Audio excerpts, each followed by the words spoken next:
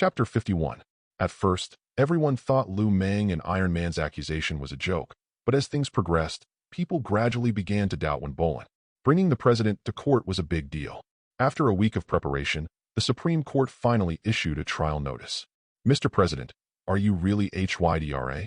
Mr. President, can you explain the gunfight that took place at S.H.I.E.L.D. yesterday? Mr. President, please answer our questions. A large group of people fended off the reporters who were asking questions for Wimbledon, and surrounded by them, the president finally came to the dock.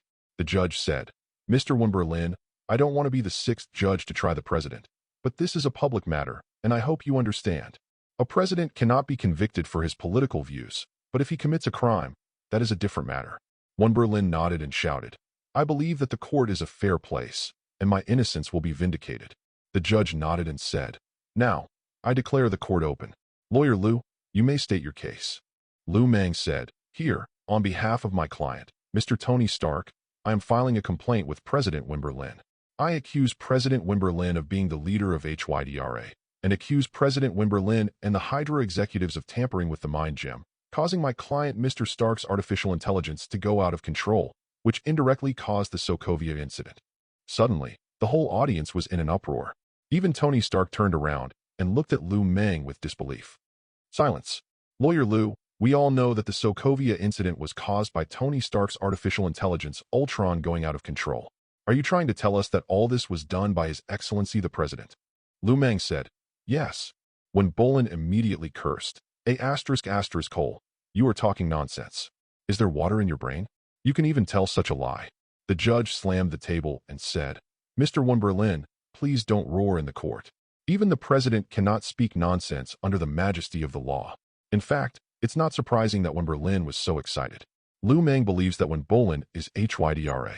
This matter has long been known to the whole city, but if you insist on putting Sokovia's blood debt on Wimbledon, that is a bit outrageous. The judge looked at Liu Mang again and said, Lawyer Liu, you are an experienced lawyer. I think you should at least know that you have to be responsible for the accusations you make in court. Liu Mang said, I definitely know. The judge asked, Do you have any evidence to prove that the president is related to the Sokovia incident? Liu Mang said, Please allow me in court to call the first witness. The judge nodded and said, Call the plaintiff's witnesses. When Liu Mang's witness walked into the courtroom, everyone went crazy. No one thought that this person would come here and accuse the president of being HYDRA. That's right. He is the head of the United States Intelligence Agency and the current S.H.I.E.L.D. director, Alexander Pierce. When the president saw this man, his heart sank. Being able to sit on the highest power throne of the United States, Wimbledon was not a fool. Immediately, many inexplicable questions were connected in his mind. How did Hydra manage to break into S.H.I.E.L.D. headquarters? Are S.H.I.E.L.D.'s agents just there to do nothing? Why did Alexander Pierce organize his own arrest immediately after that ridiculous video appeared on the internet? Why did he testify for Liu Mang? There is only one answer. That is, this S.H.I.E.L.D. director is the real leader of HYDRA. Even the judge was frightened by the appearance of this man. He looked at Alexander Pierce carefully and asked, Are you the current director of S.H.I.E.L.D.? Yes, I'm Alexander Pierce. Alexander Pierce is the second-generation S.H.I.E.L.D. director after Nick Fury. In the original work, the identity of this old Hydra was discovered by Nick Fury and Captain America. In desperation, he was forced to launch the Observer Project and was shot dead by Black Widow. But the problem now is that Nick Fury, the instigator, and Captain America were both in prison before, and definitely no one could uncover his identity. The appearance of a Nobel Peace Prize winner and the head of the largest intelligence agency in the United States was like a weight that directly overturned the balance, causing the trial to tilt drastically towards Liu Mang. Chapter 52. S.H.I.E.L.D. Director. Why is he in court? S.H.I.E.L.D. has evidence that the president is a HYDRA.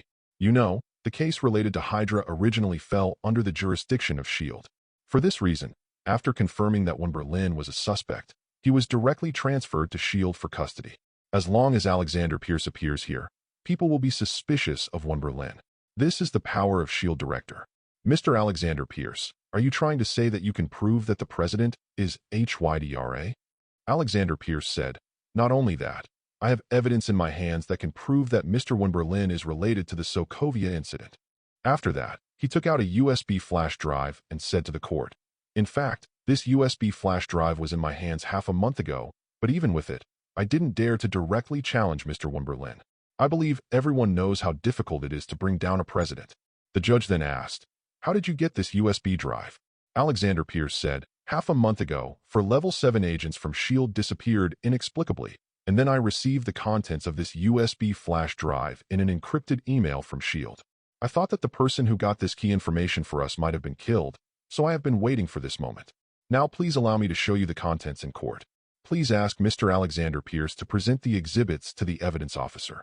Soon, the contents of the USB flash drive were displayed. There were lines of varying lengths on it, which were the Morse code used for intelligence communications.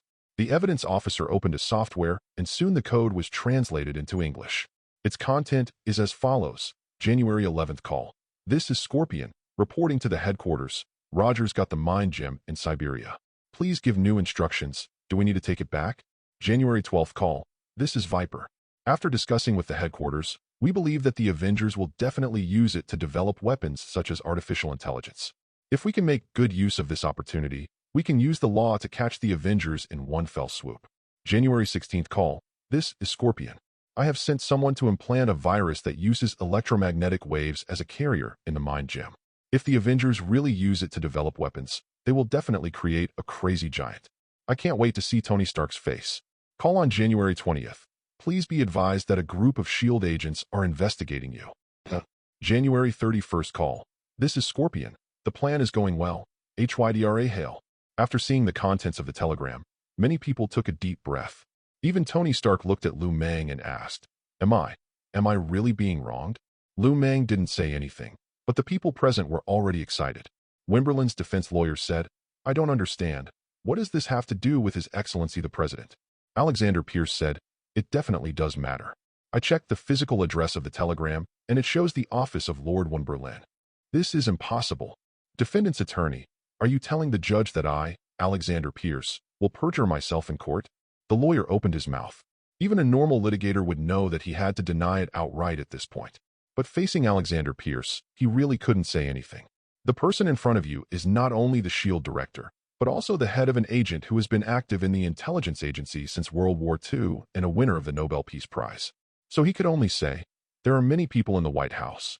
Just based on this, I think it is nonsense to try the president as a criminal." Liu Mang nodded and said, "I agree with the defendant's point of view. This alone cannot prove that the president is the Hydra agent codenamed Scorpion. But since I will help Mr. Tony Stark file this appeal, it is naturally because I have obtained other evidence. Judge, please allow me to call a second witness." The judge nodded and said, "Yes." If the appearance of Alexander Pierce surprised Wimberland, then the following people brought him horror. They are not as famous as Alexander Pierce, but they are crucial to the trial. The judge looked at the men wearing Special Forces gear and asked, "Who are you?"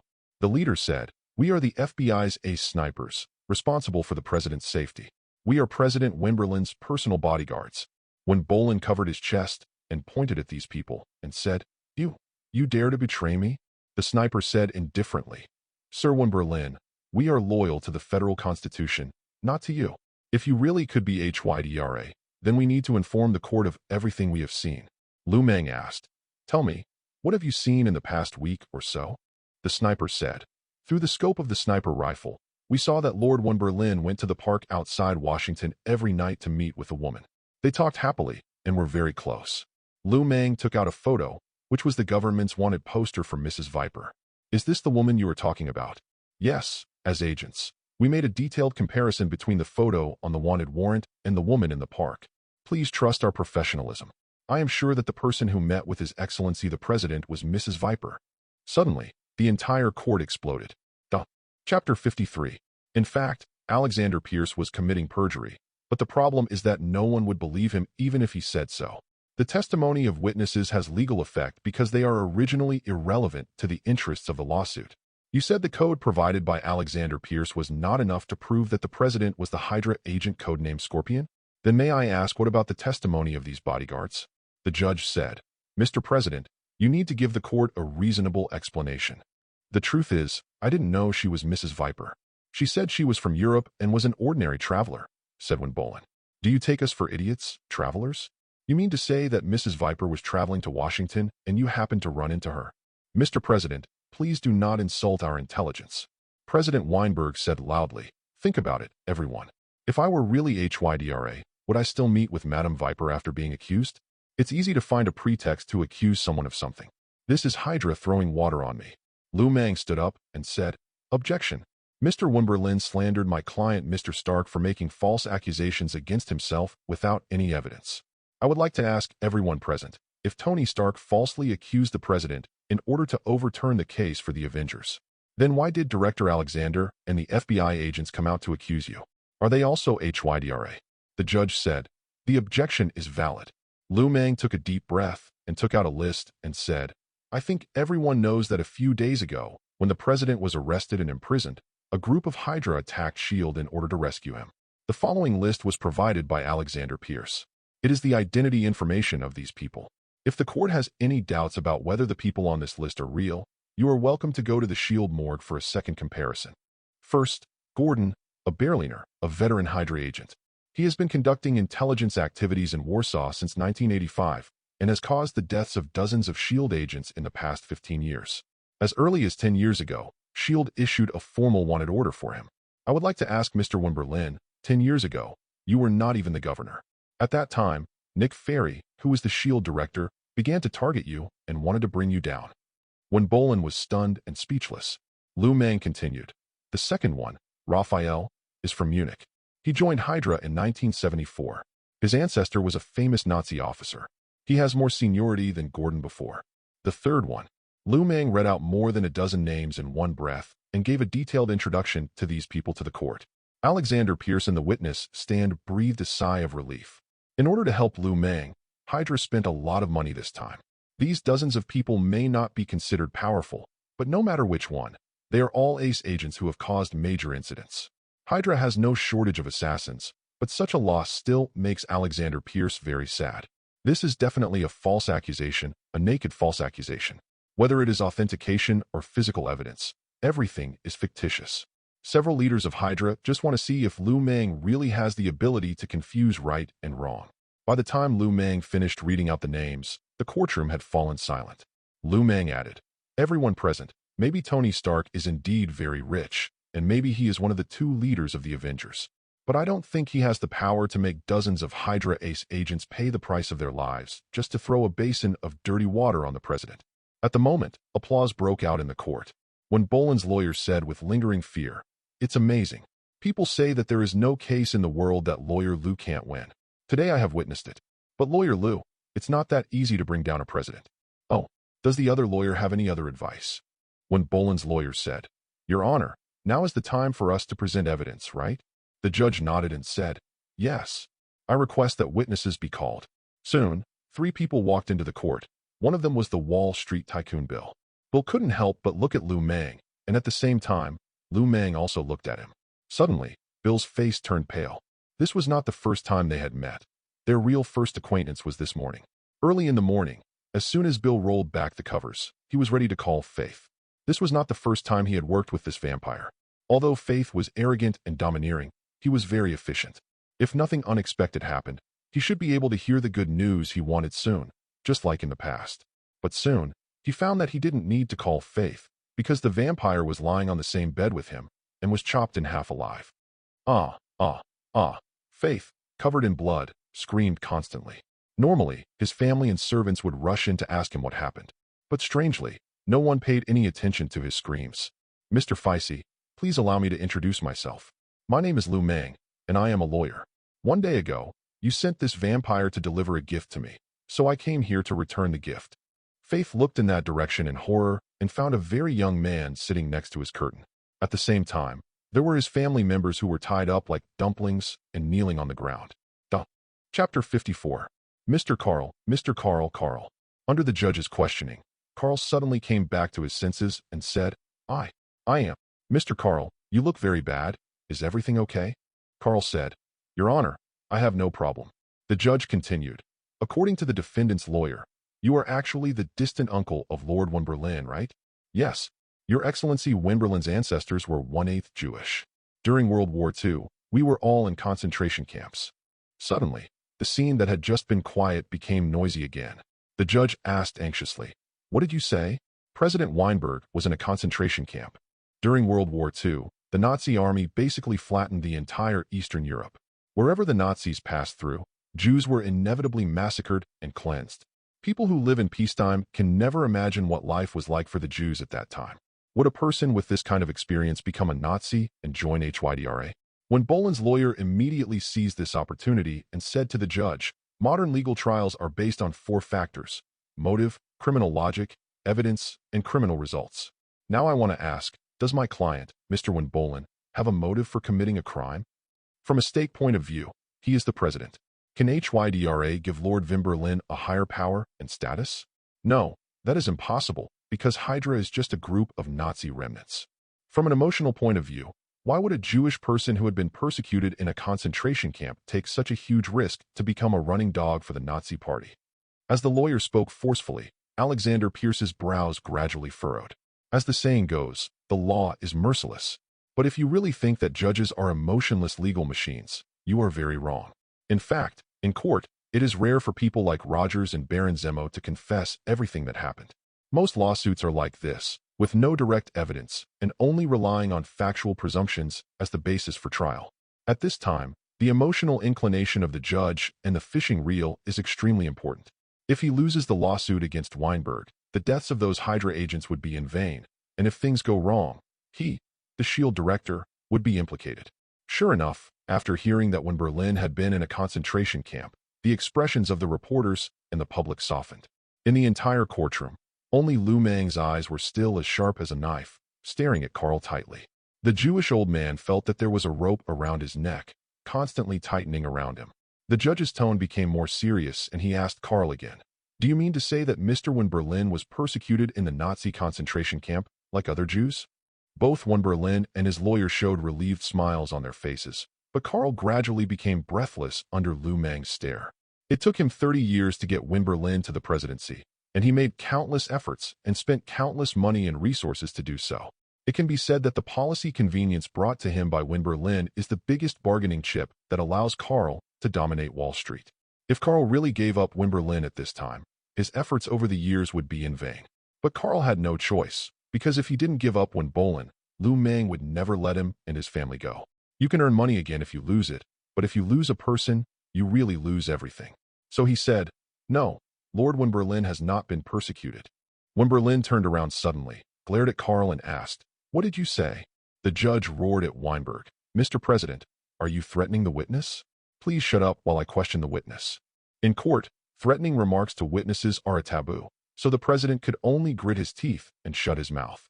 The judge then asked, why was President Weinberg, who was of Jewish descent, not persecuted in the Nazi concentration camps?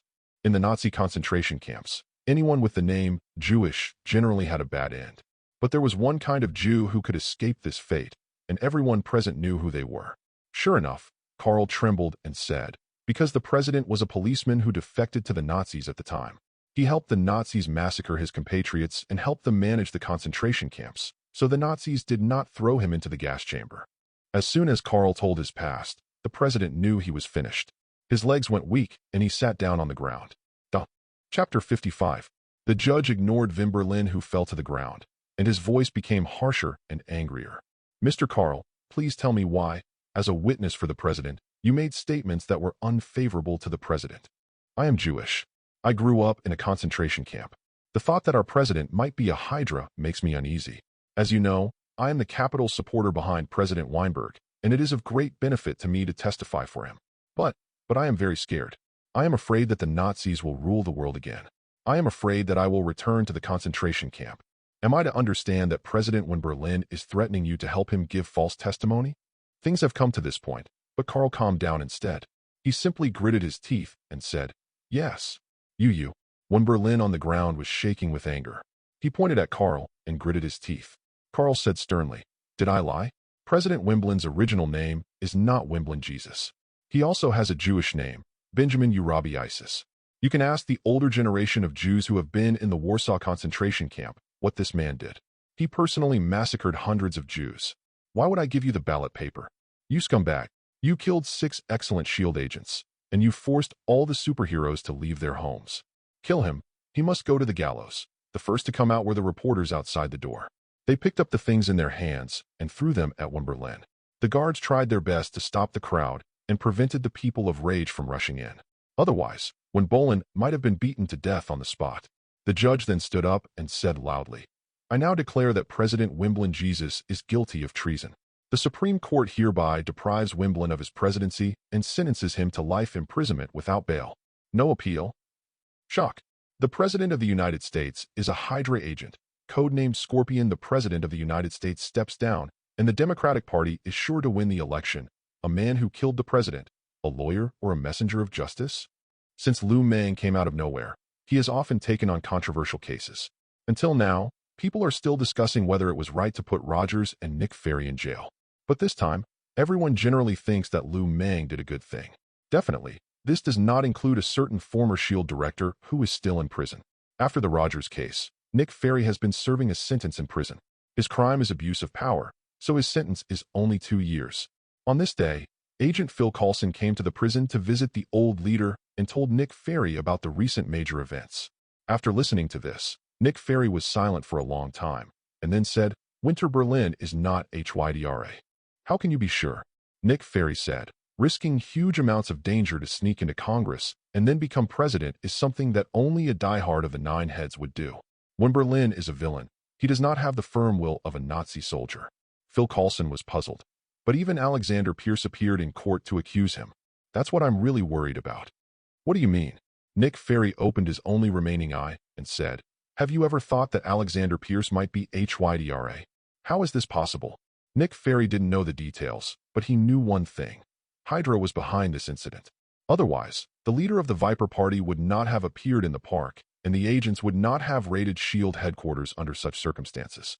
He and Hydra are old rivals, so he deeply understands that Hydra's people would not be stupid enough to do such a thing.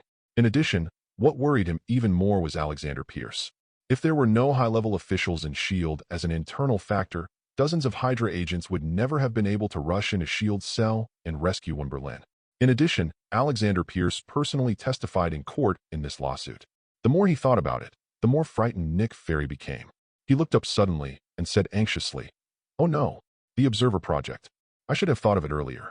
Don't trust anyone. Go find Rogers. He is the only one who can help you at this time." Team leader. "Yes, don't ask anything. Just tell Rogers that there is a problem within S.H.I.E.L.D. He will understand what I mean, and he will figure out the rest on his own." Rogers knew the inside story of the Observer Project.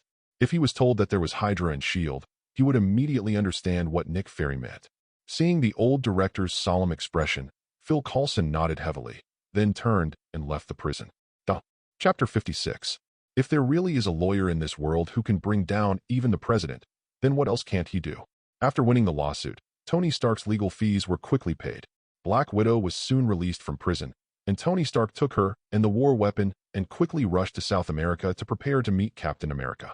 At the moment, he didn't know that he sold 80% of his shares in Stark Group, but in return he got turned against by his friends and the complete collapse of the Avengers alliance. There, Captain America was desperately protecting the man who murdered his father. Definitely, the above things have nothing to do with Liu Mang. After suing Berlin, Liu Mang was no longer the top lawyer in New York City. His name quickly appeared on the cover of Time magazine and then became famous all over the world. This is how the media described him, an incredibly amazing lawyer. With its fame came an influx of customers, some wearing Arab headscarves, others wearing kimonos, all from far and wide around the world. "Lawyer Liu, I am the Secretary General of the President of Iraq. The United States accuses us of possessing weapons of mass destruction. I hope that Lawyer Liu can appear in court for our country at the International Court of Arbitration and seek justice for us. Lawyer Liu, the African people need you.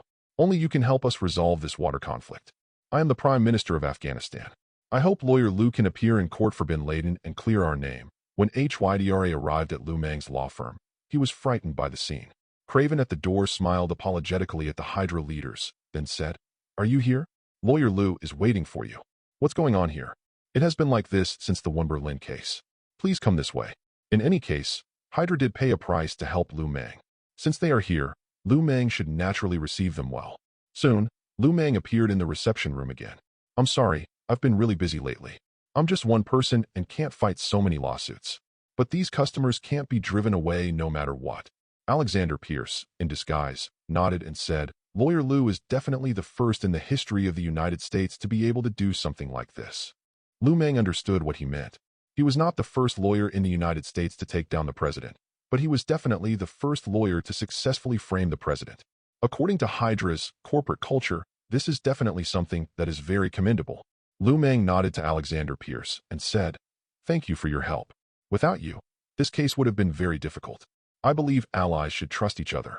If you have any requests this time, feel free to ask."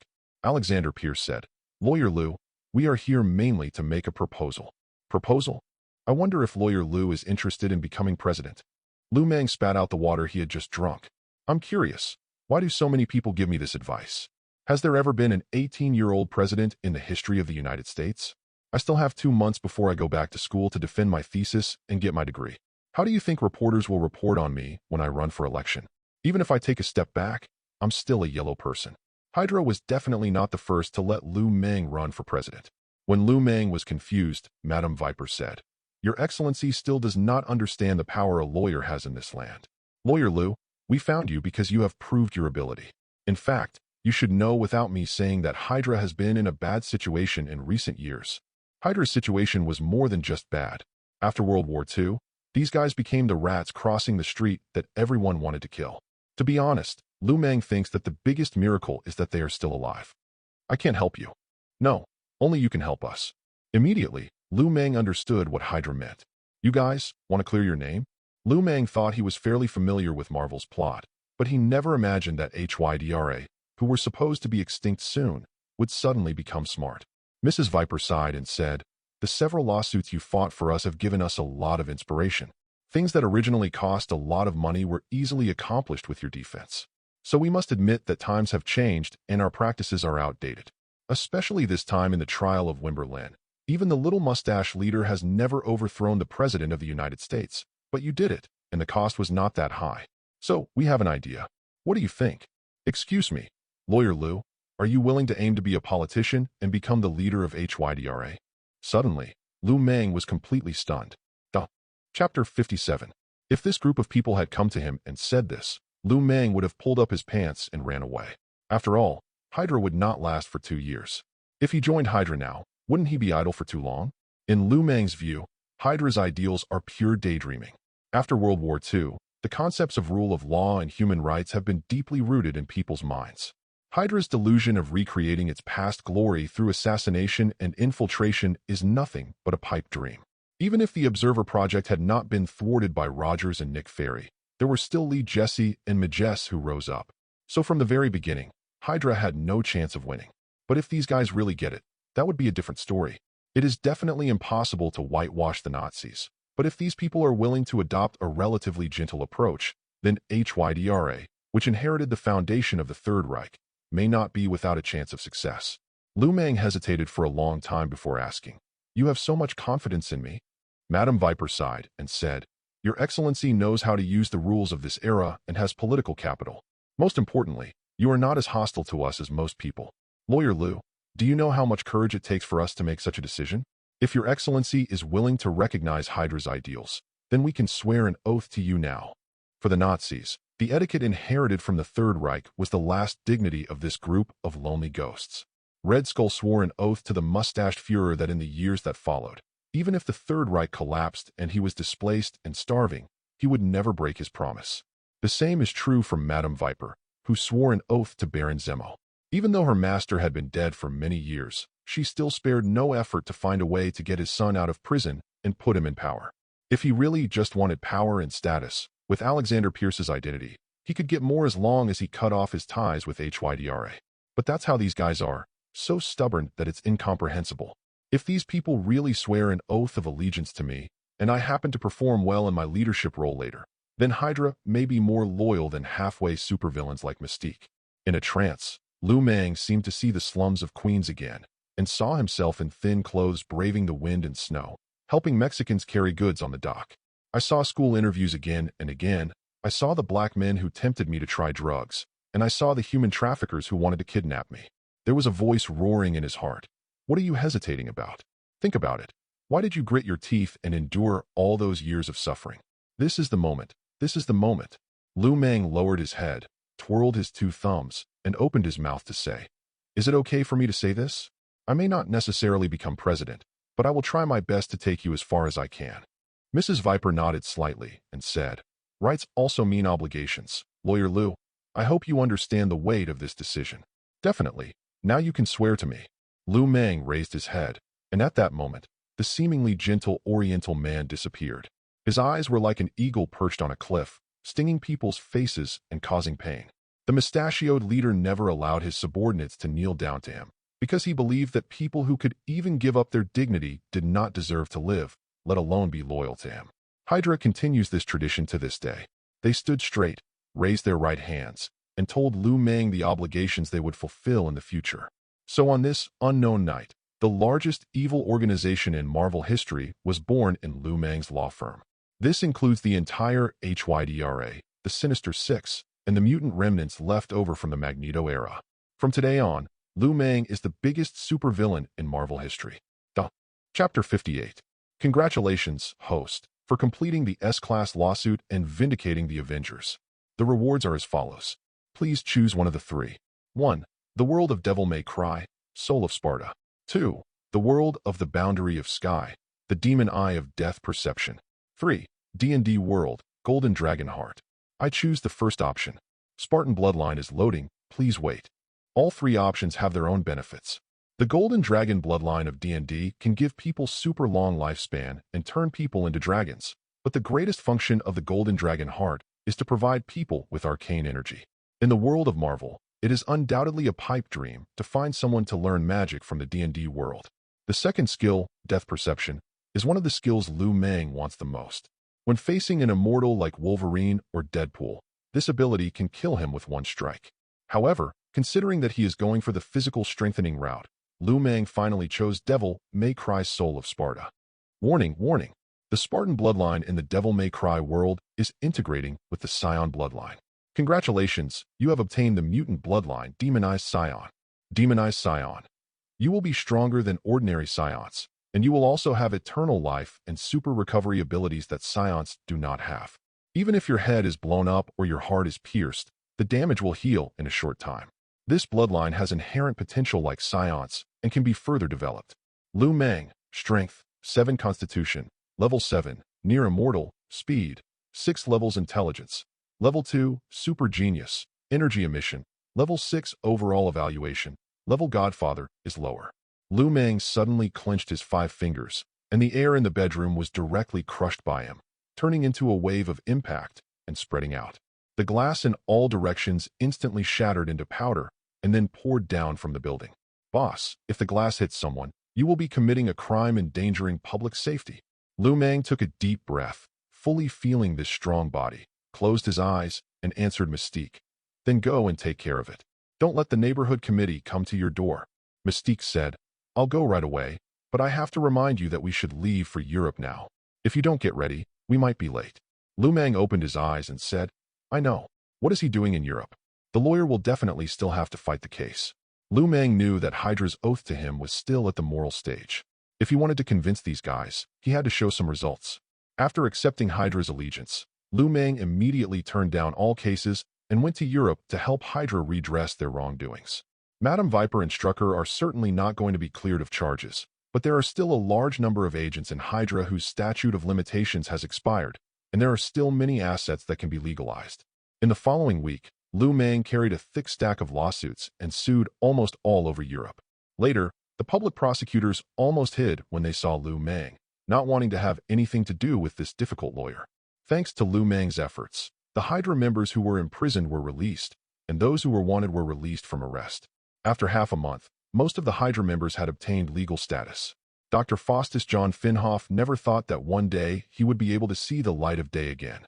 After taking a sip of the black tea that Strack had just brewed, he leaned his head back on the chair and said, How did you do it?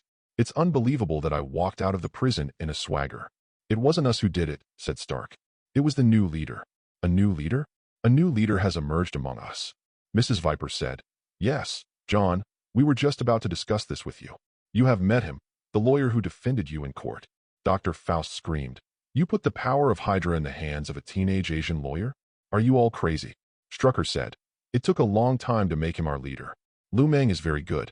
At least in the past half-month, he has proved this to us with his ability. At the same time, he is also a very powerful warrior, a super warrior that has never appeared in the history of Hydra. Lawyer Liu has a high prestige in HYDRA, and I am his staunch supporter. I thought it was a joke. Mrs. Viper said. No, it is definitely not a joke. Otherwise you would not be sitting here drinking tea now. John, tell us, are you still willing to work for HYDRA? After the collapse of the Third Reich, Hydra has been fighting on its own. Madam Viper, Strucker, and Alexander Pierce, who infiltrated S.H.I.E.L.D. with the Paperclip project. All of the above are arrogant and have their own ideas, so everyone fights on their own. What on earth did Lawyer Liu do to make all these people obey him? This is what Dr. Faust is curious about. He took a long breath and said, Okay, now you'd better send someone to take me to meet our new boss. Chapter 59.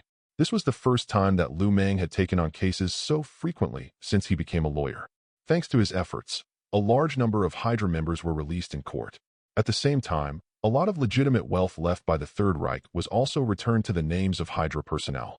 It didn't take long for the new leader to accumulate huge amounts of reputation within HYDRA, and everyone gradually accepted the fact that they had a new leader. After meeting several high-level officials who had just been released in a high-level hotel arranged by Madame Viper, Liu Mang finally had some time and, accompanied by several party leaders, visited the secret storage room under the Stark mansion. Even though he was mentally prepared, Liu Mang was still frightened by the wealth accumulated by the Third Reich. In this huge amounts of basement, there are mountains of gold and gems, as well as a dazzling array of priceless artworks. These were obtained by the previous head of state from various Eastern European countries. Now, they are all under your control. So, I am now the richest person in the world? Stark bowed and said, Yes. Liu Mang understood that Hydra's people bringing him here meant that he was officially recognized by HYDRA. The mustached president conquered more than 30 countries in Europe and Africa in those days, and the wealth he accumulated is truly astonishing. If we really compare hard currencies, perhaps even the Federal Reserve cannot compete with this basement that has been sealed for many years. No wonder Mrs. Viper always brings boxes of diamonds when she comes to me for work. Liu Mang nodded and said, Okay, that's it. I'm going back to New York first. You can stay here for a while. Straker and I will do our best to be good hosts. I don't like formalism. Let's talk about it later. Yes, Führer. There was no emperor in the Third Reich. To HYDRA, the Führer was more honorable than the emperor. Because the Führer was not only a political leader, but also a spiritual belief, so when the Führer committed suicide, there were so many SS soldiers buried with him. As Liu Mang's influence in Hydra gradually deepened, these intelligence chiefs became more respectful to Liu Mang. The next morning, Straker sent a luxury jet to take Liu Mang back to New York. At the same time, the plane was parked at Newark Liberty International Airport for a long time so that Liu Mang could use it at any time. As soon as Liu Mang got off the plane, he was blocked by countless reporters. Lawyer Liu, I heard that you have been vindicating Hydra on a large scale in Europe. What are your considerations for doing so? Lawyer Liu, why do you want to file lawsuits for so many Hydras in succession? Mr. Liu, please answer our questions. Liu Mang took the microphone from the reporter and said, Baron Ozawa's words and deeds made me understand that there are no inherently good or evil people in this world. Even the head of the Viper Party can become a volunteer to contribute to public welfare. Why can't we give the past Hydra a chance? The Nazis have been destroyed, and the Jews have forgiven the Germans. It's time for history to usher in a new chapter. Do you think these past Hydra agents will really change? Liu Mang said, I can't guarantee it, but that's how things are in the world. If you don't dare to try, you will get nothing in the end. When I defended the mutants, you were also worried that if the high-pressure policy against mutants was lifted, they would cause social problems. But did this worry come true? No. On the contrary, the abolition of the Mutant Temporary Act made the mutant movements that emerged in various places disappear into invisibility. Without oppression, there would be no resistance. I believe that this trip to Eastern Europe will also bring good results. Nick Fury once held an important position, so he had everything he needed in his personal cell. Now, the old S.H.I.E.L.D. agent was eating potato chips while watching Liu Mang talking on TV. A female voice came from outside the iron railings. He said it very well. Nick Fury nodded and said, Yeah, damn, that's better said than sung. Too bad, he's a HYDRA. Nick, can you stop being so heartless? What are you still talking about? Go away. Nick Fury patted his bed and said, I haven't seen you for decades and you're still impatient. Sit down and wait for me to finish reading, okay? You're a lawyer who makes a living by talking. You're really good at talking. Are you leaving or not? I rushed all the way back from Skrull after receiving your distress signal, not just to watch TV with you. If you don't leave now, you'll stay here forever. Nick Fury shrugged, put the bedside pager into his pocket, and finally stood up from the bed. At the door of the cage, a blonde woman was waiting for him. She was wearing a red and blue battle suit with a five-pointed star printed on her chest. Chapter 60. The Observer Project is a weapons program led by S.H.I.E.L.D. Its proposer is Alexander Pierce, but its official production was decided by Nick Fury himself during his tenure. The plan is to use supercomputers to build a global identity recognition system that can calculate the possibility of a person committing a crime based on his or her personal experience and situation, and then nip the danger in the bud. To this end, S.H.I.E.L.D. spent 20 years building 3 super flying aircraft carriers. These aircraft carriers are equipped with space-based weapons that can launch attacks from faraway outer space and accurately destroy targets in any observer system on Earth. In the early years, Captain America Rogers almost fell out with S.H.I.E.L.D. over this plan, but in the end, the plan reached the final implementation stage. As long as these 3 aircraft carriers are launched into space, they will form a huge amounts of triangle, bringing every corner of the Earth into their attack range. Alexander Pierce has been lurking in S.H.I.E.L.D. for so many years, waiting for this moment. But when there was only half an hour left before the launch was ready, gunshots suddenly rang out outside the command center. Alexander Pierce picked up the communicator and asked, "What's going on?" "It's Rogers and Phil Coulson, and Nick Fury. He escaped from prison." "No, there's also a woman." "Ah." Before the screams faded from the microphone, a powerful explosion tore through the wall.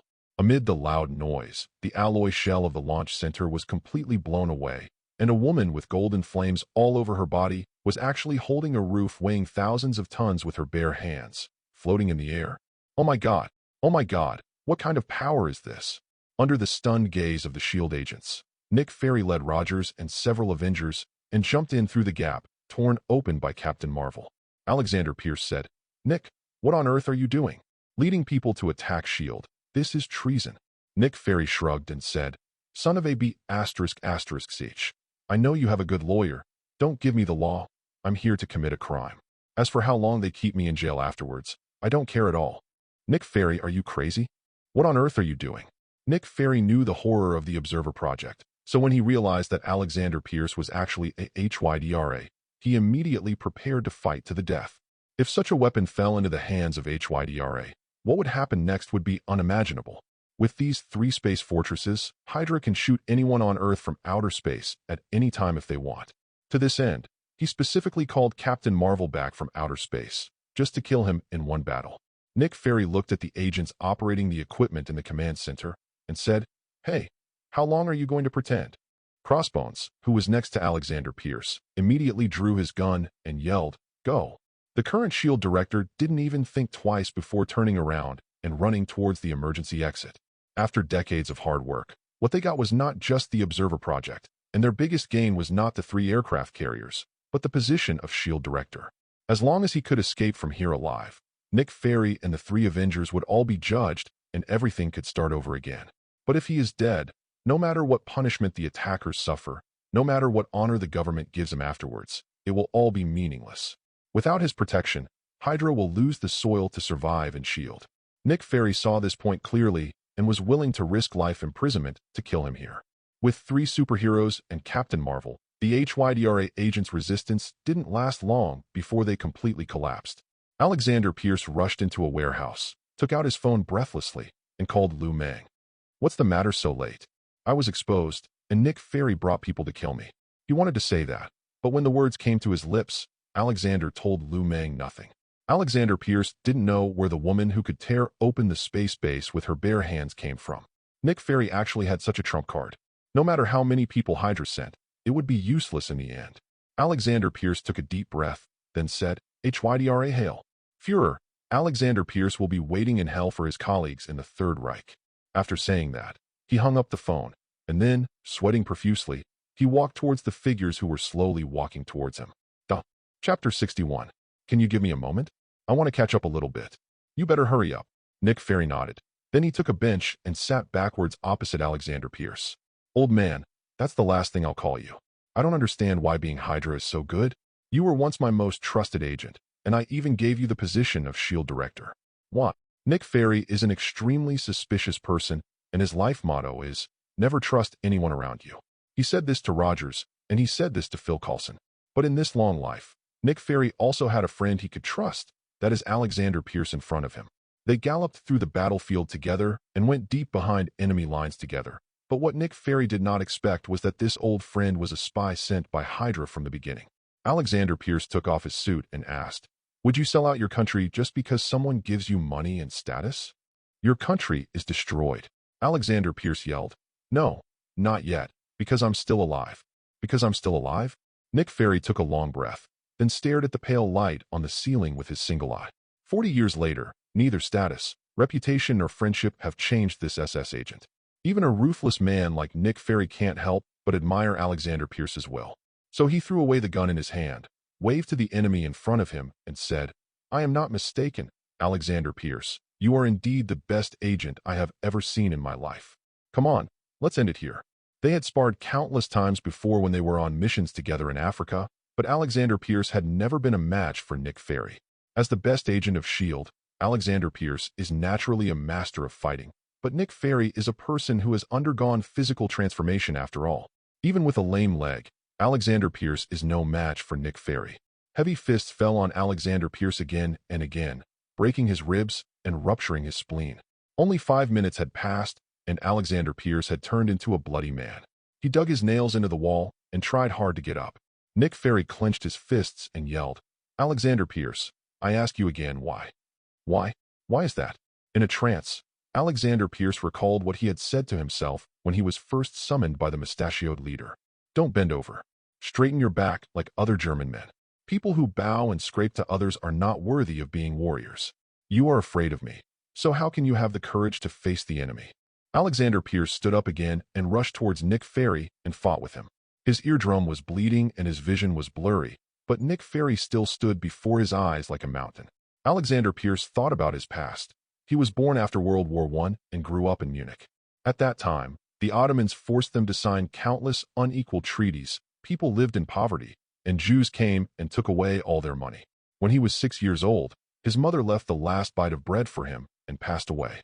He was like a mud dog, struggling in this absurd world, until one day, a man with a mustache who came out of prison established a new party.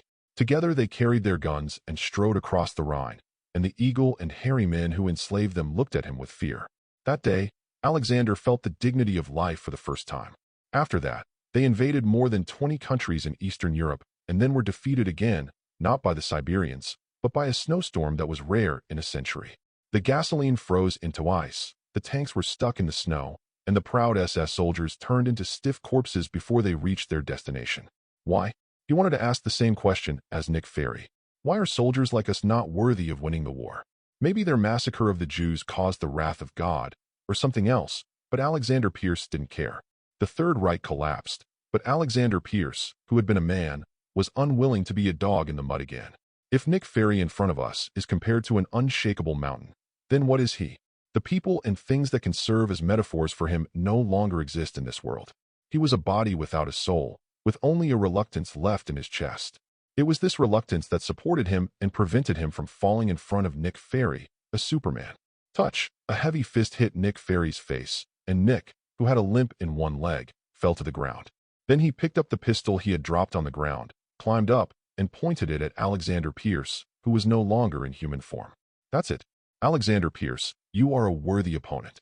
Just as Nick Fury was about to pull the trigger, the sand on the ground suddenly and strangely floated up, and the huge space launch center shook as if it had suffered an 8-magnitude earthquake.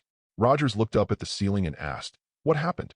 The next moment, a bolt of lightning struck through the roof of the Space Launch Center and landed between Nick Fury and Alexander Pierce. He is a lawyer that both Rogers and Nick Fury hate. There are 2 more chapters to come tomorrow. I've finished writing it, but it's about to be put up for sale. I've reached the word count now, so I'm saving up drafts like crazy. I'll put them all out at 12 o'clock tomorrow. Please subscribe. Chapter 62. The bucket-like electric pole penetrated the alloy dome that Captain Marvel had opened halfway. When the violent explosion gradually subsided, a large hole-shaped pit appeared in the center of the base. In the center of the scattered thunder, Liu Mang suddenly appeared. "You personally." Alexander only finished half of his words and closed his mouth again. Liu Mang understood that what he meant was to tell him that he should not reveal his identity here. Blood flowed from the corners of Alexander Pierce's mouth like beads that had broken off the string. At this moment, a strange flight craft flew across the night sky. Mystique, Quicksilver and Baron Zemo jumped off it one after another. Nick Fury carefully looked at Liu Mang, who was surrounded by lightning, and said, "It seems that we guessed wrong. You are not only the lawyer of these people, but also your status among them should be not low." Liu Mang said, "Nick Fury, you escaped from prison and attacked S.H.I.E.L.D. Even if I did nothing, you will probably spend the rest of your life in prison this time." Nick Fury snorted, and Captain America rushed towards Alexander Pierce. At the moment, Liu Mang raised his fist. The entire Space Launch Center shook. Liu Mang's fist hit the vibranium shield, causing the hardest metal in the world to shift shape. In an instant, Captain America turned into a kite with a broken string and smashed into the wall. Alexander Pierce yelled, "Watch out for that woman." "I know. I'll leave this to you." It can be said that Alexander Pierce's identity is the biggest asset of the entire HYDRA, which is why Hydra began to decline after his death in the movie. He actually integrated HYDRA, and Liu Mang said that he didn't want to see such a thing happen again. So after receiving the call from Alexander Pierce, although he didn't say anything, Liu Mang, who knew the plot, still rushed over as soon as possible. But what Liu Mang didn't expect was that there were not only the two S.H.I.E.L.D. veterans, Black Widow and Hawkeye, but also Captain Marvel, who was supposed to come back more than a year later. Captain Marvel, like Sentry, is a true level single-universe warrior, 2 levels higher than level Godfather Liu Mang. The movie also shows it very clearly. In the end, Thanos took the Power Stone from the Infinity Gauntlet and forcibly defeated this almost invincible heroine. But fortunately, this is Earth, and Carol, who cannot get supplies from the fixed star, does not have such an outrageous energy level. The cold clouds turned into cold rain, the strong wind turned into thunder, and the two figures collided heavily. Liu Mang's body was hit into a sky full of electric snakes, and then quickly closed together the next moment. The shockwave coming from midair was like a typhoon, filling everyone present with awe. Nick Fury curled his lips and said, F***K, what kind of monster is this lawyer? Can he fight with Carol? Captain America pushed the heavy boulder away and climbed out of the ruins of the wall. After spitting out a mouthful of blood foam, he looked at his dented shield and said, "I'm curious, where did you find this woman? I've never seen such a heavy fist in my life. I'm also surprised that she could fight with that lawyer. Okay, let the monsters fight their battles. Ours belong to us." After saying that, Nick Fury looked at the supervillains who had just arrived. When necessary, Captain Marvel can use superliminal travel. Even though Liu Mang is as fast as lightning, he is still at a disadvantage in terms of speed. The pitch-black sky suddenly rolled up a rainstorm. The fists of the two men collided again, and half of Liu Mang's body turned into a disintegrating arc of electricity again. Brilliant! 12 electromagnetic cannons roared, blasting brilliant clouds of fire in the night sky. Captain Marvel pulled back quickly, then turned back in an instant and punched Liu Mang in the head. After taking a deep breath, she looked at Liu Mang and said, "You are no match for me." Yes, even with the natural fruit's resistance to physical attacks, blood was oozing from many parts of Liu Mang's body. Liu Mang licked the blood from the corner of his mouth, and then said, "Damn it, I knew it wouldn't be so easy." 8 gates of ninjutsu, Jingmin, open. In midair, strong winds blew again. The surging chakra tore through the air, and finally turned into a magnificent tornado in the wind and rain. Feeling the terrifying power, Captain Marvel's expression changed slightly, but Liu Mang's drastic changes were far from stopping. The 7 shocking gates opened. The next moment, the wind and rain were torn apart, and before Captain Marvel could react, Liu Mang kicked her and turned her into a flying missile. Gazing at the flying Captain Marvel, Liu Mang took a deep breath and said, 8 gates of ninjutsu, Death Gate, open. Chapter 64. It is impossible for the human body to withstand the power of the 8 gates. In Naruto, all users of the 8 gates will self-destruct after opening all 8 gates. But Liu Mang's case is rather special. Strictly speaking, after 2 bloodline modifications, Liu Mang is no longer a human being. Not to mention that scions are rough and sturdy. The demon blood of Sparta is the absolute model of taking a beating. In Devil May Cry, Dante, the male protagonist, can talk and laugh with others while bleeding even when his chest is pierced by a big sword. It can be said that if we only consider the recovery ability, the Spartan demon with enough magic power is even more outrageous than Wolverine. It was also because of these 2 insurances that Liu Mang dared to open the Death Gate with confidence and boldness. But even so, opening all 8 gates at the same time still caused huge amounts of burden on his body. His heart was beating violently at a speed of thousands of times per minute. The high temperature generated by metabolism burned his skin into carbon, which was quickly repaired by the devil's recovery ability. In the border control, Liu Mang, emitting blood vapor, was like a scarlet comet. Pair. Touch. Liu Mang kicked the air and disappeared into the night sky like a ghost. In order to help the Skrulls regain their homeland, Ms. Marvel has fought in the galaxy for decades. During this period, she encountered countless opponents, including the Eternals whose bodies are comparable to those of gods, the primitive gods who can control all energy, and even the main guns of the Kree warships. But even so, she had never felt such a heavy attack. The kick just now had already caused a crack in her lower ribs. Carol hadn't felt such severe pain for a long time. However, before her wounds could heal, a monster with a burning body appeared above her head. He formed a tiger claw with one hand and a beak with the other, and suddenly slammed down towards Captain Marvel. A terrifying impact blew away the cumulonimbus clouds, revealing the brilliant starry sky behind them. At the moment, the battle between the two groups on the ground has become fierce. Mystique and his team were already at a disadvantage when they were fighting 3 against 4, not to mention that they also had to bring along a seriously injured Alexander Pierce. Baron Zemo and Quicksilver were struggling to hold on, while Mystique was alone, facing Captain America, the strongest of them all. Mystique is also a physical mutant. Her flexibility, agility, and strength are far beyond the limits of normal humans, but there is still a gap compared to Roger's. After just a few rounds, her lower ribs were cut by Roger's shield, and she fell to the ground. Ms. Raven, I know you are not a bad person. Please get out of the way immediately. Raven climbed up and panted. Where are the real villains in this world? Definitely yes. The person behind you is Nakui. Mystique said coldly. Those? Criminals? Supervillains? Rogers, except for a few lunatics, there are few people in this world who are born to voluntarily embark on the road of crime. Rogers frowned and said, in that case, the court has declared you innocent. So why do you still associate with these supervillains? Raven picked up the dagger again and said something Rogers couldn't understand. Because I have nothing. Rogers is not rich and has been homeless, but in Raven's opinion, such a person can never truly understand the meaning of having nothing. As long as there are so many people who admire him and trust him, he won't understand. He will not understand as long as there are governments that use his name, borrow his prestige, and promote personal courage and military loyalty. Mystique was the same person he was supposed to be. In the same era, they both fought for their ideals, but in the end Rogers got everything, while Mystique had nothing left in her life. He betrayed Charles, and then was betrayed by Magneto, becoming a wanted fugitive. Many years later, the trial finally acquitted her, but when Mystique was finally free, what was waiting for her was indeed her lover dying on the hospital bed. Glory, greatness, sublimity. At that moment, everything left Mystique, just like the bleak wind in early autumn, leaving nothing behind and taking nothing away. Then, she met many people like herself in Liu Mang's law firm.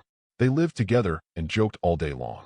Mystique finally understood that this was what it meant to have a family, and this was the feeling of home. We want to live and live better. Mystique muttered, then tightened her grip on the dagger. Nick Fury scolded. Rogers, what are you hesitating about? Rogers sighed, then raised his shield. At that moment, there was a loud noise in the sky, and the rainstorm stopped suddenly. A figure fell down, tearing the earth's crust apart, and everyone turned into rolling gourds at that moment. When everything was over, everyone stepped into the smoke and saw Carol covered in blood, and Liu Mang crashing in like a comet. Nick Fury's gun fell to the ground, and he couldn't help but groan. F***K, my God. Chapter 65. Hey, can you handle this? Shut up. I should be the one complaining. How did you get into such a big trouble? Many spots of light appeared on the bloody hole scratched by Liu Mang. While the two were talking, Captain Marvel's wound had healed quickly. Captain Marvel's healing ability is level 6, which is almost immortal. To kill this guy, you must constantly cause him fatal injuries. The 8 Gates full opening can't last long. Before this overload ninjutsu loses its effect, Liu Mang must do his best to resolve the battle. 2 feet. Shingi, bear hitting the mountain. The bear is the most powerful form among the 12 Shingi forms. It is said that the father of the Republic of Daxiao Master Park Hwyron planted hundreds of eucalyptus trees in his backyard in order to let his child practice this form to perfection. Eucalyptus trees grow very fast, and when Park Hwyron was 6 years old, these eucalyptus trees were already 6 or 7 meters high. When Park Hwyron was 10 years old, his father took him to the eucalyptus tree and said to him, in boxing, 1 force can defeat 10 skills. You don't have to practice all the 12 forms of Shingi, and just practice this one form for the rest of your life. As long as you can practice this one form to perfection, no one in this world will be your opponent. From that day on, Park Hwyron kept crashing into these trees. When he broke the 100th tree, the eucalyptus tree had grown as thick as a bucket. Since then, Park Hwyron killed Muay Thai master Naikang as soon as he came out of retirement. You know, in that era, jiu-jitsu had not yet spread all over the world, and Muay Thai was known as the invincible boxing for 500 years. The bare back of the 12 forms of Xingyi is the most desperate means. If you can't kill the enemy, you will be beaten passively. The innate strength of the Spartan demon, the extraordinary body of the Scion, and the power amplification brought by the opening of the 8 gates. At this moment, they are all twisted into a rope under the integration of the skills of Wuxia classical boxing. Captain Marvel also knew that the man in front of him was extraordinary. Seeing Liu Mang rushing towards him, the surging energy gathered in her fists. Go to hell. Carol tried his best in this attack, but the 2 pairs of flaming fists were broken the moment they touched Liu Mang's back. Boom! The stirred-up soil was like a tsunami. After the meteor fell to the ground, Captain Marvel flew high up with a trail of blood, shooting towards the sky. 3 legs. Liu Mang pushed the ground with his feet and turned into a bolt of lightning, chasing Carol and disappearing into the sky. Can't stop, can't stop. If you stop, you'll be finished. If he fails to kill Carol before the power brought by the Death Gate ends, he will be the one to die in the end. The horrific blows struck Captain Marvel again and again. Even though they were thousands of meters away, Rogers and others could still hear the thunder coming from afar. Hey, Nick, it looks like your friend is about to be beaten to death. Nick Fury didn't seem to hear what Rogers said, but looked seriously at Alexander Pierce behind Mystique. They are too fast. We can't intervene in a battle of that level. Leave it to Carol. The only thing we can do well is the task at hand. Yes, Carol was a warrior who had fought in the galaxy for decades after all. Although she was completely suppressed, Nick Fury did not see fear and despair on Carol's face. Their goal now is to deal with Alexander Pierce, the culprit of this incident. Quicksilver sighed and said, "The brilliant can only seat 3 people. Cole, you should have called my sister along earlier." Baron Zemo said, "Are you looking down on me?" Just as the 2 were bickering, Nick and his men rushed over again, and the 2 groups started fighting again. Mystique swung away the heavy shield and shouted to Alexander Pierce, "What are you standing there for? Run!" Alexander Pierce gritted his teeth and dragged his wounded body towards the wall with a big hole in it. While Black Widow was helping him to force back Baron Zemo, Hawkeye shot an arrow at the running Alexander Pierce. But the arrow was only halfway in flight when Quicksilver, who had transformed into lightning, caught it firmly in his hand. Alexander Pierce staggered along the iron steps, dizzy from severe blood loss, and at the moment he saw a green light on the launch pad of the Observer Project. There's no guarantee that you can escape anyway, so if that's the case, just give it a try. Alexander Pierce gritted his teeth and pressed the launch button of the Observer Project. Immediately, the 3 aircraft carriers spewed out blue flames and flew towards the sky. Oh no, this be ********** D launched the Observer. Stop him. Alexander Pierce quickly pressed the keyboard, and soon, the scene of Nick Fury and others fighting appeared on the screen. The system has been activated. The targets are Rogers, Natasha Romanoff, Nick Fury, and Clinton Francis. The weapon system has been activated and the lock is complete. Alexander Pierce roared, "Fire!" Suddenly, the aircraft carrier in the air extended countless gun barrels and aimed at the SHIELD 4-member team on the ground. Chapter 66. Just as Nick Fury expected, as a freedom fighter who has fought in the galaxy for decades, Carol definitely has his own trump card. Liu Mang's fists were as heavy as mountains, and every blow seemed to make her collapse completely. But Carol still came here.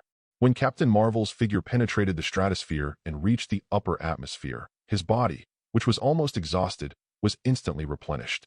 The heat radiated by the fixed star and the ubiquitous cosmic rays, which could be fatal to ordinary people, were excellent supplements for Carol.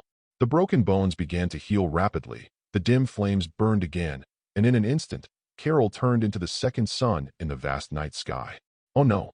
When Liu Mang thought of Captain Marvel's ability, alarm bells suddenly rang in his heart. He suddenly appeared behind Carol, raised his leg like a battle axe, and chopped down at the back of Captain Marvel's head. Bang! This time, Liu Mang's attack did not work, and his 8-door kick was actually firmly caught by Captain Marvel. She turned her head, and her eyes were no longer filled with human eyes, but blazing nuclear flames. "You shouldn't have chased me. I don't dare to use such power in the troposphere, because the energy I release will directly blow away the buildings on the surface. But in the upper atmosphere, I have no scruples. This is to pay you back. Touch. Carol's blow hit Liu Mang's ear. His eyes went dark, and his ears were filled with a buzzing sound like bees. Still not working? Liu Mang had to admit that he had misjudged Carol's strength. In the movie, he only saw Thanos use the infinite gems to knock this guy unconscious. But he forgot that the official data released by Marvel clearly stated the suffix, planet level, level single universe, after Carol's name. The planet level is offline, which means that even if Captain Marvel is not around a fixed star, and even if her energy is not saturated, she still has the ability to destroy a planet. Even though Kai can open the 8 gates and kill everyone in the Naruto world, this is the Marvel universe where the power level is much higher than that of the Naruto world. Sharingan, 8 gates, Shingi boxing, all of them are useless here. It's over? It's over just like that? As the power of the Death Gate ended, Liu Mang fell into unprecedented weakness. In the ethereal low Earth orbit, he could even hear his own gradually weakening heartbeat. His consciousness sank into a deep and pale world, and in a trance, he seemed to have returned to the road in Queens that he had walked countless times. Everything around him was white, and he was walking alone on this long road, holding a book. Countless black shadows passed by him and walked in the opposite direction. He felt his strength leaving his body, but there was no end to the road. A dark figure stopped beside him, took out some white powder, and said, "Take a bite, and you will get endless happiness." There is no good outcome from drug abuse, especially such a strong tranquilizer. A good ending? Can our slum kids have a good ending? What does it matter? It won't make you dead man if you eat a bite, and you can make a lot of money selling this kind of stuff. There is no future for drug dealers. As long as they have a criminal record in the police station, they will never be able to climb up in their lifetime. Panting, Liu Mang didn't look at the black figure holding the powder and continued walking forward. Not long after, another dark figure stopped beside him and held a gun in front of him. "Hey Liu Mang, you are the smartest among us. Did you know that the boss of the Mexican gang, Drizzt, admires you very much? He said that if you are willing to follow him, you will be the second in command of the organization." "No, I don't want to be stuck in this muddy, stinking ditch forever. I don't want to be a jerk forever. Look at him, he's holding so many books. This guy actually wants to go to college. This idiot, can he afford the tuition? What? He also wants to be a lawyer." It was a pale road, and on both sides of Liu Mang stood people who were sarcastic and mocking him. Despite the ridicule and stares, Liu Mang continued to move forward. He walked alone, moving forward with difficulty, until one day, he met a black woman at the end of the road. She held his face and said to him gently, "Liu Mang, everything will be fine. I know you are different from them. One day, you will realize your promise to yourself. One day, you will leave the slums and become a real big shot." He slapped her hand away, walked forward without looking back, and continued to move forward with all his strength. It doesn't matter if you don't have a gold finger or rich parents. Go back to that library, and face those books that you will never finish reading. Go back to the depths of consciousness in the dream. Go back to the end of the soul, and find a self who will be defeated but will never fall. I crawled out of that dirty place by myself. I will never give in to despair.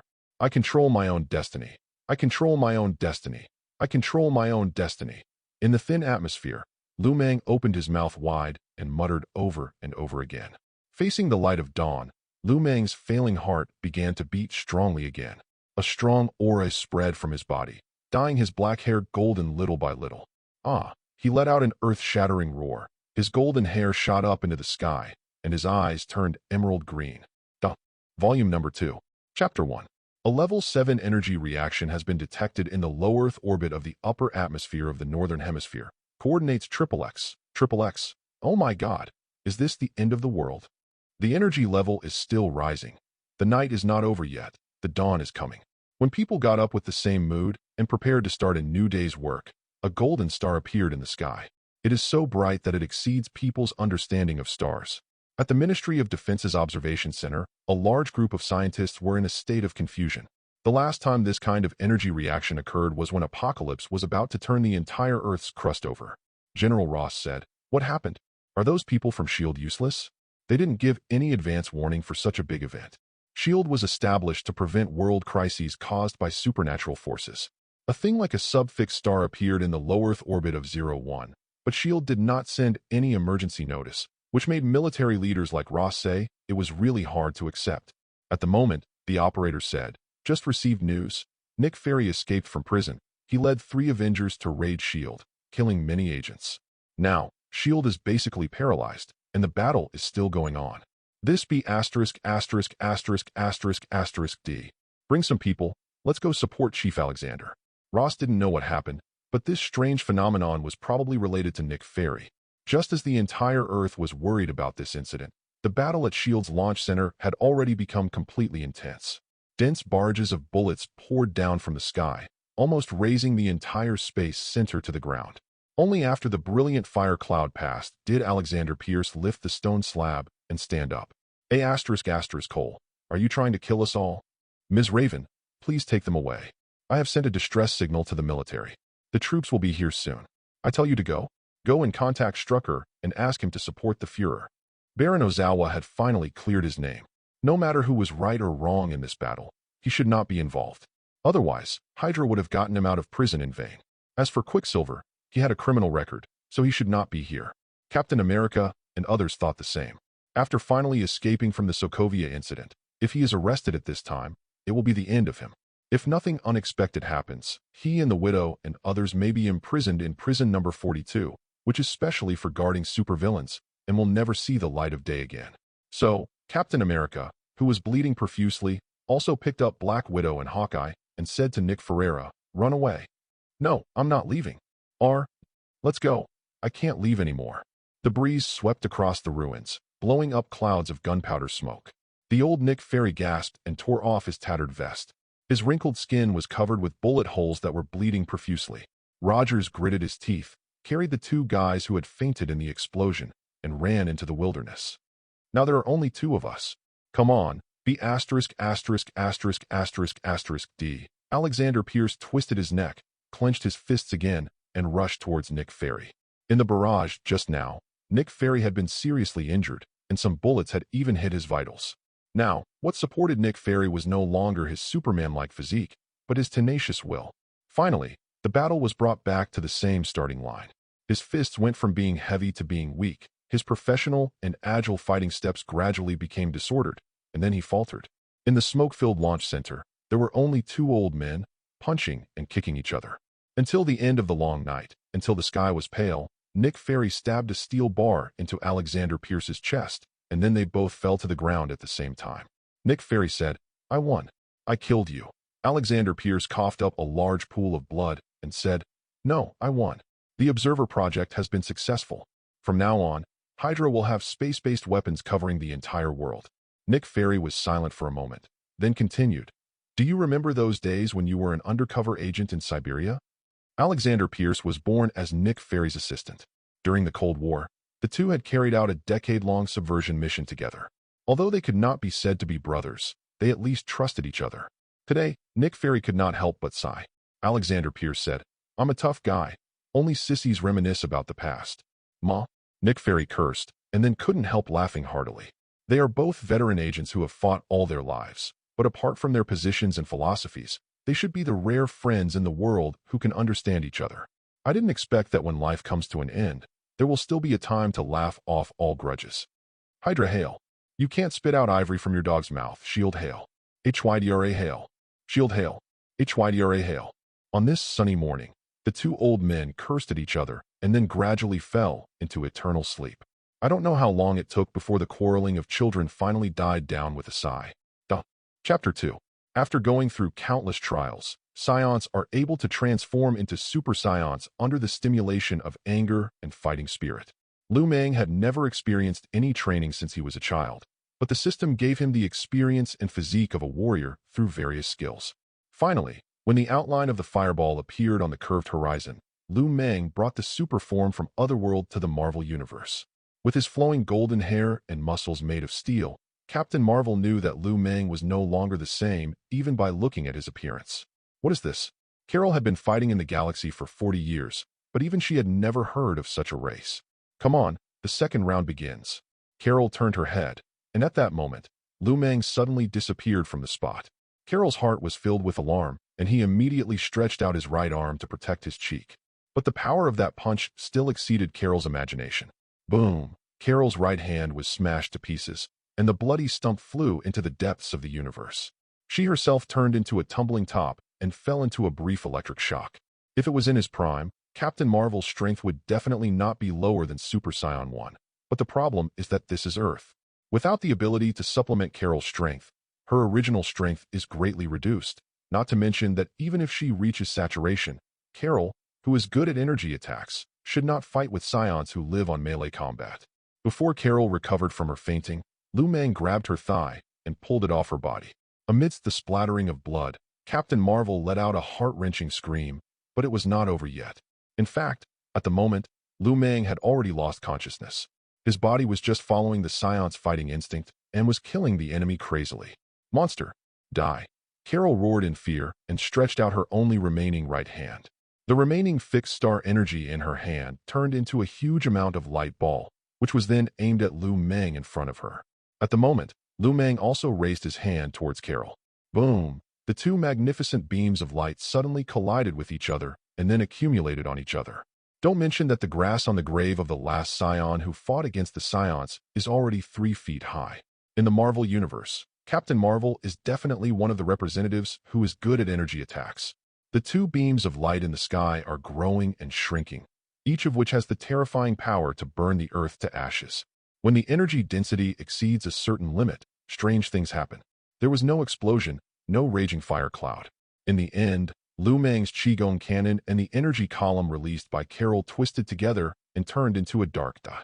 The next moment, the black spot turned into a black hole, pulling in Liu Mang, who was closest to it.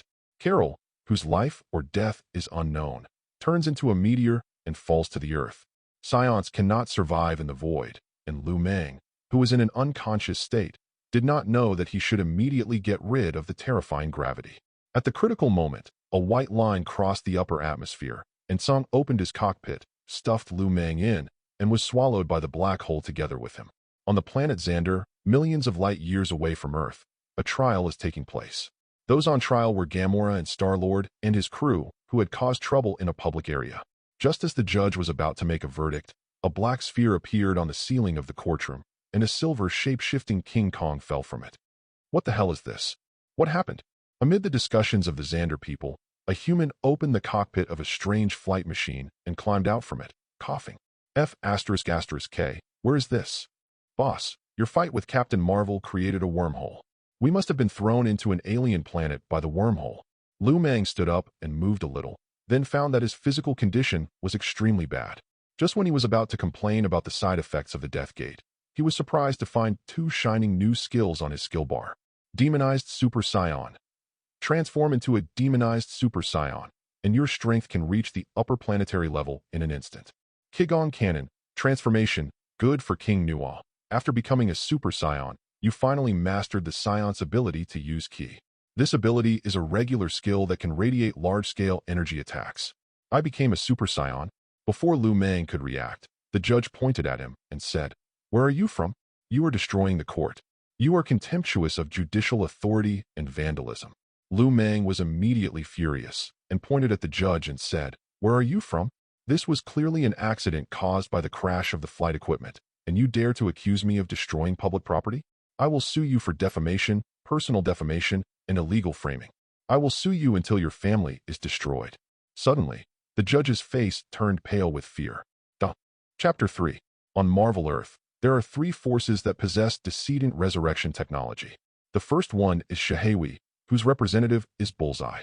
Among the 3, the Hand and the Society's decedent resurrection technology is the worst, because their technology will cause mental abnormalities in the resurrected people. Bullseye was not a psychopath before, but after his resurrection, his brain became abnormal. The second is S.H.I.E.L.D., represented by Phil Coulson, who died in the Chitauri incident. This technology mainly uses the blood of the Kree to promote cell regeneration, but it also has side effects. After the resurrection, Phil Coulson will often have a lot of Kree memories in his mind, which is an intermittent neurosis. The third is, of course, Hydra, whose representative is Baron Strucker himself. The ones they resurrected are either insane or not much better. On the operating table, countless robotic arms were taking out Alexander Pierce's heart, and then installing a series of mechanical components into Alexander Pierce's body. Not long after, the fallen S.H.I.E.L.D. director opened his eyes. Stark said, "You will lose all your sense of touch and taste like me. I'm telling you in advance that it will be very uncomfortable over time." Alexander Pierce said, "I am a soldier of the SS. and I am not afraid of any difficulties. Where's the Führer? Is the Observer Project working properly? Strucker's electronic eye turned. Then he shook his head and said, everything is going well with the Observer Project, but this time, I'm afraid we're in big trouble. After that, Stark pressed the remote control, and a line of text appeared on the base's display screen. The battle between the boss and that woman blew up a wormhole. I can only guarantee the boss's safety temporarily. I don't know which star field this wormhole leads to. I will send you a signal as soon as I pass through the wormhole. Before the wormhole disappears, this signal should be able to tell you my specific location. Please provide support quickly. What's this? The last message sent by Tsuade-san. Where is the Führer? Xander, in the Centaurus constellation, is 14 million light-years away from Earth. Alexander Pierce couldn't help but open his mouth. 94 million light-years. This is far beyond the limit of human space history. Otto said angrily. You bunch of Hydra idiots. If it weren't for your reckless behavior, the boss wouldn't be in danger. 94 million light-years. Do you know what this means? Alexander Pierce said. I'm sorry, I was a little impatient. Mrs. Viper said. Now is not the time to blame others. The most urgent task is to find a way to rescue the head of state. Mystique also said angrily. Rescue? How can we rescue you at 94 million light-years? It can be said that the boss can't come back. Who said that? At that moment, Alexander Pierce, who was sitting on the operating table, looked up and said, S.H.I.E.L.D. used to have a space program called the Pegasus Project. The person in charge was a Kree scientist who used the cosmic cube to develop a super engine capable of interplanetary navigation. Even for an alien civilization, this engine is extremely advanced. The Pegasus Project hopes to create a superluminal engine and an upgraded space jump ship through the study of the cosmic cube. Captain Marvel Carroll is also an accidental product of this experiment. The prototype of the engine was destroyed by Captain Marvel 40 years ago, but the design drawings are still kept in a confidential database within S.H.I.E.L.D. ABG. Otto said. So, we already have the engine, and what we lack now is the spacecraft shell? Alexander Pierce said. We at Hydra have top mechanical engineers, and we also have the technology that S.H.I.E.L.D. has accumulated over the years. Give me half a year, and I can build a spaceship that can reach Xander directly. Vulture stood up and said disdainfully, what do you call that, a top mechanical engineer? Leave it to me and Otto. We will get the spacecraft off in half a month at most. Madame Viper nodded, and then instructed several Hydra agents behind her. Withdraw all those who are on missions outside. Nothing is more important than rescuing the Führer. Gather the elite of the entire HYDRA. I want to see a decent expeditionary force within a week. Yes, ma'am. After saying this, Alexander Pierce picked up the suit prepared beside the operating table, covered his abdomen covered with mechanical shells, and quickly returned to S.H.I.E.L.D. It turns out that Otto and Vulture really weren't exaggerating. With the addition of these two talented mechanics, the spaceship was completed in just half a month. In Hydra's secret base, the villains of the law firm, Hydra's elite agents and party leaders, were boarding the ship. Crossbones, who was wearing gauze, said, Alexander, is it appropriate for all the leaders of Hydra to go except you? You have to know that all these senior executives and elites are gone, and Hydra is temporarily just an empty shell. Alexander Pierce turned his head and stared at Crossbones closely, saying, The Führer has proved to us his bravery, wisdom, and courage. After more than half a century, Hydra has finally redeemed its soul. Anyone can die, and we can accept any loss, but the Führer must not be put in danger. This is the dignity of our HYDRA. Crossbones, I know you have a grudge against the Führer because of the beating you got at the law firm, but if you dare to be really disloyal, I will be the first to kill you. We at Hydra never need traitors, understand? I understand. Alexander Pierce took a long breath, then looked at the spaceship that was slowly rising into the sky and saluted slowly. Chapter 4. Liu Mang is in danger? No way. In the distant court of Xander, Liu Mang was scolding the judge so badly that he could not even raise his head. No one knew where this alien judge came from. He obviously didn't understand the laws of Xander, but he had very profound legal attainments.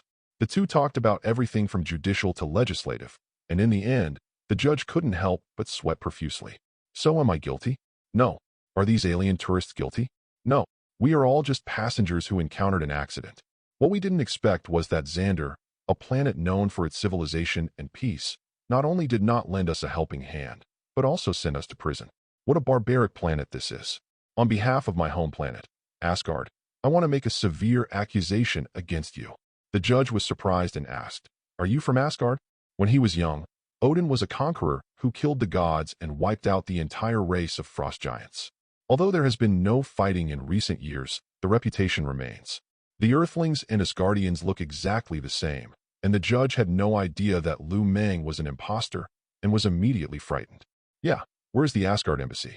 I want to see the Asgard ambassador right now. Wait. Sir, please take a breath first. No, I want to see the Asgard ambassador now. I want to tell my compatriots everything I suffered on Xandar. I want to tell them that the ignorant and backward people of Xandar violated my right to reputation and even wanted to send me to prison. Judge Xandar was nearly frightened to the point of having a heart attack, so not long after, Liu Mang and Suizan swaggered out of the courtroom, followed by the honored guardians of Galaxy. Star-Lord, brother, where are you from?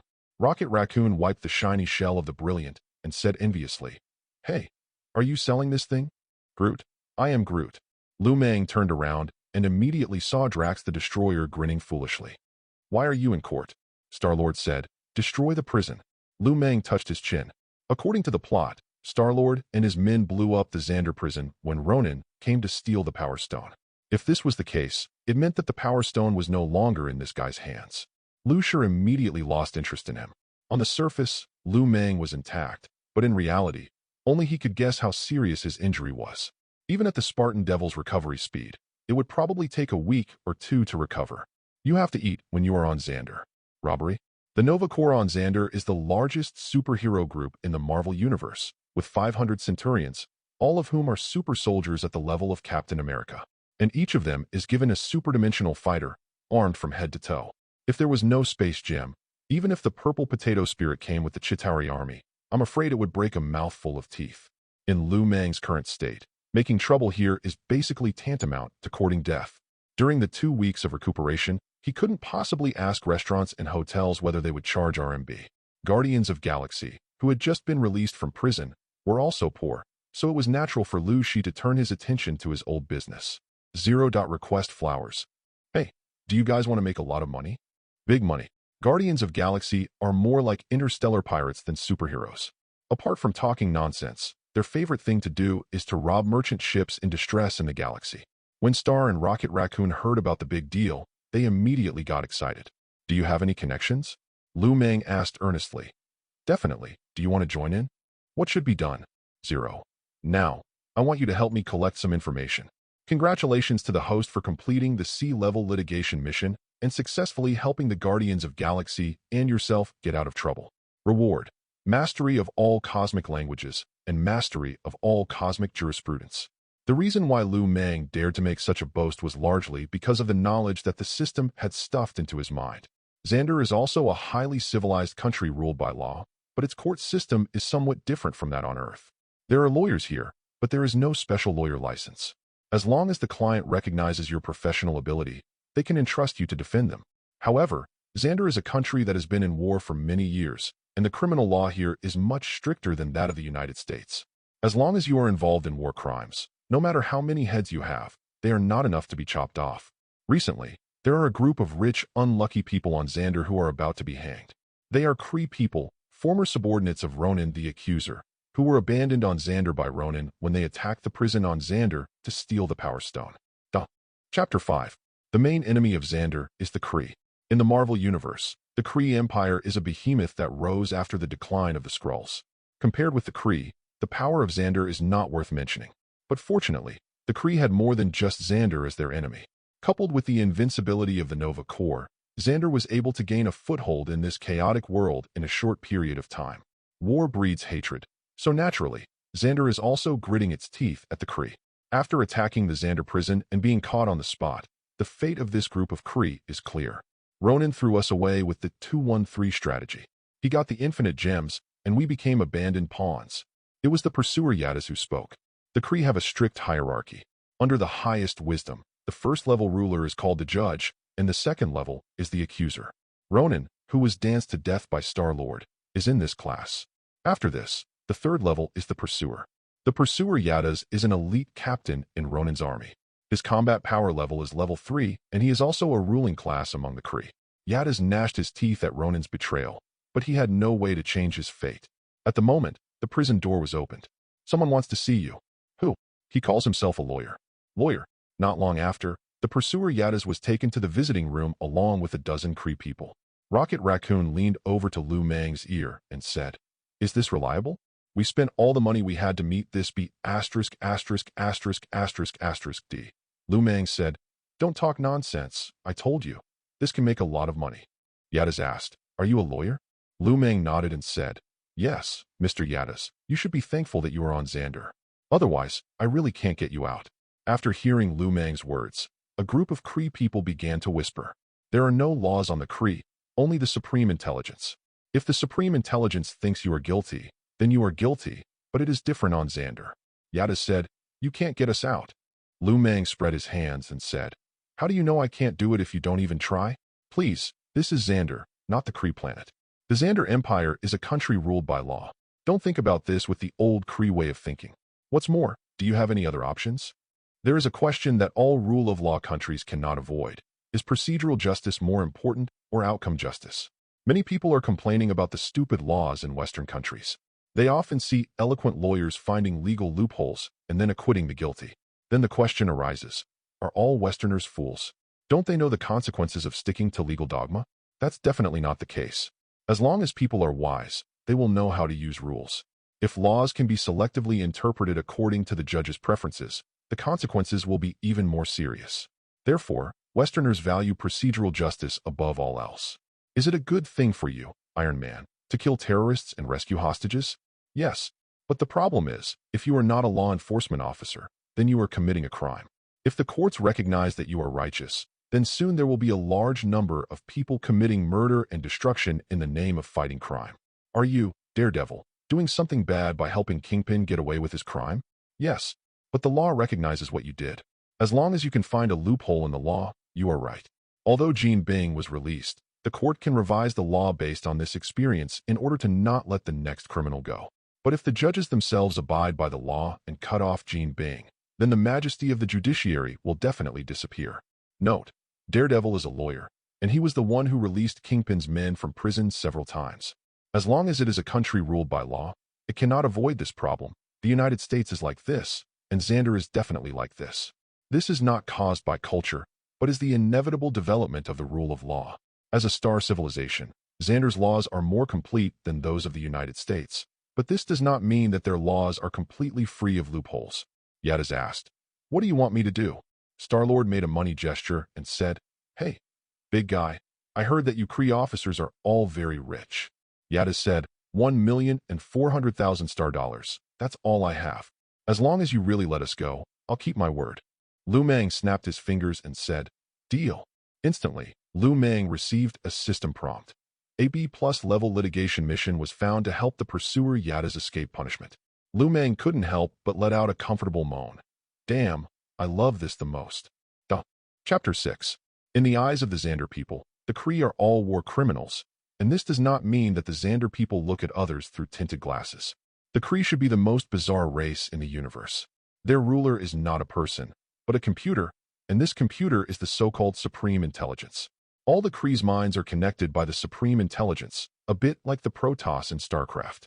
However, unlike Kayla of the Protoss, the Supreme Intelligence is a very cold and cruel computer. It believes that invading other planets will make the Kree more prosperous, so the Kree, controlled by the Supreme Intelligence, wage war almost 365 days a year. Therefore, this trial is actually just a formality to meet the needs of judicial justice. But who would have thought that these Kree people would actually hire a lawyer for themselves? And 01 Asgard? Asgard has lawyers? The fact that the Kree people would hire lawyers was originally amazing, so Liu Mang naturally attracted a lot of attention. The judge said, "Lawyer from Asgard, these Kree people were captured on the day of the attack on the 4th prison of Xander. Why are you still defending their innocence?" Liu Mang nodded. "Because I think they are innocent." The judge asked, "Isn't it a crime to attack a prison and cause the deaths of hundreds of prisoners and guards?" Liu Mang said, "Definitely, but my client was not involved. They came with Ronan, the accuser.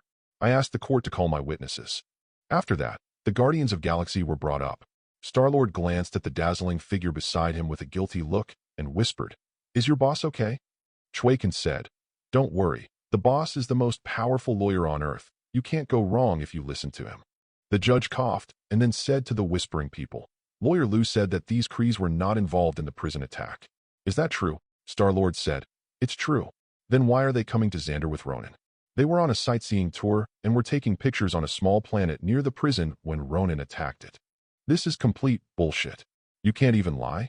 The crowd started to make a noise, and the judge slammed the table and said, "Is this how all Asgard lawyers defend criminals? Are you trying to tell me that these Kree people are a lost tour group?" Liu Mang said indifferently, "Your Honor, please be careful with your words.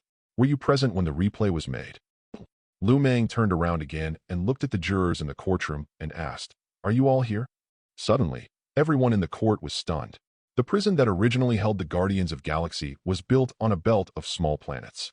Ronan's main gun blasted through the prison's outer shell, causing all the air to escape into the vacuum. Except for the Guardians of Galaxy who managed to escape, all other prisoners suffocated to death, and the prison's surveillance videos and computers were blown into cosmic dust in the explosion. Suddenly, everyone was surprised to find that they really could not produce any evidence to prove that these people were not a tour group. Liu Mang pointed at the judge and said, "Your Excellency, you have no evidence and you accuse the witness of lying. Can I assume that you, as a judge, are contemptuous of the court and breaking the law knowingly?" That's not what I meant." "What do you mean?" "Your Honor, please explain this question to the jury and prosecutors." The judge immediately broke out in a sweat. He then realized that the lawyer in front of him was very skilled, and he had to be careful when speaking to him. Otherwise, he would have to pay the price. The judge coughed repeatedly and said, "I'm sorry. I apologize to you and your client."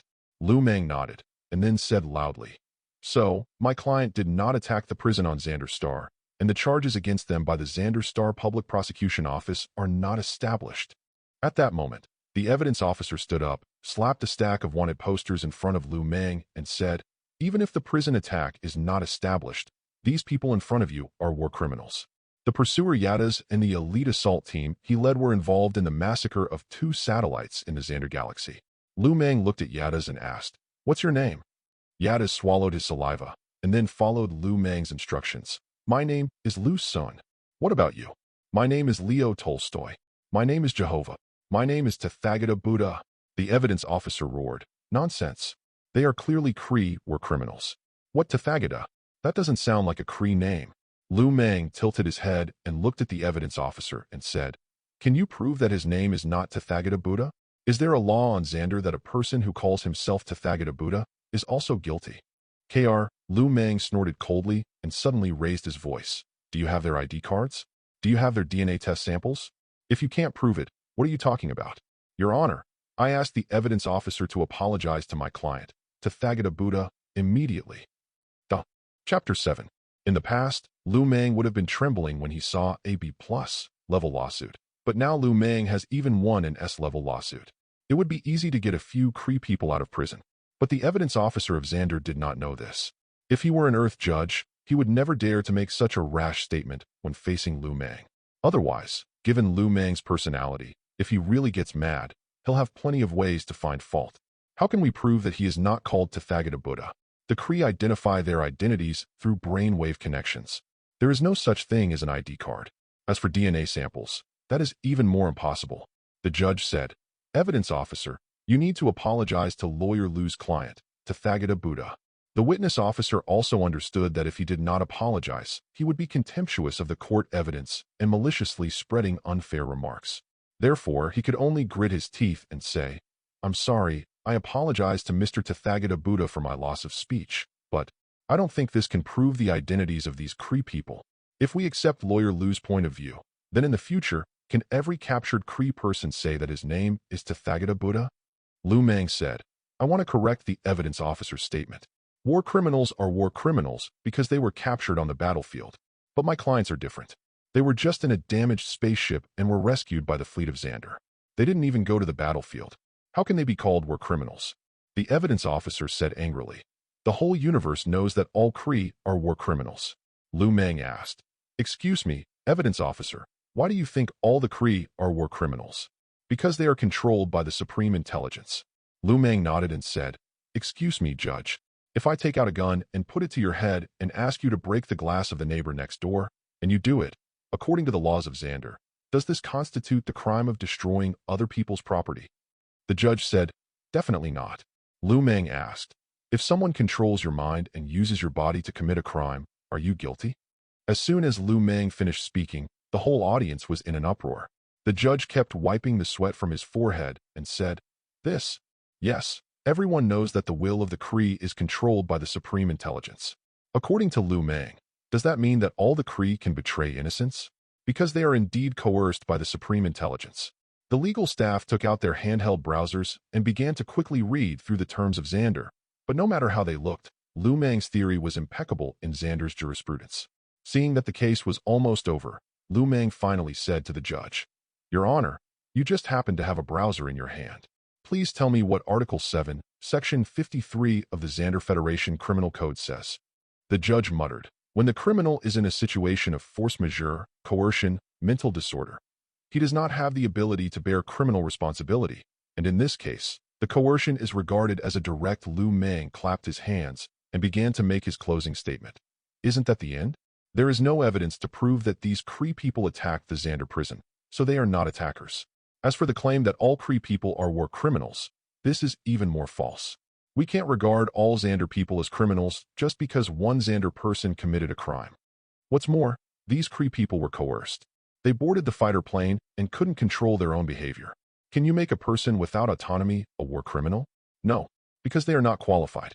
If this trial must punish these Kree people, I think they should be taken to the medical center and forcibly cut off their connection with the highest wisdom.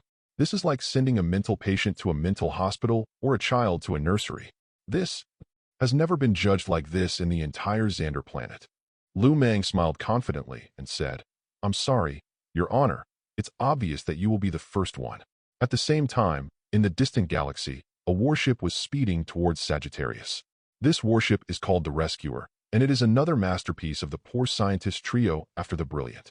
Looking at the spaceships that were constantly being left behind, Mrs. Viper could not help but say, "I just can't believe that such a scientist would sleep on the streets and even have to steal bread." The 6 poor people couldn't help but look embarrassed. Fortunately, Mystique changed the subject for them. "How far are we from Xander?" Mrs. Viper said, "We still need to make 12 fixed star jumps, which is estimated to take about 4 days." At that moment, the Silver Warrior came up and said to Mrs. Viper, "Report to the party leader. The supplies on our ship are running low. What should we do if Hydra's ship runs out of supplies? It's easy, just rob it." In fact, the spaceship designed by the poor 6 still had a fatal flaw, which was that they miscalculated the file size that the supply warehouse should have. So along the way, Hydra basically robbed it. Mrs. Viper asked the radar operator on the bridge, "Are there any merchant ships or cargo ships near us?" "Madam, there is a big ship at 6 o'clock." "Very good. That's it. Everyone prepare to fight." At Madam Viper's command, all Hydra took up arms. At the same time, poor Thor had just escaped from the destroyed Asgard with his people. Before he flew out of Asgard, he saw a strange-looking spaceship crashing into him. What made him even crazier was that there was a Hydra logo painted on that spaceship. Chapter 8. It's hard to find the right words to describe Thor's mood at the moment. After Odin's death, the goddess of death Hela escaped the seal. In order to kill Hela, Thor returned the eternal fire to the fire troll Surti. In the end, Surti stabbed Hela and the entire Asgard with a sword, and Thor was able to escape to the starry sky with his people. "Lost my father, lost my family, lost my country. As a king, these are really 3 huge mountains that he cannot overcome." Thor was gazing at the galaxy outside the spaceship alone. At the moment, Rocky patted him on the back. "Thor, you have done well. If we do not give up Asgard, we will all die at the hands of Hela." Thor nodded, then sighed. "Maybe." Although Asgard was lost, the catastrophe also allowed the 100 brothers to reconcile with each other, which was a blessing in disguise. Just as Thor was thinking this, the spaceship suddenly shook. Thor finally managed to steady his feet, and then he heard someone shouting, "Enemy attack! It's pirates." The 2 brothers looked at each other and immediately rushed towards the direction of the vibration. At this point, 10 warships with the Hydra logo on them crashed into the interior of the spacecraft. Otto's mechanical arms held 4 Gatling guns and rushed down from the battleship, firing at the ceiling while yelling, "Robbery! Hand over all the good food and drinks. Hold your head and squat on the floor immediately." Even before he got Stormbreaker, Thor was a genuine level 4 warrior, much stronger than the average Avenger. But unfortunately, among the 20 or so supervillains he faced today, there was also Scarlet Witch, an Omega-level mutant. So after only a dozen minutes, Thor and Loki were beaten black and blue and hung upside down on the ceiling. The goal of Hydra's trip was to rush to Liu Mang's aid as quickly as possible, so there was no further trouble. After taking away all the Asgard people's rations, Liu Mang's army boarded the spaceship and left. The defeated Asgards hurriedly lowered Thor and Loki from the ceiling. Loki then said, "Are interstellar pirates so powerful these days? Where did these people come from? They are as powerful as monsters." Thor wiped the blood from the corner of his mouth and said, "They are HYDRA, working for AB ******** D lawyer on Earth. Do you know him?" "Definitely no." When it comes to Liu Mang, Thor feels so angry that his teeth itch. In fact, he was lucky. After the battle with Hela, Thor lost his iconic golden hair and lost one eye. This caused the Hydra who were eager to save him not to recognize him. Otherwise, according to Hydra's style of doing things, Thor would never have survived. "Just wait, I'll teach that B ****** D lawyer a lesson sooner or later." It is difficult to run out of food rations, but for the powerful Asgard people, this is not a desperate situation. But Thor was destined to be unable to take revenge on Liu Mang. Just as he was about to make the threat, the spaceship began to shake again. "What's wrong?" Just as Thor asked the question, a group of blue-skinned aliens walked in. The leader was an extremely tall purple potato spirit. When Loki saw this person, his legs went weak and he immediately sat down on the ground. The purple giant said, "Robbery. Hand over the space gem, hold your head, and squat on the ground." Immediately, Thor looked at Loki and said, "Is it not over yet? This time it's your enemy? Why are even the lines the same?" Loki shuddered. "He is Thanos." "Who is Thanos?" "In this vast starry sky, the Mad Titan is as famous as Odin." When Thor heard this name, his face changed immediately. There is usually only one result when encountering Thanos, and that is to kill half of the people. The towering giant walked up to Thor, looked down at the newly appointed king of Asgard and said, "Are you the new master of Asgard?" Immediately, Loki drew his dagger and stabbed Thanos. Just when Thor encountered Thanos, Yadav was standing at the door of Xandar Hospital, looking confused. He was probably the first Kree to walk out of the Xandar court with such a swagger in countless ages. "It's unbelievable," Liu Mang said. "A *****, you better pay the bill quickly, or I will launch you into the sun." "Definitely, I keep my promise." After saying that, he handed his Star Yuan card to Liu Mang. Without saying a word, Liu Mang gave the remaining balance of $200,000 to Star-Lord. The purchase of Star Dollars is similar to that of US dollars. The Supreme Star Energy battery stolen by Rocket Raccoon was sold for a total of 400,000 Star Dollars, which is enough for the entire Guardians of Galaxy family to eat for a year. After helping out for just one trip, they made $200,000, which made the poor Guardians of Galaxy almost laugh their heads off. "Boss, when do we start the next trip?" "What boss? I'm a legal professional, call me boss." "Yes, boss." Liu Mang looked at Udasi and asked, "What are your plans for the future?" Severing the connection with the Supreme Intelligence is the most serious crime in Kree society. No matter what happens, the pursuer Yadash will never be able to return to Kree. Yadash shook his head and said, "I don't know. But before that, can you help me release the other compatriots? There are at least thousands of Kree people imprisoned on Xandar. It is better to be exiled by the Supreme Intelligence than to die." Rocket Raccoon made a money gesture and said, "Do they have money?" Yadash said, "I don't know, but I can help you contact those who are rich first." Liu Mang nodded with satisfaction and said, "Okay, from now on, you are the special agent of the Shandar branch of Liu Mang law firm." Chapter 9. The B+ level mission reward was simply dispensable to Liu Mang now, but this time, the system gave Liu Mang a surprise. After rescuing Yadash, the system gave him 2 Senzu beans from the Dragon Ball world. For the seriously injured Liu Mang, there was really nothing better than this. He chewed one, and his body was immediately raised to its peak state. Liu Mang, Strength. Level 8 Physical Fitness. Level 7 Agility. Level 8 Intelligence. Level 2 Energy Emission. Level 8 Comprehensive Evaluation. Level Godfather. Planet level. Skills. Demonic Super Saiyan Transformation. Qigong Cannon. Mastery of Cosmic Law. Mastery of Cosmic Languages and Characters. Grandmaster level Xingyi. Sun 8 Gates Escape. "Boss, let's get started." "Wait a moment, I'll be right there." After saying that, Liu Mang straightened his clothes and got on the newly bought floating commercial vehicle. Compared with the people on Earth, the Kree have 3 major advantages. First, the Kree's physical fitness is 3 times that of the Earthlings on average. In addition, due to years of fighting, every Kree is an excellent warrior. Second, the Kree can shapeshift and set their appearance at will. When it comes to spies, they are simply the second mystique. Third, the Kree's technology is second only to that of the Supreme Beings, and they are the technological masters in the universe. Thanks to Liu Mang's efforts, hundreds of Kree were soon released. Liu Mang's energy is limited after all, so these people are carefully selected.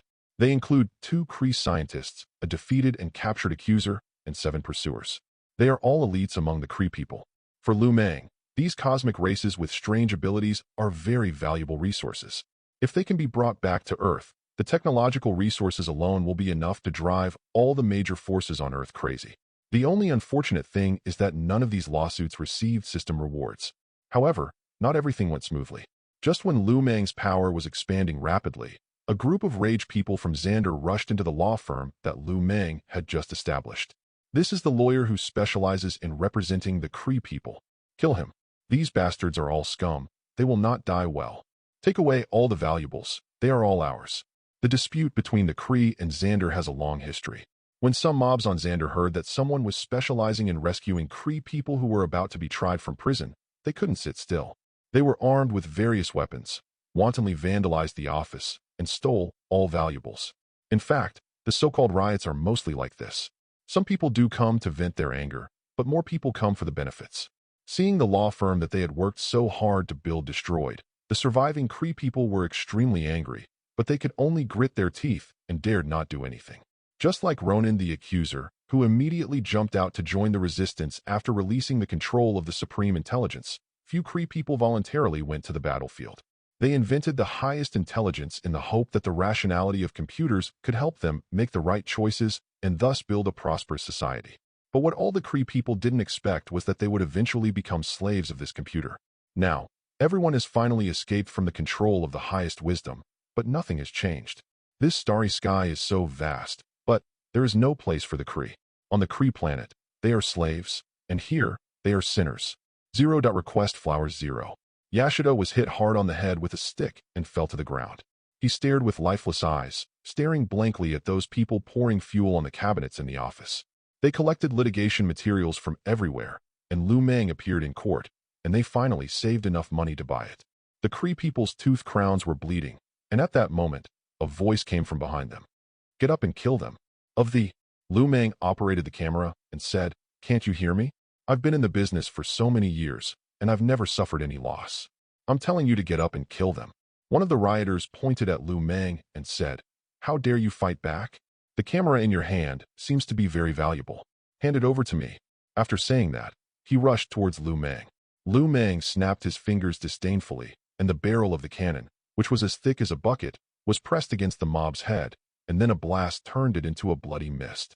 Seeing Liu Mang taking action personally, the Kree people no longer had any reservations. They roared loudly and rushed towards the Xander mob. The Kree people that Liu Mang took in were all genuine elite soldiers. These mobs were no match for them. Soon, the entire office was filled with blood and flesh flying everywhere, and screams could be heard everywhere. You dare to kill someone? Aren't you afraid of the police? This is Xander. You are a damned outsider. The army will punish you. Liu Mang slapped his camera and said viciously, Police? You act like you know more about the law than I do. Do you know what I'm doing? It's called self-defense. Kill them for me. Kill them boldly. When the police and judge come, let them argue with me. Whoever dares to let one escape, I will shoot him into the sun. Chapter 10. The massacre at Liu Mang's law firm immediately caused an uproar on Xander. How could the judicial authorities give up? That evening, Liu Mang was invited to the police station for tea. But unfortunately, just as Liu Mang promised in advance, he swaggered out in less than 20 minutes and got into a hovercraft driven by several Kree people. Before leaving, he gave the middle finger to the alien 770 reporters in front of the police station. Immediately, the reporters ran away. What's going on? What do you police do? Why did you release a group of Kree who were massacring civilians on Xander? Sheriff Bucks, please give us an explanation. This is simply abuse of power for personal gain. The sheriff snorted coldly and said, Bending the law for personal gain? Do you know what bending the law for personal gain means? They brought the video of the mob rushing into the house, burning, killing, and looting. If we throw this to the procuratorate, even prosecution will be ineffective. We are detaining him in the detention center, which is illegal detention. A reporter angrily said. But the people who were killed were Xander people. So what if they're Xander? A group of Xander people rushed into your house with guns and Molotov cocktails, shooting and setting fire to everyone they saw. And you still ask them not to shoot. The sheriff roared, Get out of here. You can write whatever you want about me tomorrow, but you journalists must first understand the situation.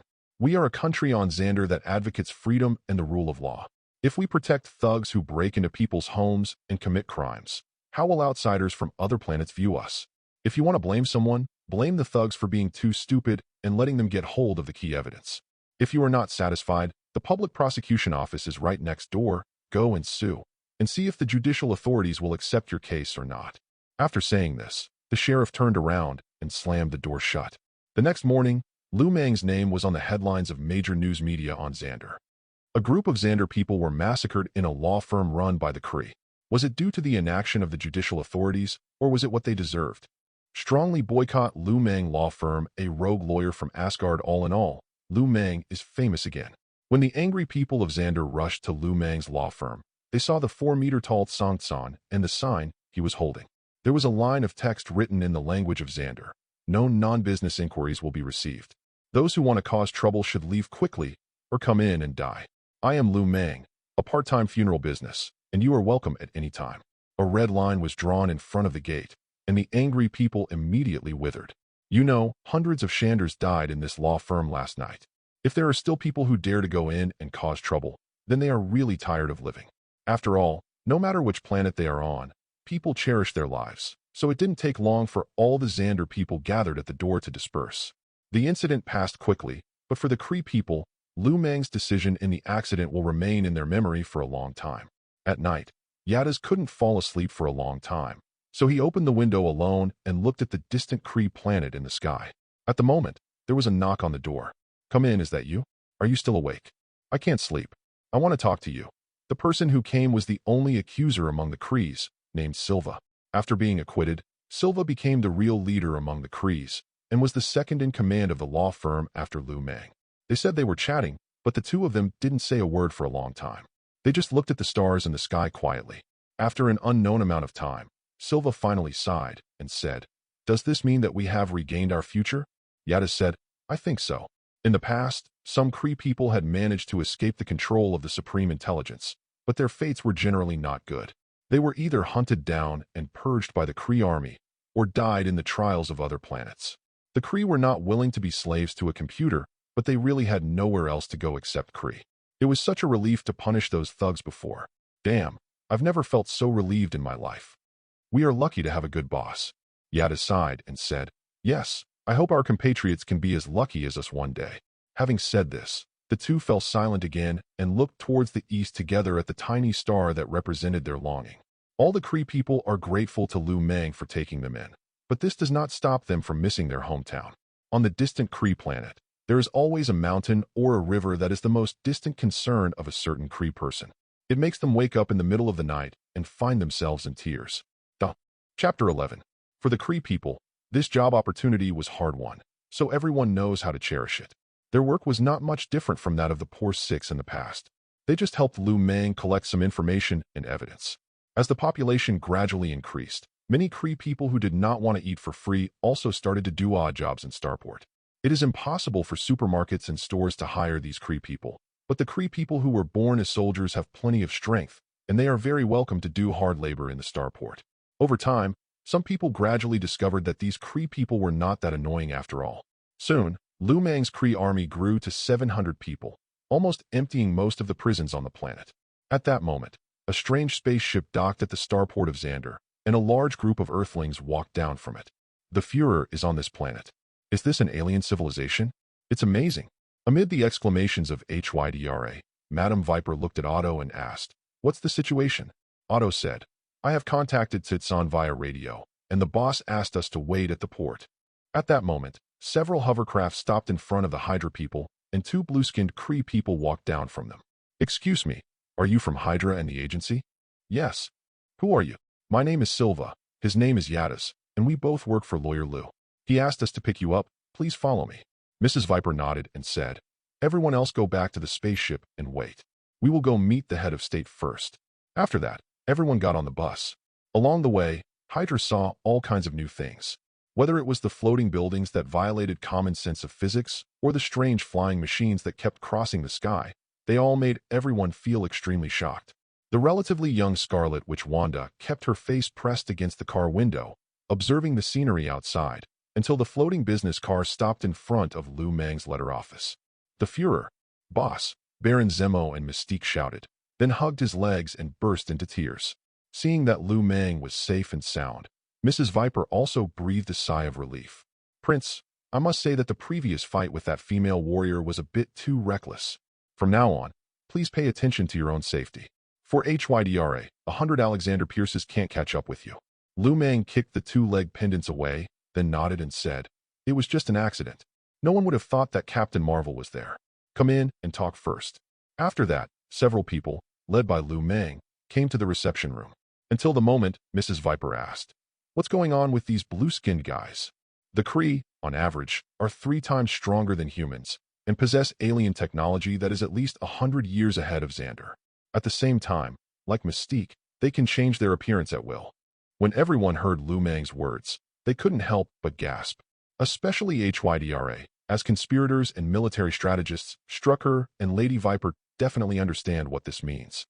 Do they have combat experience? Before I pulled them out of jail, they were all soldiers. How did you do that? Originally, they were worried about Liu Mang's safety, so they rushed to Xander. But now, Liu Mang not only lived well on Xander, but also built up a considerable force in just 2 weeks. Liu Mang said, remember what I said to you when you took the oath just now? I may not become the President of the United States, but I will try my best to accompany you to a higher place. This universe is too vast. Compared with it, 10 Earths are really too small. I will remember your teachings later. Liu Mang walked to the glass window again, looking down at the suspended tracks speeding on the electromagnetic track. From now on, these Kree people are in your hands. Within 2 weeks, you Hydra must twist them into a piece of iron, and then I will start a war. On Xander, Liu Mang shook his head and said, no, Xander is too small, and its fighting power is too concentrated. I am going to attack the largest interstellar empire in the universe, the Kree galaxy. Xander is the maelstrom in the Infinity War, and compared to the more technologically advanced and populous Kree, the benefits it can bring are much smaller. What's more, it doesn't have such serious social problems as Kree. When it comes to brainwashing and managing the army, is there anyone in the world who is better at it than the old Nazis? Mrs. Viper stood up and bowed to Liu Mang, saying, I promise you, within a week, they will forget who their parents are.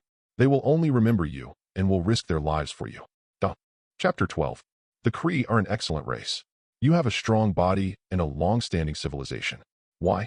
Why did such an excellent race end up being slaves to a computer?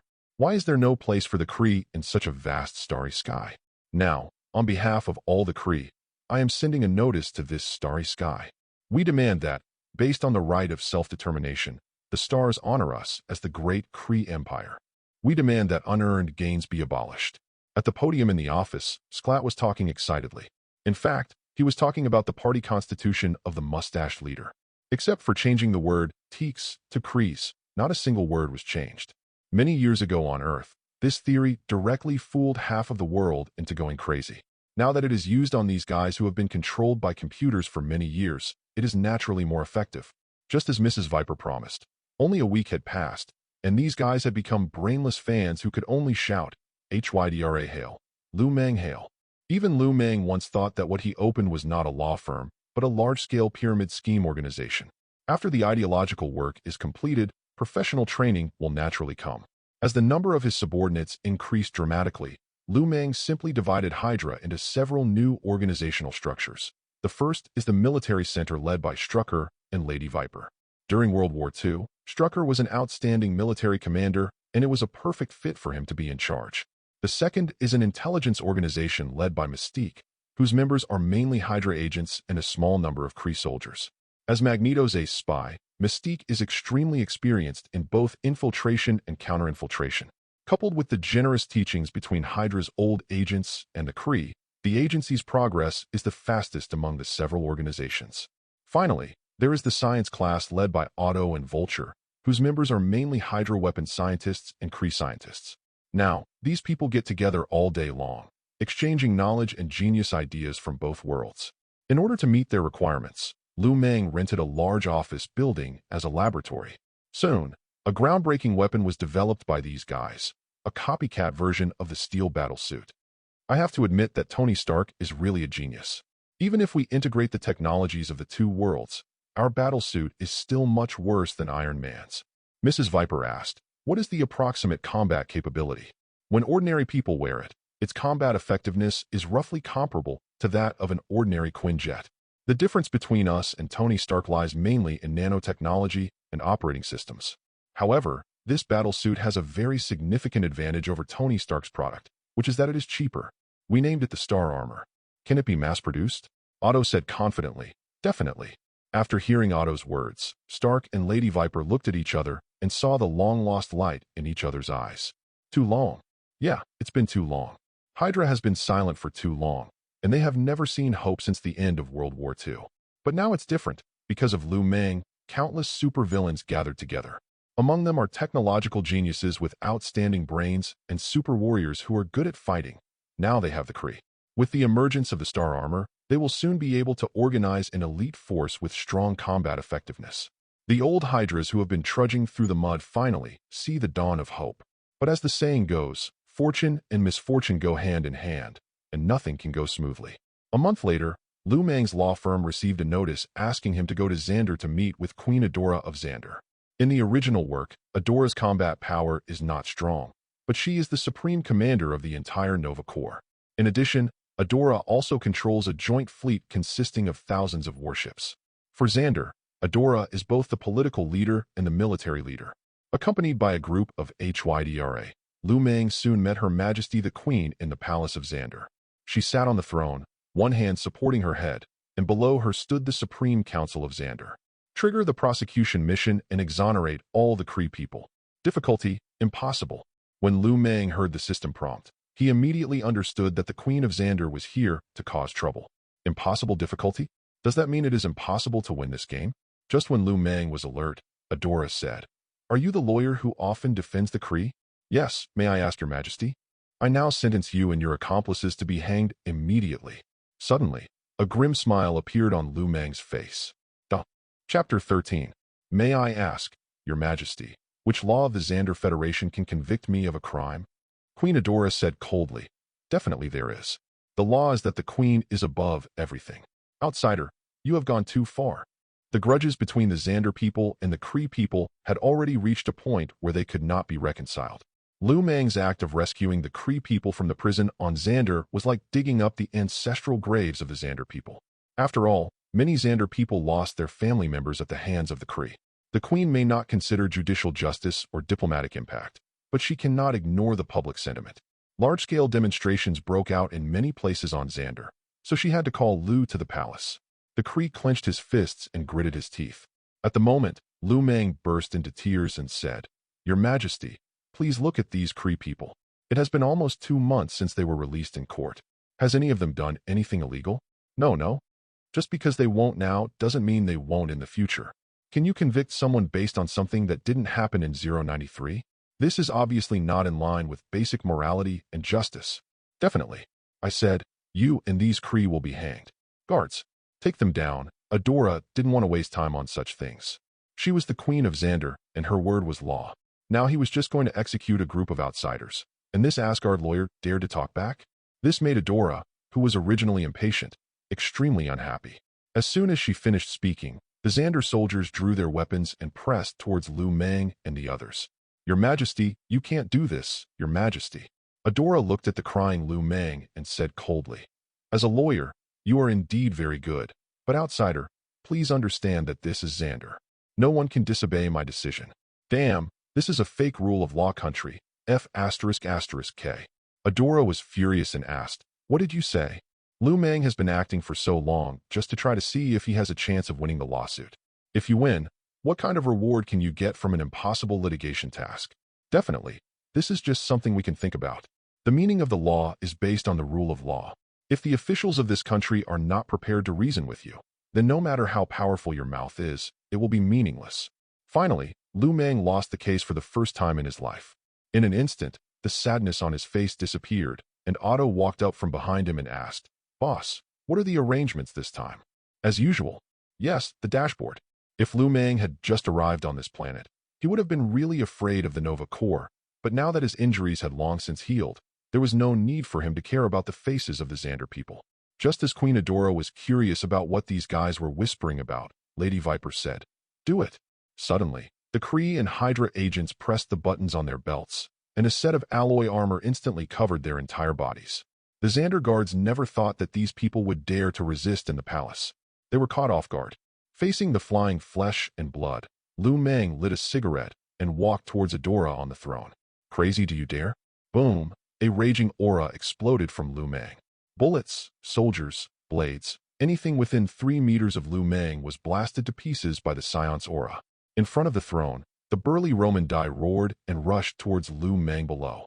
Roman is one of the 3 commanders of the Nova Corps, and the only Nova Corps leader present when Thanos destroyed Xander. P.S. He is also the only one who has appeared in the movie. In the entire Xander planet, there is basically no warrior stronger than Roman.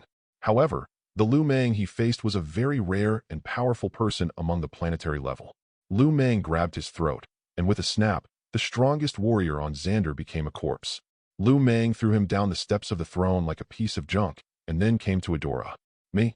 Liu Mang lifted her smooth chin, exhaled a puff of cigarette, and said, "Beauty, I am a lawyer, but when I can't win the case, I occasionally play the role of a robber. Now I have arranged a decent way for you to die. Tell me, do you like the sun? Let me go. I am the Queen of Xander. I am the Queen." Under the horrified eyes of the soldiers, Liu Mang grabbed the Queen's brilliant golden hair and dragged her down from the throne. Suddenly, the Xander soldiers became cautious. Chapter 14. In Liu Mang's opinion, there is no need to use fists to solve problems that can be solved with words. But if you think he has a good temper because of this, you are wrong. Born in Queens, Liu Mang has been dealing with local black criminals since he was a child. Under that neat suit, there is a vicious soul who believes in the law of the jungle and worships violence. When he takes off his warm and affectionate veil, Liu Mang's style of doing things can be described as reckless. That's why he has been hanging out with these vicious villains for a long time. Protect the Queen. Protect the Queen. Let go of your majesty, you outsider dash. Liu Mang could not hear the shouts of the Nova Corps. He dragged the struggling Adora down the stairs at a rapid pace and threw her in front of Vulture. At the same time, the Kree and Hydra warriors also took control of the Xander Central Council. A centurion of the Nova Corps said, "If you can't leave Xander, you won't have a good ending." Liu Mang stretched out his hand, and a stream of Qigong cannon shot out from his hand, dyeing people's vision pale. When everything was over, everyone only saw a huge amount of gullies, extending through the wall into the distance. At the end of the light column, there was a slowly rising mushroom cloud. Until that moment, the sound of explosion was heard, and the prosperity built up by the King of Xander over countless years was slowly collapsing in the horrible shockwave. No, that's impossible. Oh my God, seeing such a terrifying force, the central counselor who had just been shouting felt his legs go weak, and he fell to the ground. Liu Mang walked up to the dazed officer, patted his face, and said, "Who do you think will not have a good ending? Tell me again. Do you think I am easy to bully? Tell me." They had never seen such a terrifying villain since the founding of Xander. Even if all the Nova Corps were present, Adora didn't believe that her warriors could fight against such a monster. "Who are you? Don't be like that. This is the prosperity built by the blood and sweat of generations of Shaner people." Liu Mang stretched out his hand again and constantly blasted in all directions. Explosions constantly occurred one after another. It was unknown how long it took before they slowly subsided. The palace was collapsing, and looking around from the walls that were melted by the high heat energy, all you could see was ruins. Until the moment, Liu Mang said, "Your Majesty Adora, you see, I am such a kind person. Even with such power, I never use it to bully the people of Xander. I want to reason with Xander, but you force me to fight you with fists. Isn't this asking for trouble?" Adora was furious and said, "You monster, that's a city of tens of millions of people, tens of millions of lives. No matter how many lives are passed, they are not more important than my own. Your Majesty Arado, the law stipulates that all adults with autonomous abilities must be responsible for their actions. Trampling the law requires sufficient strength.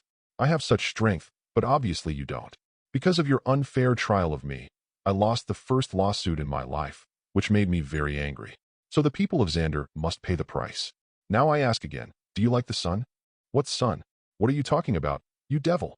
Liu Mang winked at Vulture, who immediately understood. A spaceship equipped with Pegasus engines was seen in front of the ruins of the palace, and soon, Hydra brought out a flight machine. Vulture and others roughly pulled up the Queen and the parliamentarians and stuffed them into the flight machine. Request flowers. Vulture grinned and said, "Your Majesty Arado and everyone on Xander, you are so lucky. This spacecraft is much more comfortable than the one Miss Erica originally sat in. If you meet her on the sun, I believe you will become friends. What sun? What are you going to do? Goodbye. After that, Vulture pressed the start button. Accompanied by brilliant clouds of fire, the spacecraft quickly flew out of the atmosphere. Even from a great distance, the screams of Mistress Arado and the congressman could be heard.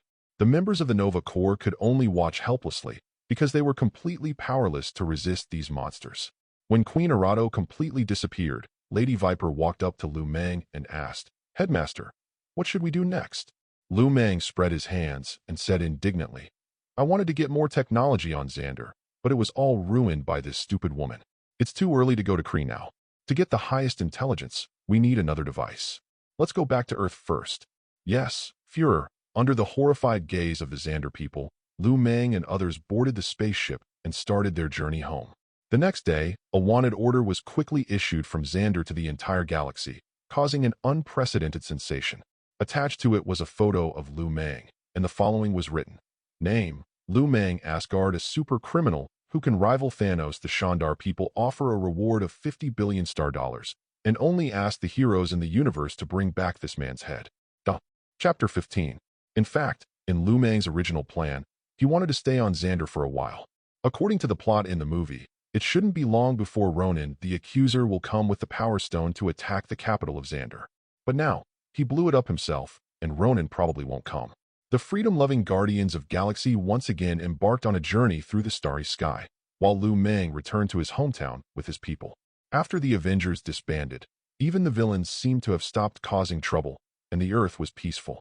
Liu Mang also took this time to thoroughly digest the results of the battle brought back from Xander. Hydra had a total of 4,000 members. In less than a month, all of them were equipped with the star armor. As for the 700 Kree people who were originally more powerful, the science class gave them an upgraded version. Definitely, this is not the focus of the science class. The current priority is how to process the mind gem into a device that can shield the highest intelligence control. The Supreme Wisdom's control over the Kree is absolute. If this problem cannot be solved, Liu Mang's plan to recruit a large number of Kree people will be nothing more than empty talk. And Mind Gem is naturally the best breakthrough. Mind Gem is the hub of all spiritual energy in the universe. As long as we find a way to expand its influence, we can completely solve the Supreme Wisdom. Please leave it to us, boss. I think it's not difficult and can be done in 2 months at most. Liu Mang nodded and said, "What about the research and development plan for the new generation of armor?" Speaking of this, Otto suddenly looked embarrassed and said, "In fact, after absorbing the knowledge of the Kree and Xander, our technology has been fully mature. The problem now is the material. We can't find a metal that is strong enough. After all, the aliens are a cosmic civilization, and the metals they can find cannot be found on Earth." Liu Mang frowned and asked, "Is vibranium okay?" "Definitely, boss, but vibranium is too rare." Liu Mang smiled and said, "Who said that? As far as I know, this thing is not that rare. Ask Alexander Pierce to come over. I have something for him to do. Ask the excavator. No, if you want to know where in the world there is a lot of vibranium, go to Wakanda in Africa." If Liu Mang's memory is correct, King Black Panther of Wakanda should have a cousin who also has the right to inherit the throne of Wakanda. After the SHIELD battle, 3 aircraft carriers were successfully launched into the sky. The main function of the observer system is not to fight, but to identify the identity of everyone on the Earth at any time through these 3 eyes in the sky. With this thing, it's really easy to find the 2 vibranium thieves. In a hidden underground bar in South Korea, 3 vibranium thieves are dividing the loot. Eric stuffed the money in the envelope into his arms without even counting it, then crossed his legs and looked back at the dancers on the dance floor. Crow curled his lips and said, "Eric, I don't understand. You don't seem to care about money at all. If that's the case, why did you join us in stealing vibranium?" No one knows where this black guy Eric came from, but ever since he appeared in front of Clow, he has shown an extraordinary understanding of vibranium and Wakanda civilization. The reason why Clow was able to find the vibranium artifacts that flowed out of Wakanda in the museum was entirely due to this person's credit. In response to Claude's question, Eric said nothing and continued to look at the dance floor. This guy has been to the Persian Gulf Coast and is known as a murderer. Generally, people like him have some psychological problems, so when he didn't answer, I didn't plan to ask more questions.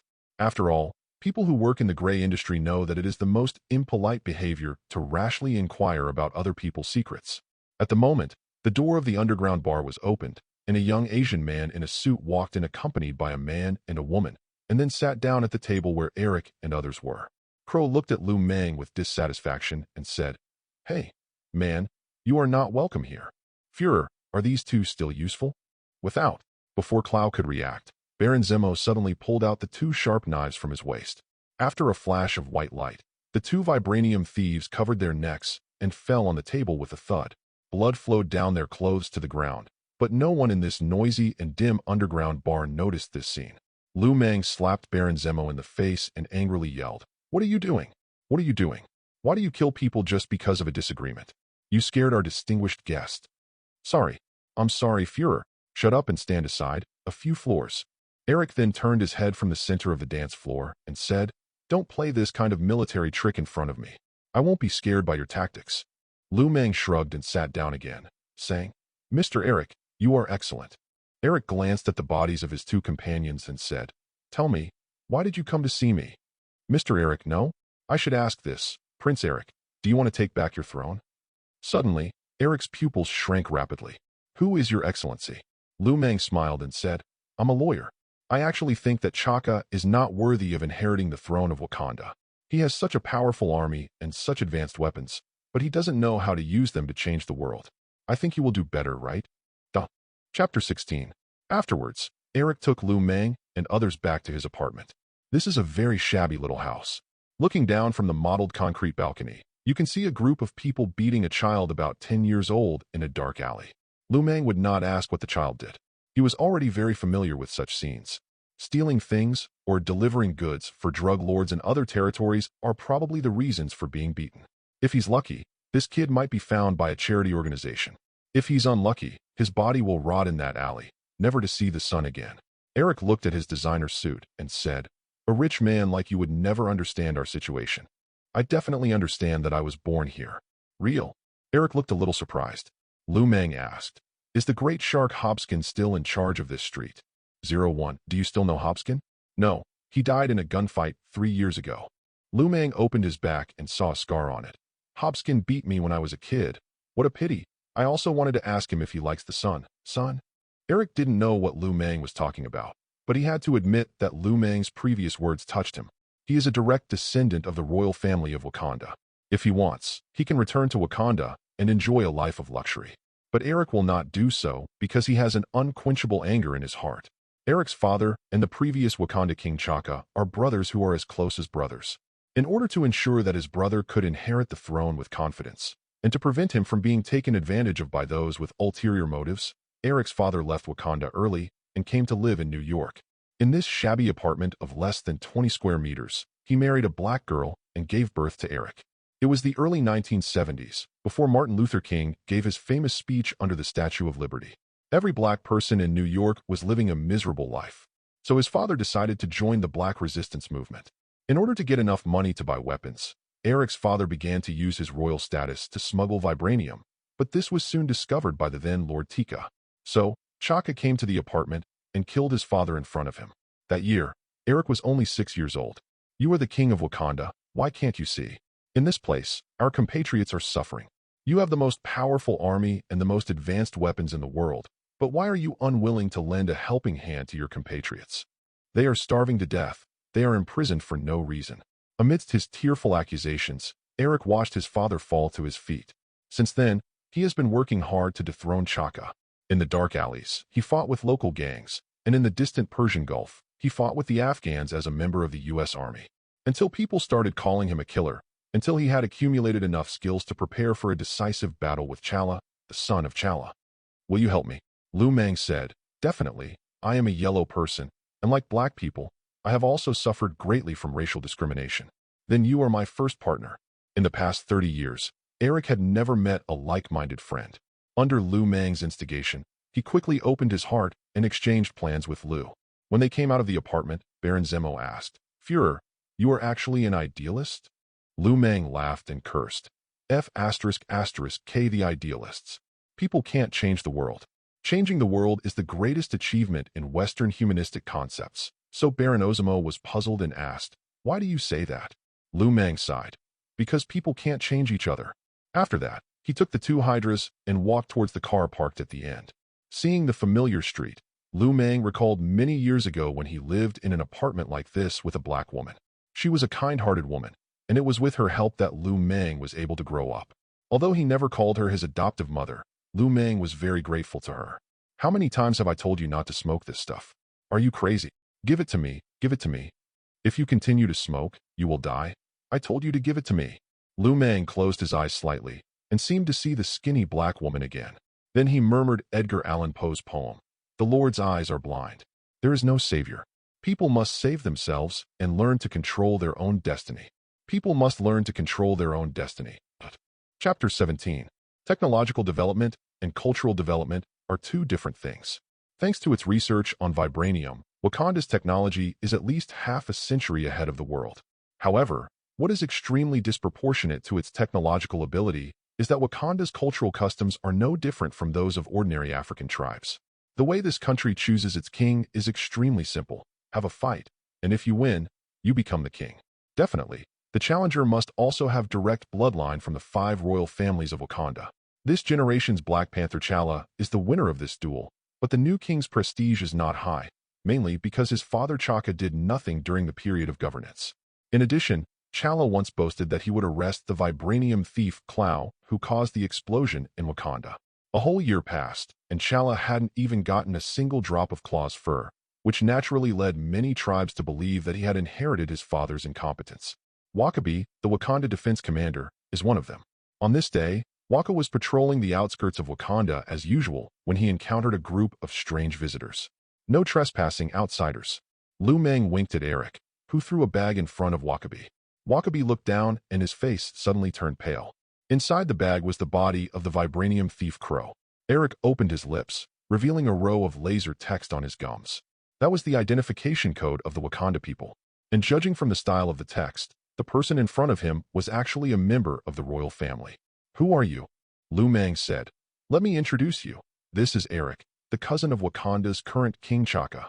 This kind of laser code cannot be faked, so Wakabi did not doubt it and asked, "What are you doing here?" Eric said, "I am here to challenge the current Black Panther T'Chaka. The vibranium thief Clow is the pain in the hearts of Wakanda people. For centuries, this guy is the only one who can sneak into Wakanda and cause a large number of civilian casualties and still get away with it. It was precisely because T'Challa was unable to punish him that he aroused the dissatisfaction of many people. Don't be surprised. In the culture of primitive tribes, it is the most basic obligation of a leader to make the murderer of his own people pay with blood. If he cannot do this, then the leader is incompetent.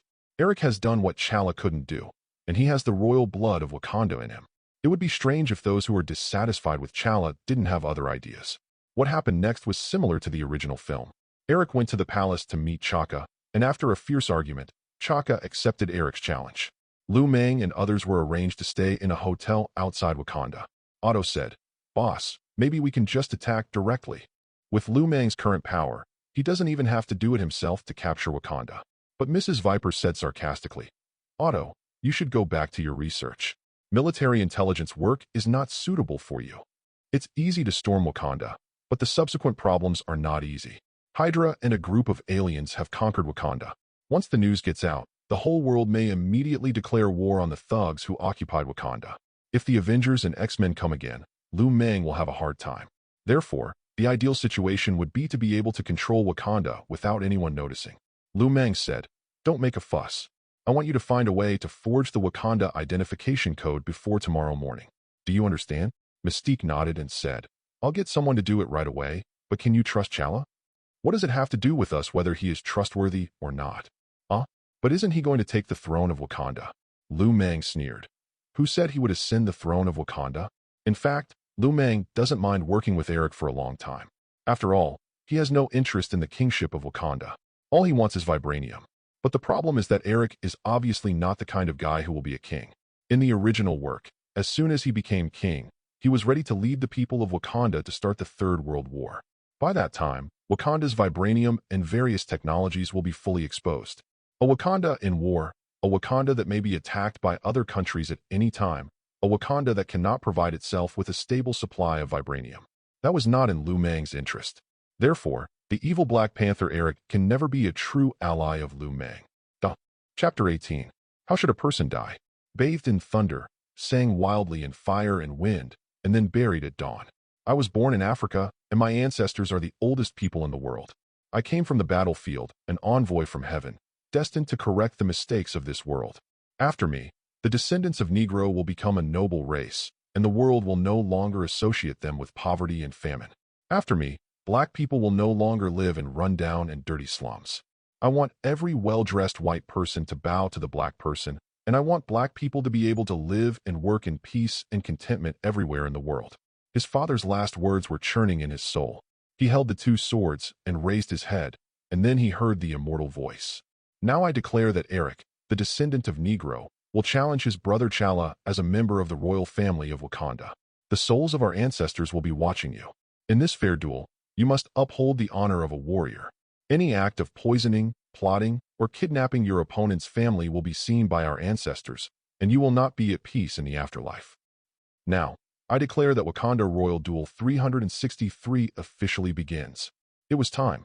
Eric stood up, holding two swords, crossed the waterfall, and appeared amid thunderous cheers. T'Chaka drank the potion that sealed Black Panther's power, then walked to the center of the pool and faced his brother, whom he had never met, as an ordinary person. Eric had been preparing for this day for a very long time. Since he was a teenager, he had been fighting against people who were stronger than him. Every time he killed someone, Eric carved a scar on his chest. Today, such scars have covered his entire body. How can T'Challa, without the Black Panther's powers, fight against such a killer? Just 2 minutes into the fight, Eric stabbed T'Challa in the abdomen with his knife. T'Challa opened his mouth and blood flowed out like beads from a broken string. Eric, hatred can't solve anything, but at least it can solve you. The cheers all over the sky stopped abruptly, and then Eric pushed him off the cliff. Amid Princess Shuri's cries, Eric walked towards the cave without looking back, where he would be crowned king. The high priest ground the fluorescent flowers into potion, and after drinking the potion that gave birth to Black Panther's divine power, Eric was buried in the soil of the Holy Land. In the underworld rich in divine power in Wakanda, he saw his ancestors standing in a row in white robes, including his father. He shouted to him, "Father, I have fulfilled your dream. I am the king of Wakanda. From now on, I will lead my people, and I will shed the blood of those who enslaved and discriminated against my people." No, you did not become the king of Wakanda. You brought the devil into Wakanda. What did you say? You brought demons into Wakanda. Go back and stop them. Now, Eric lifted the dust covering his body and saw a group of people in silver armor slaughtering the priests who were performing a ceremony for him in the cave. No, it shouldn't be like this. He picked up the long knife at hand, and with the extraordinary power brought by the Black Panther magic drug, Eric chopped a Hydra agent into 2 pieces with a single move of the knife. "Liu Mang, come out, you betrayed me. Liu Mang, come out," Eric roared loudly and rushed forward. At that moment, a towering silver figure knocked him heavily to the ground. Behind the vibranium giant, Eric saw the Asian lawyer. "I remember you said you would help me convince Wakabi and help me take the throne." Liu Mang said, "I did not break my promise. You are indeed the king of Wakanda." "For vibranium?" "Yes. But if you kill me, how can you control Wakanda?" At that moment, Mystique stood up. She transformed into Eric's appearance, then turned up her lower lip, revealing the same laser text as his. At this time, Eric finally remembered what his father told him in the underworld. "You brought the devil into Wakanda." Liu Mang spread his hands and sighed. "I'm sorry, the king of Wakanda has changed." Eric roared angrily and rushed towards Liu Mang with a sharp knife in hand. But Song Tsan, who was well prepared, stood in front of Liu Mang. Even if he had the power of Black Panther, Eric would not be a match for a shape-shifting King Kong. Brilliant threw him off the ground and stepped on him firmly. The kick was so heavy that it crushed Eric's sternum. The evil Black Panther's mouth was stained with blood, and he asked in confusion, "Why? We were both born in the slums, so aren't you angry about our situation?" Liu Mang simply said, "Does anyone force black people to take drugs? No. Does anyone force them to engage in illegal transactions? No. The law does not stipulate that black people cannot apply for college, nor does it stipulate that black people cannot get rich by speculating in stocks. So why are black people always poor? There has never been any black and white in this world, only strong and weak. Eric, you are just too sentimental. You are changing the concept. They have no choice." "No, definitely there is a choice, because I am the best evidence." The black barrel was pointed at his head. In his dying moments, Eric took one last look at Liu Mang. Where did he come from? What did he go through? Why did all these powerful warriors choose to serve him? Why was he born in the slums, but so rich. What did he do to become who he is today? There are no whites and blacks in this world, only strong and weak. Eric repeated this sentence, and the brilliant cannon roared. Duh. Chapter 19. No one knew that the priest and the king from the Shandong Holy Land had been replaced, and without anyone noticing, Mystique sat on the throne of the king of Wakanda. After confirming that there were no problems for the time being, Liu Mang boarded his private plane and headed for New York. We just need vibranium. Tell Mystique to be careful and not do anything out of the ordinary. Also, keep an eye on Chala. Find him. I don't need to tell you what to do. Madame Viper nodded and said, but Chala is dead. If he's alive, I want to see him. If he's dead, I want to see his body. In the original film, Eric only stayed on the throne for a short time before he was ousted by Chala and his defecting army. So Liu Mang knew that Chala must still be alive. Mrs. Viper nodded and said, yes, but our harvest is not just vibranium, headmaster. After saying that, Mrs. Viper placed a bunch of fluorescent flowers in front of Liu Mang. This bouquet is the source of Black Panther's power. After drinking the magic medicine made from it, humans can gain extraordinary speed and strength. For Liu Mang, whose strength has reached the planetary level, this is definitely useless, but this is not the case for ordinary HYDRA. Can it be grown in large quantities? Only in that kind of cave can this plant survive. We are still studying the specific reasons. Even so, this bouquet can also create a large number of super soldiers for us. You are responsible for this matter. Damn, this trip is so tiring for me. From Kree to Earth, and then to Wakanda. After such a long journey, everyone felt a little overwhelmed. But no matter what, the result was always good. Black Panther's magic medicine, vibranium, Wakanda technology. No matter which one, it is huge amounts of wealth for them. With a satisfied mood, everyone returned to the law firm in New York and resumed work after resting for a few days. After Mystique became the king of Wakanda, the Kree agents secretly supplied vibranium to Hydra's production base. At the same time, the research on Black Panther potion was also carried out in great detail. I believe that it won't be long before Liu Mang will have a super army wearing vibranium armor and possessing extraordinary physiques. Yes, that's how it should have been. But what Liu Mang didn't expect was that what happened next almost made him fall into the brink of going berserk. I need an explanation. In Liu Mang's office, Mystique and several Kree agents lowered their heads in shame. Beside them, all the leaders of Liu Mang's forces lined up in a row. Yes, the plot has not been changed. Chala really fought back with the army and drove Mystique out of power. Mystique said, I'm sorry, I'm not talking about you. Liu Mang raised his head and looked at Mrs. Viper, who also had her head lowered. Hydra controls 3 observer aircraft carriers. Through these 3 aircraft carriers, Alexander Pierce's shield can locate the position of everyone on the Earth. Then why didn't Hydra follow its orders and send someone to kill Chala? There is only one answer. That is, Mrs. Viper did not do as Liu Mang said. I thought Chala was dead. There's no rush for this. What do you mean by not urgent? We finally got Wakanda, but it was lost just because of your mistake. Tell me, what is urgent? Under the reproachful gazes of all Hydra members, Mrs. Viper trembled violently, took out a pistol and pointed it at her temple. However, Liu Mang's finger shot out a Qigong wave, which directly knocked the pistol away. You idiot, you should get up where you fell. What's the point of dying? 0. Asterisk. Mrs. Viper bowed suddenly, bending her waist to 90 degrees and said, I just want to die to apologize. Get out of here. I'm so mad at you. Stark glanced at Mrs. Viper, who was leaving the office in a daze, and said, Prime Minister, the most urgent task now is how to take back Wakanda. Do you need me to organize an army and fight back with Ms. Raven? Liu Mang cursed. You pig brain. If there really is a large-scale civil war in Wakanda, won't everyone know that there is vibranium there? I don't want to be targeted by thieves all the time. What should I do then? Liu Mang handed a letter of attorney to Stark and said, You expect me to spit out what I, Liu Mang, have eaten? Tell the guy who wrote this letter of attorney to come see me and tell him. I took his case. When Stark took the lawyer's letter, he saw the following. I am King Amir Khan of Rusab. I beg Attorney Liu to help the people of Rusab sue King Kokala of Wakanda for cutting off the flow of the Congo River. My people live in the lower reaches of the Congo River. If there is no water, many people will die of thirst. So I hope that lawyer Liu can appeal to the International Court of Arbitration for us and ask Wakanda to open the gates to release water. Suddenly, Stark's eyes lit up and he said, Prime Minister, I will go. Wait, let's comfort that idiot a little bit. It's not all her fault. Chala was seriously stabbed in the abdomen and then fell from a waterfall several hundred meters high. According to normal thinking, Chala must have died. If Liu Mang hadn't known the plot in advance, he would definitely have thought so. As his anger slowly subsided, Liu Mang gradually realized that although the consequences were serious, it was human nature to make mistakes on this issue. Stark saluted Liu Mang and said, "I understand. Thank you again for your tolerance." Chapter 20.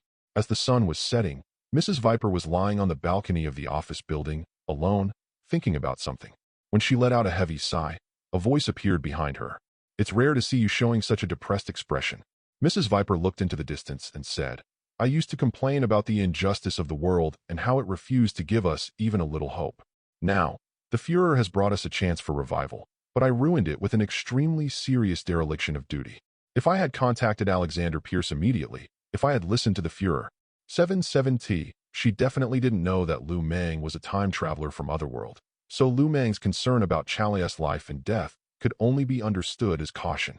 But no matter what, since Liu Mang had given the order in advance, this was a serious dereliction of duty on her part. If the Third Reich still existed, she should have been court-martialed. Alexander Pierce said, "I also think it is a very serious matter to receive an order but forget to execute it. But even so, the Führer still asked us to come and see you." Oh, Mrs. Viper was a little surprised. Having followed Liu Mang for such a long time, she always thought that Liu Mang was a cunning and cold-blooded lawyer. This is the first time that he is considerate of his subordinates. "Really, he asked us to comfort you. Although the original words were just to comfort you a little," Mrs. Viper said. "It seems that he is different from our previous leader.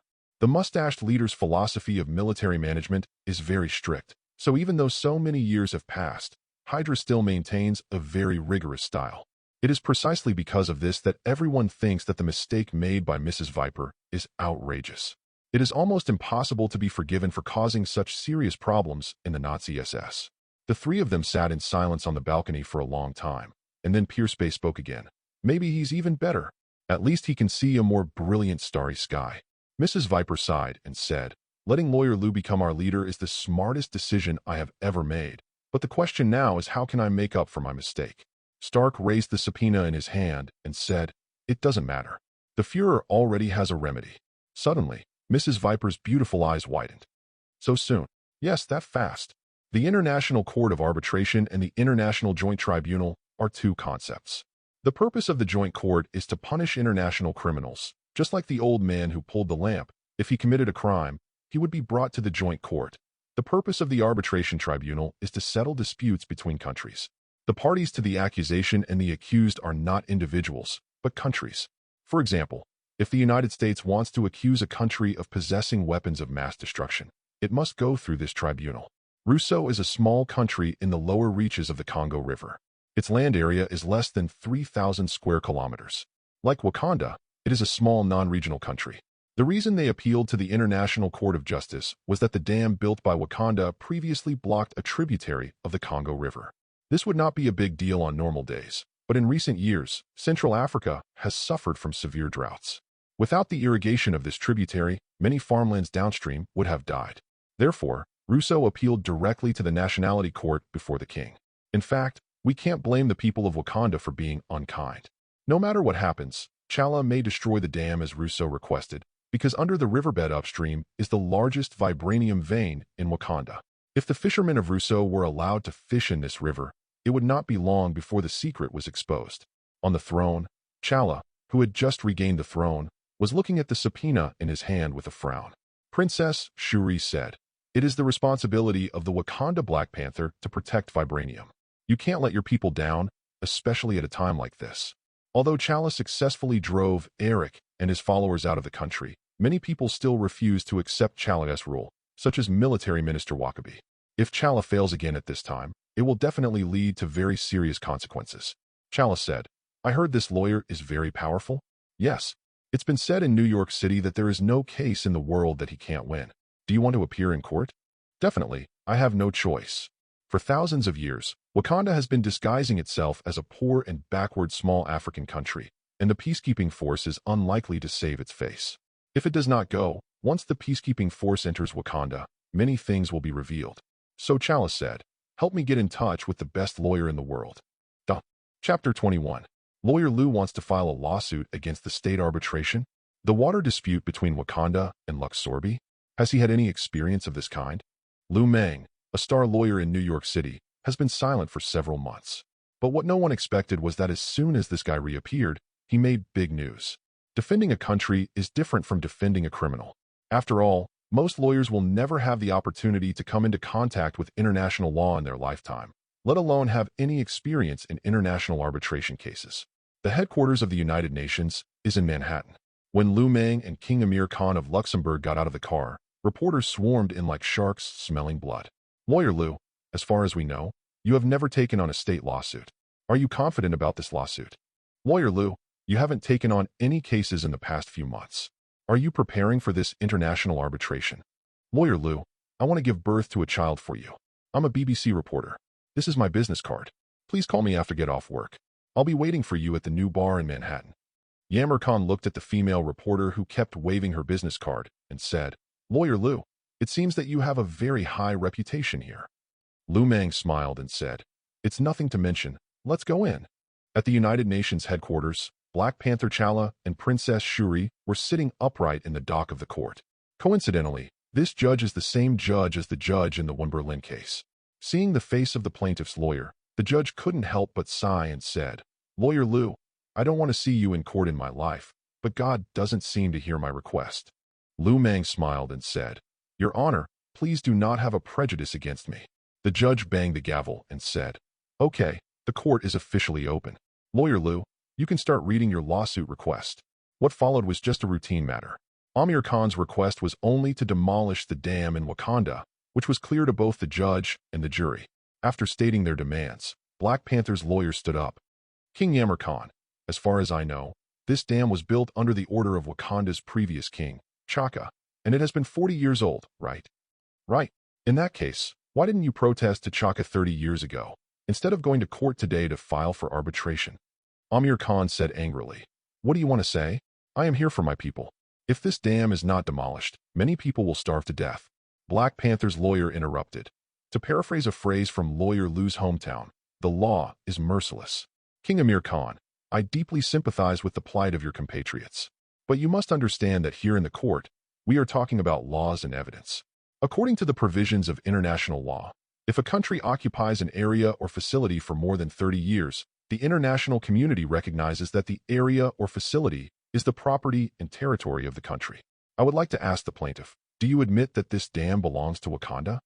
I admit it, but if you admit it, then why do you ask Wakanda to demolish their dam? Do you have the right to ask your neighbors to set fire to their houses? But the water of the Congo River is a natural resource, not their private property. Why not? Wakanda occupied the Congo River tributary for decades, and you did not raise any objection. Now your country is suffering from drought, so you went to the arbitration court to protest. What is the difference between this and pointing to someone else's granary and saying it is yours when you have no food at home? In international law, water and rivers can indeed be considered personal property. After all, water is a scarce resource in many countries, and even Dubai has purchased rivers from many neighboring countries. This is a common practice internationally. The defense lawyer for the defendant looked at Yammer Khan with disdain, as if to say, Why are you, an African country bumpkin who knows nothing about the law, coming to court to sue? The old Yammer Khan was so angry that he almost exploded. At that moment, Liu Mang raised his hand and said, No, this dam was built only last year. What? Is our information wrong? Nonsense. This magnificent dam was already visible on Google Maps 30 years ago. Where did this lawyer come from? Suddenly, there was noise and discussion in the courtroom. How come the dam, which had stood on the Congo River for decades, was built only last year? Liu Mang is well known in the New York judicial circle, but this is an international arbitration court, and most of the people are international. In addition, his rise has only been a matter of 1 or 2 years, so some people don't understand his ability to turn 660 dead people into living people. The famous lawyer Black Panther, invited from Australia, immediately looked at Liu Mang and said, Plaintiff's lawyer, are you really a Columbia University law graduate? You have no say in when the dam was built, not to mention that your client has already admitted that it existed 40 years ago. Liu Mang said, I'll use your words as well. No one can say when the dam was built, even if my client admits it, because everything is based on facts. After saying that, he winked at the mysterious man, who then presented him with a blueprint. Liu Mang looked at Black Panther and said, I remember that this dam collapsed once last year, right? Black Panther said angrily, So what? I have repaired it. Just because I have repaired it, Can you tear it apart and turn it into a new dam? Liu Mang said, No, I think it is not repair, it is reconstruction. So it is a new dam, because I have evidence. Suddenly, the court was in an uproar. Chapter 22. How can this dam be newly built? That's right, this dam has been there for a long time. Lawyer Liu, what do you want to say? Liu Mang held the blueprint and looked at Chalia's lawyer and said, Mr. Lawyer, can I ask you a question? What are the regulations for the same building in modern law? What are the rules for this? If there is no clear legal provision, how should we understand the term same building? You are just being unreasonable. You'll soon know if I'm being unreasonable. After that, Liu Mang turned around, looked at the judge and said, A building should be composed of 3 parts. The first is the ground, that is, its location and foundation. The second is the building structure and facade. The third is the material that constitutes it. May I ask Your Honor, am I right? The judge nodded and said, You are right. So, the question is, if the dam in Wakanda collapses after 40 years, will the materials used to rebuild it be the same as the original ones? Definitely not. This is complete nonsense. Generally, the reason for the collapse of buildings is the aging of materials. If Chalia used the rubble to repair the dam, that would be weird. Liu Mang asked again, Is its structure the same as outside? After that, Liu Mang showed the drawing in his hand. At the top of the drawing was a photo of the 2 dams. This is a photo of the dam I had taken on the Congo River. Without looking at the internal structure, we can clearly identify the difference between the 2 dams from the outside. More importantly, its location. After saying that, Liu Mang continued to flip through the drawings. After careful measurement, we found that the foundations of the 2 dams were offset by 4 meters. In other words, the 2 dams are also located at different locations. Black Panther's lawyer yelled, Nonsense! Are you going to break a dam in 2 just based on this? Liu Mang showed a look of astonishment on his face and then said to the lawyer, Mr. Lawyer, I kidnapped your wife today and then gave a woman a face surgery to look exactly like hers and then sent her back to your home. Do you think she is still your wife? You judge, I object. Lawyer Liu is attacking me personally. I am just making an analogy. Your Excellency, there is no need to panic. Let me ask you another question. Is the site of this dam built on the territory of Wakanda? Asterisk. African tribal states are very different from modern society. On an enlarged, detailed map, the territories of 2 adjacent countries do not necessarily border each other. Because there are a lot of deserts and weathered red sandstones, neither food can be grown nor resources can be provided. So no country will occupy this place. Usually, we call this unowned land a region. The purpose of Wakanda building this dam is to prevent people from discovering the secrets within its territory. So naturally, this large piece of land is built on the region. Seeing that the other lawyer was silent, Liu Mang suddenly became alert as usual. Look, these 2 dams are made of different materials, are located in different locations, and have different structural appearances. Now you tell me that these 2 dams are the same. How is that possible? According to the provisions of international law, Wakanda occupied the area for less than a year, and this dam is definitely not their facility. More importantly, the land on which this dam was built does not belong to Wakanda, but is Terra Nullius. Why should Wakanda regard it as its own property? Like when you're in court with Liu Mang, you'll always run into situations like this. Intuitively, you know he's talking bullshit, but no matter how hard you try, you can't find any logical loopholes. This is why Liu Mang always wins lawsuits. The jury and the defendant's defense attorney were all dumbfounded. How could he break such a living dam into 2? And yet what he said seemed to make sense. Others had never encountered this before, but the judge had long been accustomed to it. So he knocked on the table and said, I think what Lawyer Liu said is valid. This should indeed be called reconstruction, not repair. Defendant's lawyer, do you have anything else to say? Suddenly, Black Panther's lawyer panicked. Is there such a saying? Defendant's lawyer, if you have nothing to say, I will move the trial forward to the part where the plaintiff's lawyer speaks. No, I definitely have something to say. The lawyer turned to Liu Mang and said, Lawyer Liu, you should know that water resources are very important in Africa. Wakanda has occupied this tributary of the Congo River for generations. Now that there is a drought in Rousseau, do you think Wakan has an obligation to distribute water to these people? Rights and obligations have always been 2 different things. If Wakanda distributes water to the kingdom of Luxorbi today, King Chalia's behavior will certainly be appreciated. But even if he does not share water with Luxorbi, we cannot blame him, because this is Wakanda's own property, and they definitely have the right to dispose of it. Liu Mang waved his hand without hesitation and said, Definitely not. I believe this tributary originally had a part of the Rousseau. I hereby not only ask King T'Challa to remove the dam and release the water, but also ask Wakanda to compensate Russo for the property losses it suffered for illegally occupying Russo's water resources for 700 years, a total of $4.2 billion. Suddenly, the scene in the court could no longer be suppressed. Black Panther's lawyer was stunned. After so many years of litigation, he had never seen a colleague who was so good at making up stories and biting back. Chapter 23. Facing Liu Mang's request, T'Challa was the first to object. He slammed the table and said, "According to international practice, that water originally belongs to us. Why do you want us to pay for it?" Liu Mang pointed at T'Challa and said in a louder voice, "Well said, international practice. This is the basis for me to make you pay. Your Honor, is practice equal to legality?" Liu Mang said, "Sometimes, we will deal with the legal dilemmas we face in a way that we are accustomed to. But habit does not mean legality. For example, my wallet was robbed while I was walking on the street today, but considering that there was only 50 yuan in the wallet, I chose not to call the police. The law did not punish the robber for this. But does this mean that the robber had the right to take my wallet? No. For example, I went to a fruit store today to buy something. The apples on the shelf were clearly $5. But when I swiped my card, it became $5.11. I asked the boss why this happened, and he said the price was wrong.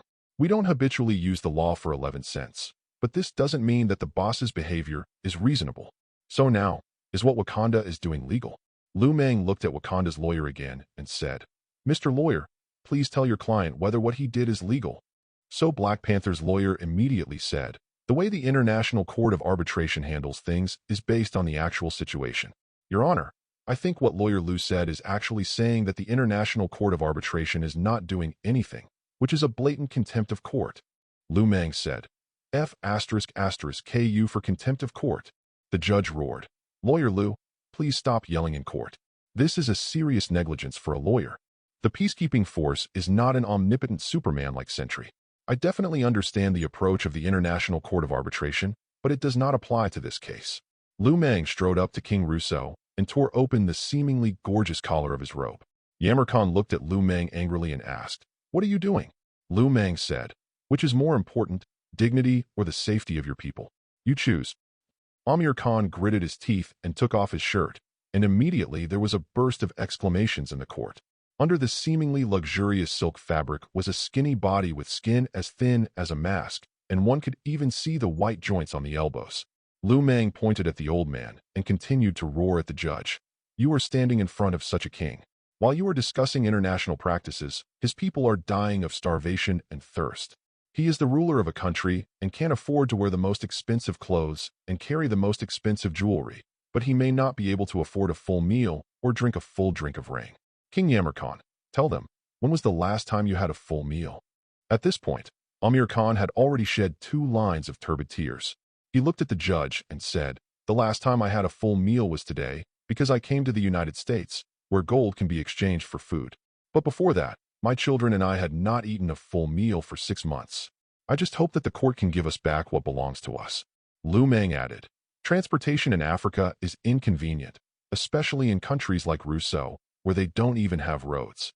And everyone should understand that the transportation of water resources is one of the top issues in international humanitarian affairs. Now, these unfortunate people have encountered a rare early morning. All they need is for the greedy king of Wakanda to demolish a dam for them. Is his request reasonable? Reasonable and legal? Yes, legal. Then why can't the court stand up and do them justice? I understand the difficulties of the International Arbitration Commission. You cannot judge the 5 major powers because the peacekeeping forces cannot defeat the military powers. I understand that your international practice is a last resort, but now you have the opportunity to prevent a disaster that may starve hundreds of thousands of people to death. If the International Court of Justice does not stand up at this time to uphold the dignity of the law and save the innocent, then what is the meaning of this court?" Black Panther's lawyer said again, "Lawyer Liu, you still dare to defy the court. So what if it's contempt of court? If even a case like this can't get a fair trial, then such a court should be despised. Lawyer from Australia, don't you feel ashamed? Do you know that if you win this case, hundreds of thousands of people will die because of it? Do you know how many people in faraway Africa will lose their families because of your lawyer's fees?" The Australian lawyer was frightened by Liu Mang's words. After a long silence, he was the first to raise his hand and said, "Your Honor, I think Wakanda is guilty. Maybe they should demolish the dam." Chapter 24. What did you say? Black Panther T'Challa turned around abruptly and glared at the lawyer he had hired at a huge price. The lawyer said seriously, King T'Challa, as far as I know, Wakanda is not short of water. There are hundreds of thousands of people living under the tributaries of the Congo River. That's hundreds of thousands of lives. You're my lawyer. Not to mention the judge. Even Liu Mang himself was confused. After fighting the lawsuit for such a long time, this was the first time he encountered the other party's lawyer being fooled into changing sides at the last minute. Was it because he had just used too much force? At the moment, more and more people shouted. Insensitive Wakanda, Lawyer Liu is right. Why don't you share some of the water? Russo has hundreds of thousands of people waiting for your help. Would you rather ring up water and wait for it to stink than share it with someone who is dying of thirst? T'Challa was really about to cry. He couldn't possibly tell the reporters and the jury that the riverbed was full of vibranium. If the matter of vibranium is exposed, war will be inevitable, and by then more than hundreds of thousands of people will die in Wakanda. But Liu Mang did not intend to give him time to catch his breath and started his closing statement directly. We have investigated and found that the flow of this tributary is 3.8 million cubic meters. According to the principle of common possession and common development of water resources in international law, Wakanda will owe Russo 1.9 million cubic meters of water every year. That is to say, in the past 700 years, Wakanda owes Russo a total of 130,000 cubic meters of water.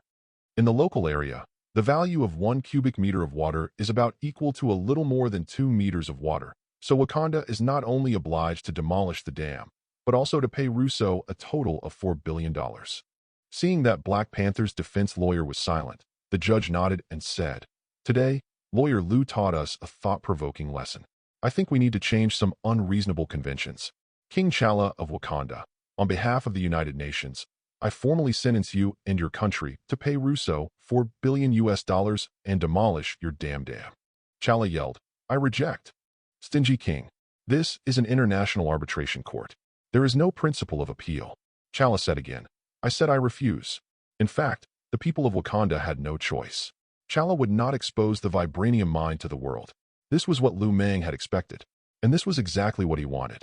Seeing the judge shaking with anger, Liu Mang knew that his goal had been achieved. The judge slammed the table and yelled, Your Majesty T'Challa, can I understand that you are prepared to violently resist the trial of this court? Do you know that in the half-century since the establishment of this court, even the 5 great nations dare not say such words here? Big countries want to save face, and small countries dare not resist. So although the frequency of international arbitration hearings is not high, in peacetime, as long as a judgment is made, most of them can still be enforced. There has never been a king like T'Challa who violently resisted the law in the decades of history of the United Nations. At that moment, T'Challa took Princess Shuri and left angrily without looking back. Suddenly, the court was in an uproar. The United Nations sent peacekeeping forces to forcibly dismantle the Wakanda Dam, but was met with strong resistance from the Wakanda army. A new masterpiece after suing the president to step down.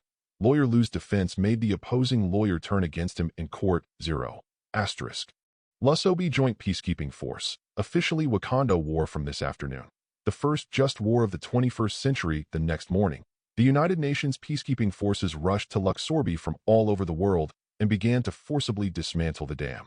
But unexpectedly, the Wakanda army was on the dam and gave the peacekeeping forces a head-on blow. Hundreds of peacekeepers died. All of a sudden, the reporters went crazy. Across the world, the surge in fishing boats was even more severe than the time when the President of the United States stepped down. Putting down the international news newspaper full of condemning articles, Liu Mang looked at Mystique and Mrs. Viper in front of him and said with a smile, It's our turn to perform. Mrs. Viper bowed and said, Prime Minister, this time, I will not let you down. Liu Mang nodded and said, Well done. Yes, sir. After saying that, the two girls walked out of Liu Mang's office. In the Marvel world, Wakanda is a very hidden country. Even S.H.I.E.L.D. thought they were the poorest and most backward country in the world, but that is far from the truth. Wakanda's military strength is very strong. Even if it can't catch up with the 5 major powers, it's probably not far behind. With the strength of the peacekeeping forces and Russo, how could they be a match for Wakanda? However, just as the international community was outraged by Wakanda's violent resistance to the law, something happened that no one expected. Hydra, the remnants of World War II, led by Baron Zemo, actually extended a helping hand to the people of Russo. Yes, these bastards actually came out to maintain world peace. Chapter 25. List has the name of a pianist, but his job is completely unrelated to literary and artistic work, a war correspondent. War correspondents basically go wherever there is a war, but unlike most idealists who are destined to be mediocre, List is very famous in this field. Like Alexander Pierce, List also won the Nobel Peace Prize and was hailed as Hemingway's successor and the most outstanding war correspondent of the new century. The day after the war between Rousseau and Wakanda broke out, he took a military plane and arrived at the lower reaches of the Congo River, which was suffering from drought. But unexpectedly, this place is not full of starving people, and people are not living in misery, because a large group of humanitarian fighters are distributing food and water to the people of Rousseau.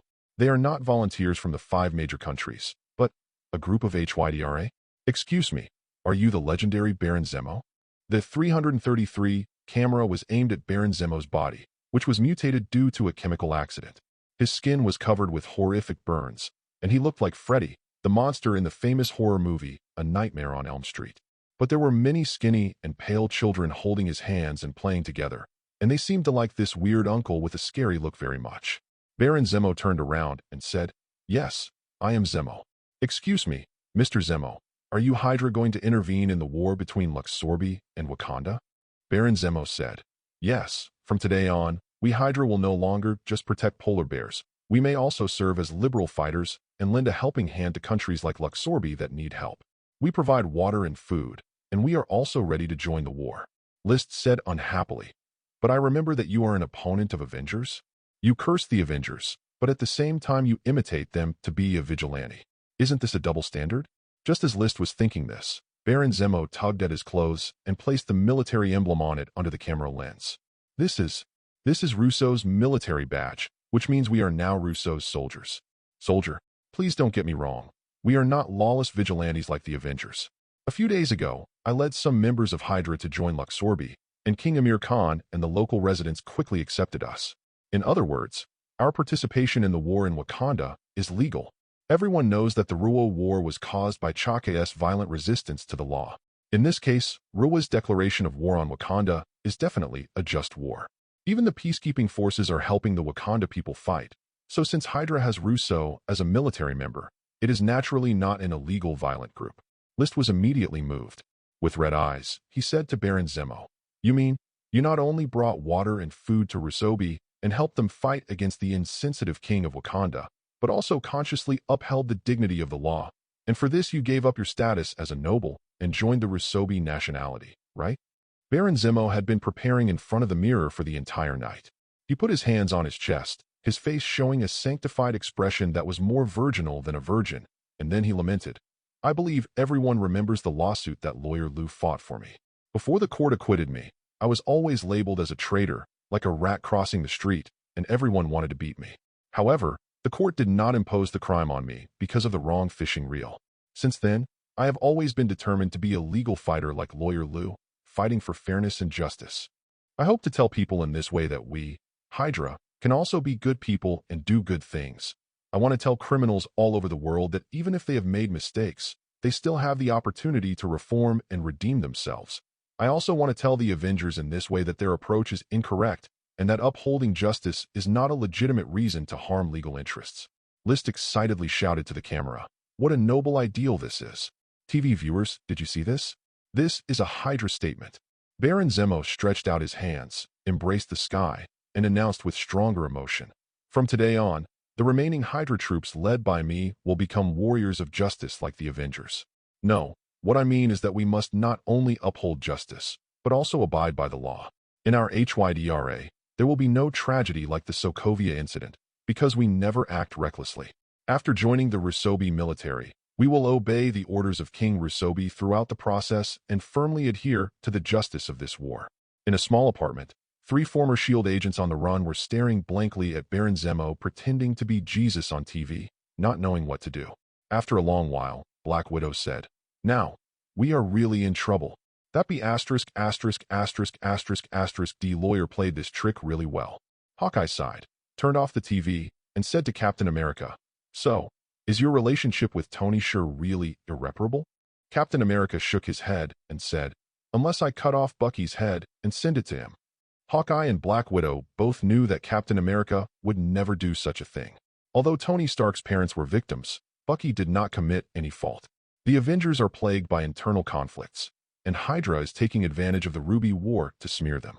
If this continues, I don't know where their future will be. At this point, Captain America looked at the vegetative patient lying on the sofa and said, "The primary issue now is how we can cure Nick Fury's friend. Her terrifying fighting ability will surely bring us some hope." That's right. The woman lying on the sofa is Captain Marvel Carol, and the three of them took a lot of effort to find her. Because of her powerful recovery ability, her hands and feet have grown back, but she has not yet woken up. For this reason, Rogers took her to visit a doctor friend he knew. The conclusion given by the other party is, Carol had been beaten to death by Liu Mang. During the war, she had become brain dead due to excessive blood loss. However, due to the special system of 5.3, the damage to her brain was later restored. What's happening now is that Carol's brain thinks she's dead, so she can't wake up. The doctor's explanation was very abstract, but the three of them understood at least one thing. That is, in order to wake Carol up, they must first awaken her spirit. What is spirit? Captain America and others could not answer this question, so they were at a loss as to what to do. Black Widow said, "Dr. Stephen, Tony Stark's former doctor, said that there is a place called Makataj in Nepal, where there is a magician called Ancient One who may be able to help us." Hawkeye complained, "Come on, have we been reduced to pinning our hopes on necromancers?" Captain America thought for a moment and said, "Dr. Stephen is a very proud man. If he thinks this necromancer is useful, then maybe we should give it a try." Chapter 26. Wakanda is a sparsely populated country, so the number of its conventional troops is naturally small, but due to vibranium technology, Wakanda's army is extremely powerful. But unfortunately, today they encountered the Hydra army, which also possessed advanced technology and was even more powerful. The meteor armor is a replica of the Iron Battle suit. Although it is not as versatile as Tony Stark's Mark 42, its combat effectiveness is also quite good. In addition, the users are all Kree people whose physique is far superior to that of Earthlings. This war has been a one-sided massacre since the beginning. But the strangest thing is that HYDRA doesn't seem to have any intention of taking over the dam. They come and go quickly every time, doing nothing but killing people. After a few days, the attack by the head snake caused the death of thousands of Wakan soldiers. What do thousands of lives mean to Wakanda? You know, the total population of this country is less than 2 million, and the regular military force is only tens of thousands. Such horrific war losses instantly caused complaints from the 5 major tribes of Wakanda. What is T'Challa doing? Not only did he lose the lawsuit, but now he's going to lose the war. What should we do if Lesobi's army really invades Wakanda's territory? The peaceful years are over. We need a strong leader. Inside the military tent, the chiefs of the 3 major tribes were arguing fiercely. Only the Minister of Military Affairs Wakabi was sitting alone at the door, quietly looking at the bodies of the soldiers wrapped in white cloth. His depressed eyes were lifeless, like a stray dog that had lost its home. At that moment, a voice came suddenly along with the warm night breeze of the African grassland. I said, "Your choice is wrong." Wakabi looked up and saw 2 guards being knocked down in an instant, and a man in a black robe walked into the tent. A clan leader asked, "Who are you?" The man in black robe lifted his cloak, revealing a face that they were all very familiar with. It was Eric, who had been missing for a long time. This Eric is definitely Mystique in disguise, but the clan leaders don't know that. Seeing him here after being missing for a long time, Wakabi couldn't help but feel terrified. Everyone knows that he is Eric's diehard fan. "What are you doing here? Why don't you hide?" Eric shouted angrily. "No, I defeated T'Challa fairly in the royal duel. I am the legitimate king in name and in reality. In this case, why should I hide? It should be that despicable usurper who should hide from me." The tribe leader and countless soldiers looked towards Eric, and their faces showed the same horrified look as Wakabi's. "What you up to?" Eric said with great dignity. "I want to lead you to drive out the enemies who invaded my land, and then pull that false king down from my throne." The clan leaders were all silent. They were also involved in the coup that drove Mystique away before, and they were more willing to trust the native T'Challa than an outsider who suddenly appeared. But it is obvious that the situation of the ancestors is that T'Challa is as incompetent as his father. If this continues, not only will the secret of vibranium be protected, but even the entire Wakanda may face collapse. After a long time, one of the tribe leaders finally spoke up. "Why should we trust you? Why don't you believe me? I am a descendant of the royal family of Wakanda, and the legitimate king chosen according to Wakanda's traditions. I can forgive your betrayal because I don't want to see my soldiers bleed because of that idiot's incompetence. I have found the secret base of those Hydra soldiers. Follow me, and I will bring you victory." After saying that, Eric walked towards the place without looking back. At this point, they no longer had any other choice. If they didn't believe Eric, then even if they were sitting here in 403, they could only wait for their troops to be slaughtered by Hydra. All the clan leaders looked at each other, and after a long time, Wakabi stood up and followed Eric with his soldiers. Then came the leader of the Rhino tribe, the third, the fourth. "Lawyer Liu, are you sure that we can get what we want in this way?" In Laswobi's tent, Liu Mang looked at King Amir Khan seriously and said, "Old Amir Khan, my friend, tell me, do you trust me?" Yamir Khan nodded seriously and said, "Definitely. I will always remember who led me to seek justice in the arbitration court." Liu Mang smiled and said, "Then you should listen to my advice. Don't worry, withdraw all your soldiers, and the war will be over. I have talked to you before. This is my lawyer's fee, and it is my only request." Chapter 27.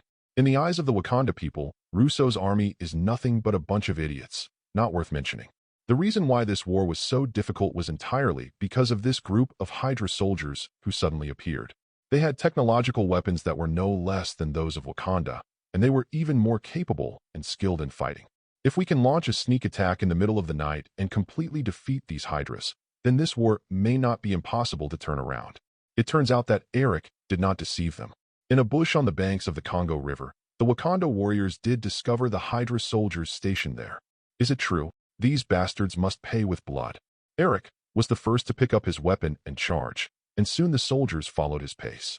Perhaps it was because they were caught off guard, or perhaps it was really the manifestation of the ancestors. Everyone had witnessed the combat power of these Hydras, but today, they were as fragile as paper. Eric rushed to the front, and all the Hydra fled when they saw him. "Ah, he is so amazing. He is simply born to be human. Devil, he is the devil. No, my legs, my hands, he used some magic. My gums are bleeding my gums are bleeding." Any Hydra that came within 3 meters of Mystique fell to the ground and then ran away. However, the battle of the other Wakanda troops was much harder, and the sound of fighting lasted from midnight to dawn. Mystique, covered in blood, finally climbed up the hill. The light of dawn illuminated Eric's steel-cast muscles. At that moment, the people of Wakanda seemed to see the return of their sacred ancestors behind Mystique. "Tell me, my people, my companions, who led you to defeat the foreign invaders?" It's Eric. Wakabi, who was already dissatisfied with Chala, was the first to stand up, raised his fist and shouted. Not long after, the chiefs of several other tribes and countless soldiers also roared. Everyone called Eric's name with excitement. "Tell me, who is the victor of the sacred duel, and who is the true and rightful king of Wakanda?" It's Eric. For soldiers, nothing is more exciting than victory. After being suppressed by Hydra for so long, they finally seized the opportunity and drove these outsiders out of their land. Under the morning light, every blood-soaked Wakanda soldier was panting rapidly, and the boiling blood flowing in their veins made them unable to calm down for a long time. Eric shouted again, "Why were our people slaughtered by these outsiders? It's because you chose a false king, a usurper. Follow the traditions of our ancestors. Under the leadership of the true king, we will be invincible. We will be invincible. Now that false king is still sitting on my throne, tell me, my soldiers, what should you do? Pull him down." Like his father, Tekafon is an incompetent pseudo-lord. He is not worthy of ruling Wakan. Eric is the king chosen by our ancestors. Go pull Chaka down from the throne. After that, the soldiers lifted Eric up and rushed towards the palace in a mighty procession. On a nearby mound, Liu Mang put down the telescope in his hand, raised his eyebrows and asked Strack, "Do you like the sun?" These Kree people who participated in the war were all trained by Strucker himself. When he saw Liu Mang's eyes, he immediately broke into a sweat and said, "I'm sorry, I didn't expect that these Kree people's acting skills would be so bad." Forget it. No matter what, the ending is always good.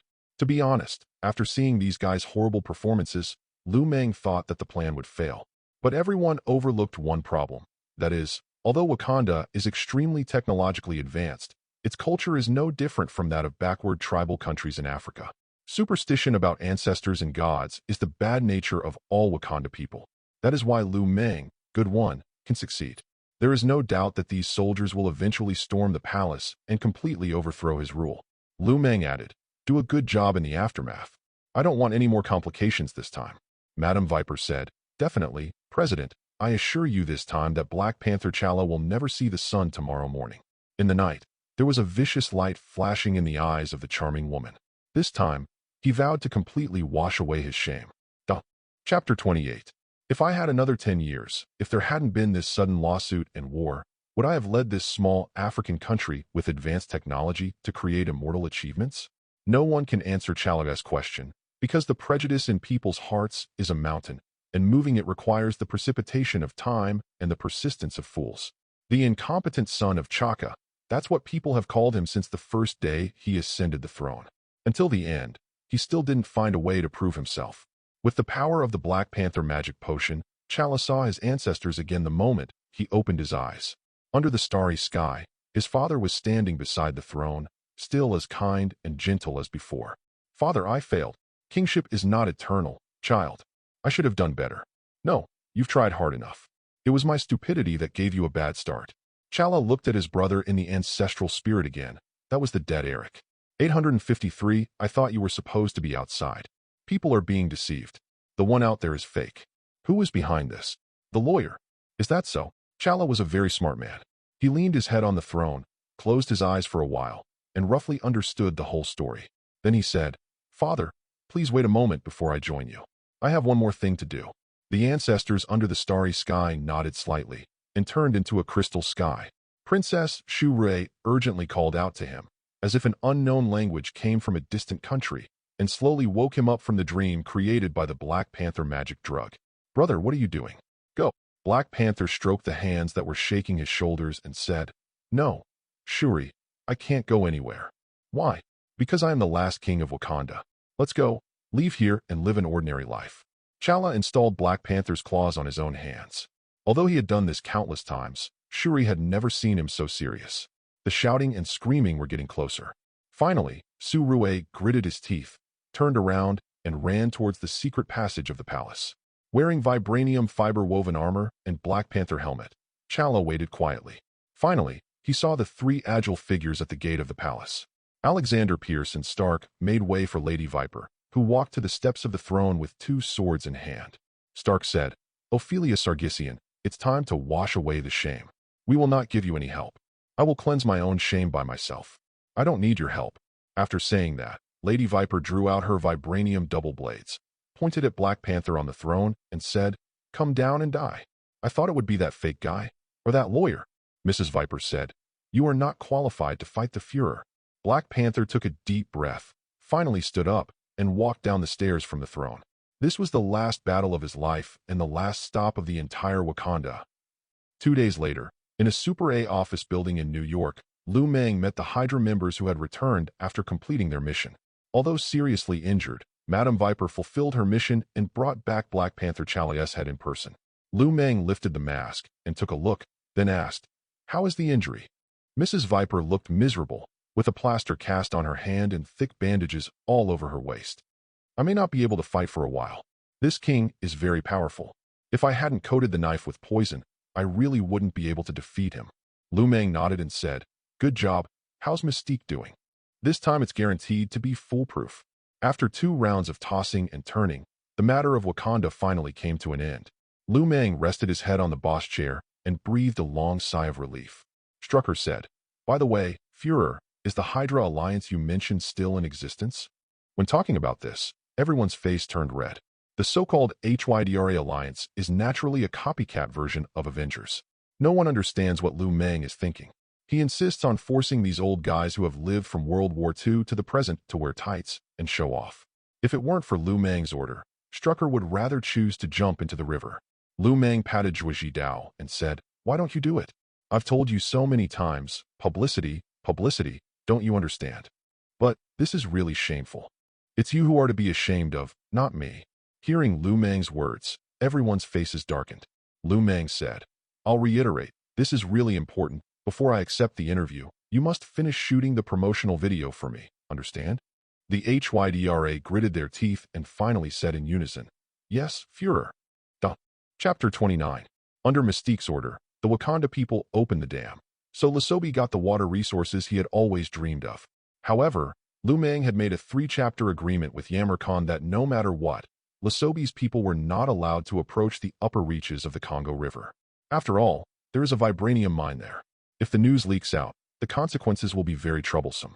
When the news reached New York, The reporters who had been silent for less than 2 days could no longer sit still. In order to avoid being lazy, Liu Mang simply sent Baron Zemo to the TV station to accept the interview on his behalf. With the help of this platform, Zemo announced the magical organization of HYDRA Alliance and its specific members to the world. Liu Mang is worthy of being a citizen of the Celestial Empire, and he has carried the spirit of the mountain copycat to the extreme. Do you have a Black Widow at home? We have a Black Mamba, Ophelia. You have Iron Man? We have Strucker. You have Falcon? We have Vulture. You have the Captain of the United States? We have the Captain of HYDRA, none other than Baron Zemo himself. After Baron Zemo played the promotional video that almost made Strucker jump into the river, the host's face became as gloomy as a person who had been constipated for a week. Mr. Zemo, aren't you afraid that the Avengers will sue you for copyright infringement? Baron Zemo imitated Liu Mang's expression and said, do they have a registered trademark? Do they have a record with the Industrial and Commercial Administration? If the Avengers are really dissatisfied, they can go to my lawyer. Everyone in the world knows that Baron Zemo's lawyer is Liu Mang. Hearing this name, the reporter couldn't help sweating. After all, in today's New York, no one wants to be associated with this lawyer who will sue others to death when he is unhappy. So he wisely changed the subject. Mr. Zemo, I remember you said that vigilantes like the Avengers are not worth promoting. Zemo nodded and said, yes, so we will be more involved in legal actions such as supporting the Russo War. The reporter pointed to the photo on the monitor and said, Mr. Zemo, if I'm not mistaken, this girl in a tights with her face covered is Hydra's Lady Viper, right? I have no comment on this. This is not something that can be resolved by simply saying no comment. After all, both Madame Viper and Strucker are real war criminals who committed heinous crimes during World War II. Less than 5 minutes after the photos of these people appeared on TV, Alexander Pierce received a call from a senior government official and went to a conference room at the Department of Homeland Security. Here he met with the Minister of Defense, the Minister of Intelligence, and Roscoe. These daring guys, do they think that they can appear in front of the public openly just because they have done good things in Africa? Alexander Pierce, you must immediately organize SHIELD agents to capture these people. Within 2 days, we will see the results. This was expected. Alexander Pierce took a deep breath and then said what he had prepared. Please allow me to refuse. What did you say? I said I refuse. General Ross was the first to object. Alexander Pierce, do you know what you are saying? As a law enforcement officer, are you going to turn a blind eye to criminals like Madame Viper and Stark? Alexander Pierce said, I have invited someone to discuss this matter with me who I think can better explain my ideas. After saying that, Alexander Pierce looked towards the door and saw a man in a suit walking into the meeting room, embraced by 2 agents. General Ross said unhappily, this is a high-level government meeting, not a court. We don't need lawyers. Liu Mang said, please be patient, everyone. The reason I am here is not to send anyone to prison or to help anyone get out of prison, but to represent my good friend Mr. Alexander Pierce to express our opinions to everyone. It's a bit inappropriate for a lawyer to appear here, but since he's here, everyone doesn't mind listening to his opinions. So the Minister of Defense said, Lawyer Liu, I'll give you 5 minutes. Liu Mang nodded and said, in fact, this Hydra alliance was initiated by me and my former client Mr. Zemo. I am a judicial worker, so my understanding is that the existence of judicial organs is not to retaliate against criminals. Since HYDRA is willing to reform, why can't we give them a chance? Request flowers. General Ross said angrily. Opportunity. This is an opportunity to whitewash. Their appearance in public is damaging the interests of the law. If we condone the existence of these guys, when they have a certain influence, it will be difficult to punish them. Yes, that's what Liu Mang is for. In the past, the government wanted to skin the Avengers alive, but they could only turn a blind eye to them. If it weren't for Tony Stark's suicide and the Sokovia incident, I'm afraid these people would have no way to deal with the Avengers now. After all, the Avengers' influence is too great. It is difficult to achieve anything by hiding underground forever. If you want to expand the scale of HYDRA, seeking legal status is the first priority. Liu Mang retorted. May I ask General Ross, why did the Hydra Alliance harm the legal interests? General Ross said, their name is HYDRA, and there are war criminals among them. War criminal? Are you talking about that? Liu Mang showed the photo of the Black Mamba and said, I didn't see any Lady Viper. I only saw a sexy masked lady. You are lying with your eyes open. Liu Mang looked at the people in the conference room and said, don't you understand? Obviously, these Hydra want to start a new life. For the sake of everyone present, they covered their own faces. As long as this mask is not taken off, It will give everyone enough steps to step down. If you want to tear off this mask with your own hands, Hydra is still Hydra. May I ask you, do you want more good people in the world, or more remnants of World War II that you have been unable to deal with for so many years? Asterisk. To be honest, this is a very difficult choice. If everyone pretends not to see it, it is equivalent to giving Hydra a legal identity and space to operate. God knows whether they have really reformed. If their influence and power grow and they bite back, we will be in big trouble. But if Liu Mang's proposal is rejected, Hydra may become the Hydra of the past. After all, over the years, everyone has been worried about these destructive remnants of World War II. The Minister of Defense took a deep breath and said, "As usual, let's vote." Chapter 30. Ask officials what they fear most. The answer is chaos. Hydra has existed for more than half a century and has always been a major concern for the United States government. If there is a way to prevent Hydra from causing trouble, these officials would be very grateful. What's more, Hydra is now trying to whitewash itself. With the example of the Sinister Six and Russo's heroic act of helping the peacekeeping forces, most people in the meeting soon raised their hands to express their approval. At the beginning, Hydra did not understand Liu Mang's intention. They just occasionally helped the peacekeeping forces or went to Africa to distribute water and food. Until one day, Mrs. Viper received a letter from 273, which was a job application letter. God, Hydra has existed for half a century, and this is the first time she has received something like this. Immediately, the entire Hydra executives came running over. So we have new blood. Most of Hydra's members are remnants of World War II, or descendants of remnants. Since the fall of the Third Reich, Hydra's members have become fewer and fewer, and today they are basically in a state of one less member dying. The last time a new member joined was more than 20 years ago. How could this group of people not be excited? Liu Mang said, "What's the big deal?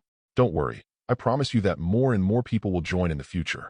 Do a good job of ideological education for me. Don't let there be a scumbag or a spy. Don't worry, Führer. We will proceed with caution. I can't wait to meet the interviewee. Let me see what her name is. Sky? She's only 19 years old." Poof. All the tea that Liu Mang had just drunk came out. "What did you say her name was?" Mrs. Viper was surprised and asked Sky, "Show me the pictures." Mrs. Viper gave the sight to Liu Mang, who saw a pretty face of an Asian girl on it, and immediately couldn't sit still. That's right. This girl is none other than the future third-generation SHIELD director, the super hacker of the Airbus team, Vibe Sky. According to the plot, this guy should be living in a trailer now and looking for a job. Liu Mang immediately said, "Call her over to me right now." Vibe Sky is not very powerful in Marvel, but she is a talented programmer. Liu Mang does not have such a talent yet, so he is not going to let her go. That afternoon, Sky became a glorious member of the Hydra Alliance and was taken away by Lady Viper for ideological education. In addition, the appearance of Vibe Girl also sounded the alarm for Liu Mang. From the plot point of view, Vibe's debut is after Captain America 2. This woman has already started to show up, which means that the Infinity War is very near.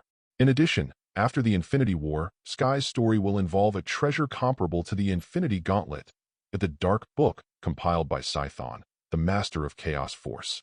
Mang's scalp tingled when he thought of the long string of plots that followed. Marvel Earth is too dangerous. There are so many godfathers and multi-universes everywhere. Even super scions can't get away. System, I haven't received the reward for my last lawsuit, right? Congratulations to the host for completing the A+ level lawsuit and helping Laswobi obtain water. You can choose one of 3 rewards. Please choose 0. 1. 1 resurrection coin. 2. Death God Zanpakuto Awakening. 3. Super Kettle. The name of the resurrection coin means that it can give you an extra life, which is a good thing. The super divine water can double the strength, which cannot fundamentally change the combat effectiveness, but its effect is very suitable for physical fighters like Liu Mang. As for the Zanpakuto, it's a bit of a gamble as to what it can awaken. After thinking about it for a while, Liu Mang gritted his teeth and said, "Forget it. Life is a rare opportunity. Give me the Death God Zanpakuto." Congratulations, host. Awakening Twin Zanpakuto, Wind Death, and Thunder Burial. Is there a Zanpakuto in Death God? Zanpakuto is the embodiment of one's soul. There is no second Liu Mang in the world, and definitely no 2 Zanpakuto are the same. When you call out their names, the Zanpakuto will be released. You can check the specific ability host yourself. Wind Death. The punching speed is doubled and can cause large-scale wind blade slashes to enemies in range. Thunder Burial 1. Punch power is doubled, can penetrate enemy defense. 0.6 causes direct damage to the main body. Under normal circumstances, the Death God is definitely no match for the Scions. But there are also freaks like Yamamoto Jinryusai Shigekuni, whose Bankai can directly evaporate an entire world. We can only try it out to find out what the specific situation is. Liu Mang read out the name of the Zanpakuto, and suddenly, a beam of light shot straight into the sky, blasting the roof of the office building into stone powder. A Hydra rushed in and saw Liu Mang still sitting intact in the ruins. But he had a pair of boxing gloves in his hands, like a wolf's head flashing with thunder and like an eagle's claws swirling with gusts of wind. Chapter 31. The Zanpakuto, after being released, is not necessarily a sword. This pair of gloves can not only greatly increase Liu Mang's attack ability, but also cause damage to mysterious things in the spirit state, which really kills two birds with one stone. At the same time, the star armor has also been upgraded to the 3rd generation. The diluted Black Panther magic drug was injected into some Hydra members. Madame Viper and Strucker integrated these 40 people into a new combat force that joined the Hydra Alliance. In a very short period of time, Liu Mang's power experienced explosive growth. At the same time, in a dark basement in New York City, a strange figure covered in black slowly opened his eyes. He sat up from the operating table, and the remnants of Hand and Jean retreated one after another. In fact, Apocalypse's resurrection operation was only half done. At the moment when these people just awakened his cerebral cortex, the remaining half of his body grew a lower body at an extremely fast speed. When the god mutant from ancient Egypt walked down from the operating table, a cloud of yellow sand swept over his whole body, turning into armor and clothes. As the only surviving senior member of the Hand, Exion boldly said, "I created you. You must obey my orders." Apocalypse glanced at him, and Exion's body began to melt, turning into bursts of yellow sand that kept drifting away. No, it shouldn't be like this. I created you. I am your father. You have to help us defeat that B************* D lawyer. You. In just 2 breaths, the letter turned into dust on the ground. Apocalypse took a step forward, and the next second, he appeared in New Jersey, thousands of kilometers away. This was a tidy office with countless classics on the bookshelves. Apocalypse took a book from the shelf and flipped through it. Not long after, he saw the old man in the wheelchair coming in from the main door. Professor X's pupils suddenly dilated, and just as he was about to shout, the world suddenly turned black and white. Charles was horrified to find that he could neither move nor shout, but no one could hear him. At the moment, Apocalypse spoke. "Don't waste your energy. This office is already in another time and space. Charles, I remember I once told you. I have lived in this world for thousands of years just to wait for you to be born." Apocalypse is the first mutant in the world and can devour the abilities of other mutants for his own use. Jehovah, the Sun God, Jesus, these awe-inspiring names of God are just the names he has used before. Over a long period of time, Apocalypse devoured countless mutants and possessed 90% of the mutant abilities in the world. But even so, he had never seen a mutant like Charles. Charles's spirit can leave his body and reach every corner of the world at will, regardless of the limitations of time and space. If he has this ability, coupled with Apocalypse's extremely terrifying spiritual power, he will truly become the master of everything. In fact, the reason why he was defeated was because he was too impatient. While he was devouring Charles, he was also facing the joint attack of X-Men and Mutant Brotherhood. Charles shook his head and said, "You shouldn't be alive. That's right. When you get to hell, please thank that ignorant mortal for me." After saying that, Apocalypse grabbed Charles's head, and a stone platform slowly rose in the office of Mutant School. That night, Sheen opened the door of the principal's office as usual and asked Charles, who had difficulty walking, to deliver food. But here, she did not see Charles. There was only a familiar and terrifying corpse lying quietly on the stone platform in the office. That was the shell left behind by Apocalypse after he devoured the souls of others for 77. No, the plate fell to the ground. Sheen, who was experienced in this scene, screamed and immediately ran out the door. Soon, all the X-Men gathered. Cyclops checked Apocalypse's body and said, "It seems that we must prepare for the worst." Beast said, "He ate Charles. Is the professor dead?" Cyclops shook his head and said, "I know everyone is sad about the professor's death, but now, we must prepare for the worst. If Apocalypse really devours Charles, then I'm afraid we will be facing a monster that is almost omnipotent. Do we have a chance of winning?" Cyclops shook his head and said, "I'm afraid we need help. Send someone to contact the Avengers." "But the Avengers have disbanded," Cyclops said. "Then let them regroup." Chapter 32. In the era when Apocalypse lived, mutants with supernatural powers were called gods or magicians, and they were the masters of the world. So after being resurrected from the pyramids, the first thing Apocalypse did was to destroy human civilization and turn the world into what he remembered. Although once defeated by the X-Men and the Mutant Brotherhood, today, Apocalypse no longer fears any enemy. On this day, Liu Mang was handling a business dispute as usual. When the plaintiff saw Liu Mang's face, his face turned green. He immediately gave up his right to appeal and chose to settle the case in court. As expected of the United States chief lawyer, as expected of the United States chief noodle. Coming down from the court, the boss of the listed company who had thought he was doomed to lose the case was shaking with excitement. After Mystique went to Wakanda to become the king, Lady Viper took over as Liu Mang's new secretary. She handed a bill to the boss and said, "According to our litigation agreement, I hope that 12% of your company's shares can be transferred to my boss tomorrow. Otherwise, definitely. Please rest assured, Lawyer Liu, I will go and handle the equity transfer procedures for you right away. I will go right away." After saying that, the boss got into the car in a hurry and rushed to the nearest stock exchange. Are you kidding me? If you dare to deny Liu Mang's debt, you will be sued many times and your family will be ruined. After the boss left, Mrs. Viper said, "Boss, it's getting easier to win lawsuits recently." Liu Mang nodded helplessly. This was actually the last thing he wanted to see. After all, difficult lawsuits were a means to gain system rewards. At that moment, there was a sudden noise on the street outside the court, and before Liu Mang could react, there was a loud explosion. Bathed in clouds of fire, two strange men covered in blue and black appeared at the end of the street and walked towards them. Suddenly, Liu Mang was stunned. Apocalypse? But why are there two? The Apocalypse era is a very early plot of the Marvel Universe. At that time, Charles and Magneto were still very young. When Erica died, she revealed to Liu Mang that she would dig the dragon bone and dig up the body of Apocalypse. But Liu Mang did not attract much attention at that time. The two Apocalypses emitted blazing rays from their hands. Wherever the light reached, buildings were cut open, houses collapsed, and screams and explosions were heard. Led by Tony Stark, the Hulk and War Machine rushed along the long street and quickly turned the two buildings into pieces. Avengers hail! It's Tony Stark. Liu Mang couldn't help but frown. According to Marvel's battle power classification, Apocalypse is a genuine level godfather, half a level stronger than Thanos, the father of the gods. How could he be killed by the Hulk and Tony Stark? Just when he was beginning to have doubts, something strange happened.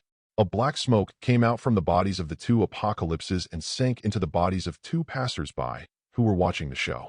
In an instant, they gradually turned into open bodies. No, before Tony Stark could react, the newly born Apocalypse reached out his hand to him. Boom!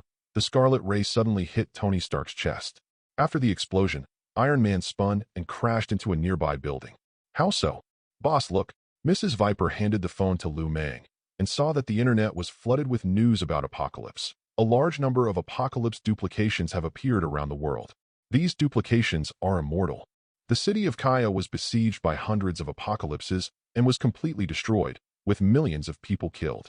Apocalypse appears in the rebuilt Sokovia. Seeing these news, the bonded Liu Mang couldn't help but open his mouth and shouted, "Why did things turn out like this?" There is only one answer. That is, Apocalypse realized her dream and successfully devoured Professor X Charles. The process of Apocalypse devouring a person is to abandon the previous body and transfer all of his soul and X genes to another body. At the same time, he will devour all of the host's energy and spirit.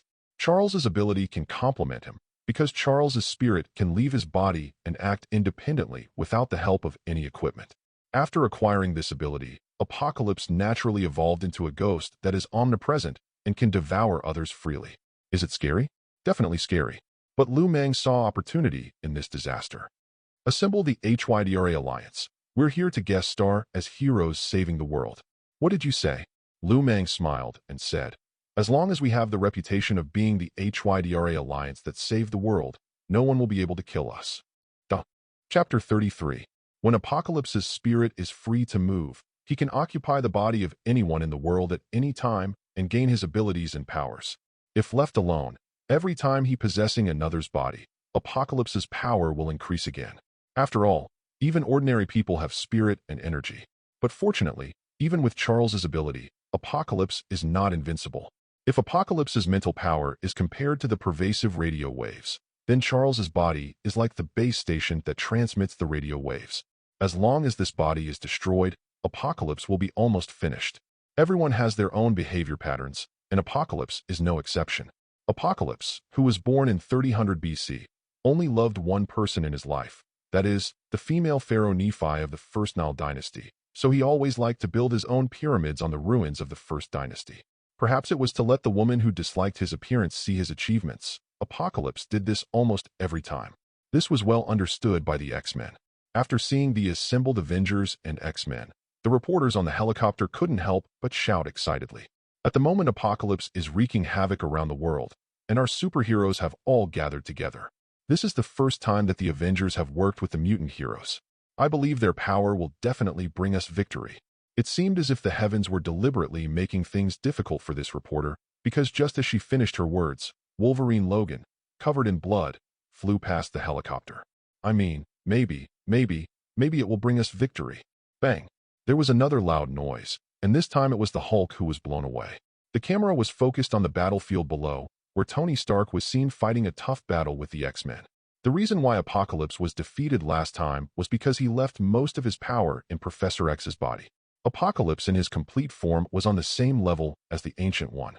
Ordinary Avengers couldn't even beat the Purple Potato Spirit, let alone fight Apocalypse in a group. There is only one way to solve Apocalypse, that is, 2 Omega-level mutants Jean or Cyclops from X-Men go berserk. Omega-level mutants are very special in the Marvel world. Sometimes, they can even be stronger than level single universe. For example, Scarlet Witch under Liu Mang. In the distant future, Scarlet Witch, whose ability went out of control, said that there were no more mutants. The mutants in the world were basically wiped out by her, and her power was comparable to the snap of the Infinity Gauntlet. Note, although not as strong, Scarlet Witch's Chaos Force is multi-universe level like the Infinity Gauntlet. However, the Omega level only evaluates the energy level, not the combat effectiveness. Most Omega mutants cannot fully use their abilities throughout their lives. For example, if all of Storm's energy is released, theoretically, she can blow the Earth away with one blow, but Storm has never done it.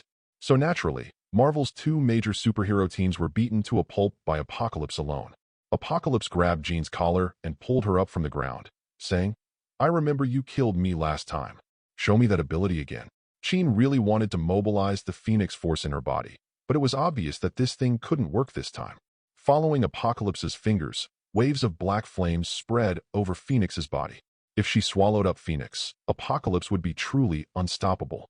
At the moment, a laser cannon fired and broke Apocalypse's wrist. The fallen superheroes looked up and saw countless Iron Men spurting out air waves cutting through the sky and landing on the open space in front of the pyramids. The HYDRA logo is printed on their chests, and they are the Star Troops equipped with vibranium armor. The reporters shouted excitedly. At this moment, the leader, Straker, took out a piece of paper and said to Apocalypse, "This is the peacekeeping arrest warrant we applied to the United Nations as a soldier of Rousseau. Mr. Apocalypse, you are under arrest." "What arrest warrant?" "Mr. Apocalypse, your actions have caused a large number of civilian casualties and seriously violated the public safety law, the personal property protection law." That law? In short, we Hydra are here to enforce justice. Stark took out the speech prepared by Liu Mang for him, stuttered a few sentences, and then threw it on the ground and pounced on Apocalypse. The 3rd generation of Star Wars armor was developed with vibranium as the main material, and on this basis, it also integrated Wakanda technology, Kree technology, and Xander technology. Although its functions are not as diverse as Tony Stark's Mark 45 armor, its combat effectiveness is no less than the latest model of steel battlesuit. The most important thing is that Hydra has enough people. Imagine if 40 or 50 Tony Starks fought together. How spectacular would the scene be? Not to mention, there were more than 20 supervillains among these people. In an instant, Apocalypse was at a disadvantage. But just when everyone thought that Hydra had already secured victory, Apocalypse, covered in blood, suddenly opened her mouth wide. At this moment, all the Apocalypse duplications that were wreaking havoc around the world fell down, and countless black smoke came from all directions and flowed into the mouth of Apocalypse. The black flames on Apocalypse's body became increasingly darker and finally transformed into a pitch-black sun. Power. This is the power I have always dreamed of. As soon as Apocalypse stretched out her hand, the black smoke turned into a huge wave, swallowing up everything in sight. When everything was over, the entire pyramids were razed to the ground. Huge amounts of holes appeared on the flat Nile Delta, hundreds of meters wide and bottomless. Tony Stark sat on the ground and murmured, "Can we possibly contend with such a great power?" Seeing Apocalypse walking towards the Hydra members who were blown to the ground, everyone couldn't help but feel despair. At the moment, a man in tights fell from the sky and stood in front of Apocalypse. Seeing this man, Stark, who had just been screaming, couldn't help but burst into laughter. His eyes seemed to say, "You have come to this day too." The man in the tights said, "Stark, if you dare to laugh again, I will shoot you into the sun." Apocalypse looked at the man and asked, "Who are you?" The man in the tights clenched his fist and said, "I am the leader of the Hydra Alliance, the Führer." Chapter 34. The Sovereign? Is there such a superhero? In front of the TV, anxious people couldn't help but start talking about it. At the moment, a contour comparison picture was posted online. At this time, the whole world is paying attention to the Apocalypse incident. Because everyone knew that Liu Mang was good friends with Baron Zemo, and because when he was in Neon, Liu Mang once blew up a port with one punch in public, he was soon exposed. Is it Lawyer Liu? How is this possible? Lawyer Liu is not prosecuting. He is going to be a superhero. Such muscles, such a body. Lawyer Liu, I want to give birth to a baby for you. Liu Mang's litigation skills are as well known throughout the United States as his bad temper. So much so that most of the time, people ignore the fact that he is also a super strong man. As for why he wears a hood and a tights, it is to maintain the face of the country's officials. But this does not prevent people from knowing this lawyer who has won countless great cases in New York. Humanist fighter, apostle of justice and rule of law, countless titles were given to Liu Mang at one time. But at the moment, he himself didn't know about it. Apocalypse is a character in Marvel with all attributes exceeding level 7. After concentrating the spirits and energies scattered around the world, Apocalypse is no longer a level godfather in the traditional sense. P.S. My attribute table is really copied from the official one, so don't ask me why Apocalypse is stronger than Thanos, because he is originally stronger than Thanos. But even so, he couldn't possibly contend with otherworld bugs like the Super Scion. The black smoke turned into a claw that covered the sky, pushing down the entire Nile Delta. In the rolling waves, a spot of golden light was shining in the wind. Just as everyone held their breath, the black smoke suddenly dissipated, and Apocalypse's tattered body turned into a cannonball and flew straight into the sky. Behind him, the blonde and blue-eyed man in tights was following him. Is this really Lawyer Liu? It's so fierce. Come on, Lawyer Liu. No. I mean, come on. Prince Head, beat that B*************** D mutant. Not only the audience, but even the Avengers and X-Men were stunned by the power of Liu Mang's punch. Apocalypse's attack almost turned the entire Delta upside down, but Liu Mang's punch was even more powerful. The wind from his fist alone blew away the mighty claw. Suddenly, the Avengers and the X-Men remembered a person who had been missing for a long time, a Sentry. Cyclops murmured, "In terms of physical strength alone, he is really as strong as Sentry. My God, a monster like this is a lawyer on weekdays." Beast also said, "I have taught at mutant school for so many years. Have lawyers in New York City become so scary?" Tony Stark shrugged helplessly and said, "Believe me, he is more powerful in court than on the battlefield." At that moment, Liu Mang appeared above Apocalypse's head. He raised his fists high, then swung them down suddenly, hitting the open body. The terrifying force whipped up a strong wind and blew huge amounts of holes in the thick clouds. Apocalypse's body fell to the ground like a meteor. After the strong earthquake, Apocalypse's body was completely turned into ashes, leaving only a huge face made of black smoke. Request flowers 00. No one can defeat me. I have obtained Charles's ability. Even if I lose my body, my spirit is invincible.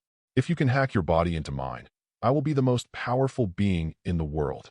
Amidst the deafening roar, Apocalypse's blue-black mental power transformed into a giant mouth with sharp teeth, biting towards Liu Mang in the sky, intending to devour him completely. Not susceptible to physical damage. Logically speaking, Apocalypse should have died long ago after taking a punch from a Super Scion. But after devouring countless civilians, Apocalypse has become so powerful that it can exist independently with its spirit and energy. Spirits are immune to physical damage, so Apocalypse was able to survive Liu Mang's fist. It would be very easy to find a new body to accommodate his power and X gene. But after seeing the man in front of him with a burning golden aura, Wei Chi could no longer care about anything else. There was a voice in his heart shouting madly, "Devour him, devour him." Eat him, and you will be the strongest being. In the past, Liu Mang really had no means to deal with this kind of spiritual body, but now he has a Zanpakuto.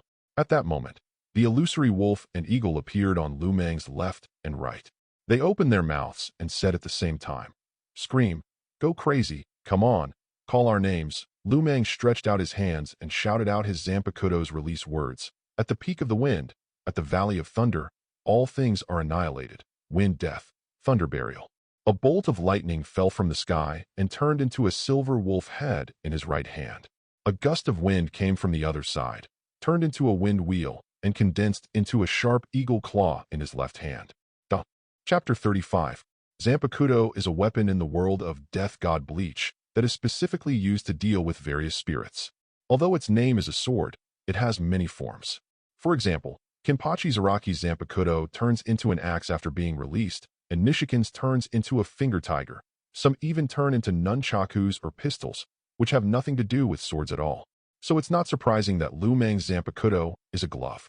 Any Zanpakuto has a very strong inhibitory effect on pure spiritual bodies. It can be said that if Apocalypse had a body, it would be better. Using the soul state to hit the Zanpakuto head-on is really seeking death. Liu Mang raised the wolf head in his right hand, and the Scion aura suddenly burst out, and he rushed towards the oncoming Apocalypse. Any superhero present could swear that they would remember that punch forever. The wolf head, in a state of soul, crashed into the ground. At that moment, the whole world suffered a terrible earthquake.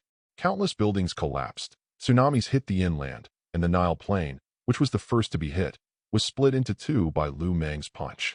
One of them drifted towards Wangyang, forming countless islands. When Tony Stark woke up from the hospital bed, the TV in the room was playing news about the Apocalypse incident. According to relevant news reports, the punch from the Sovereign caused the entire Earth's orbit to deviate by 0.4 meters. But no matter what, with the heroic fight of the HYDRA Alliance, we did defeat Apocalypse and made this crisis invisible. As for whether the president is a well-known New York lawyer, we don't know yet. The Black Mamba of the HYDRA Alliance will hold a formal press conference this afternoon to announce the answer to us.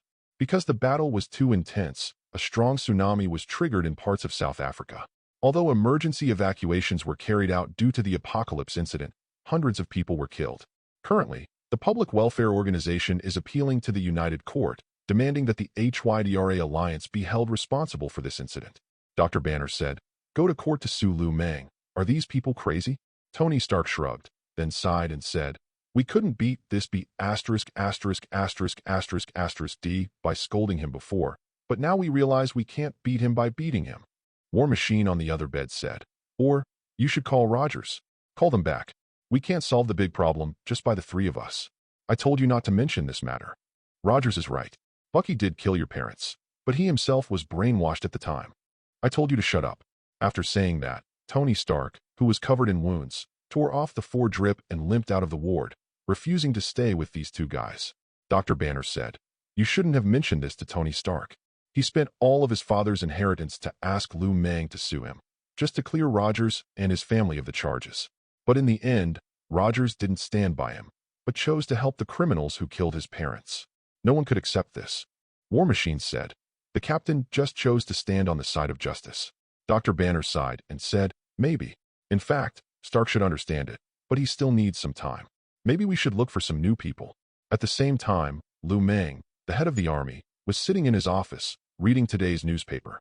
Because of its outstanding performance in the Apocalypse incident, many media regarded Hydra as the successor after the dissolution of the Avengers alliance and did not hesitate to praise HYDRA. This is exactly what Liu wanted to see.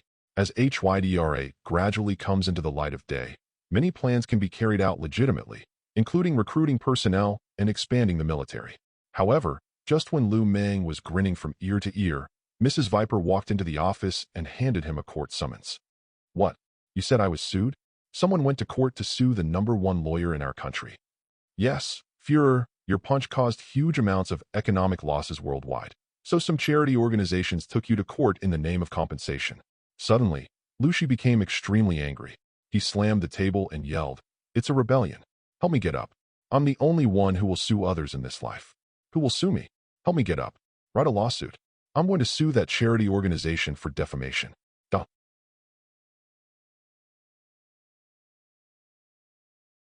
If you're enjoying the story so far and want to hear the next parts, don't forget to like the video.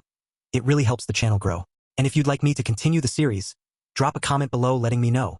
Your feedback and support keep these audiobooks going strong. Thanks for listening, and I'll see you in the next one.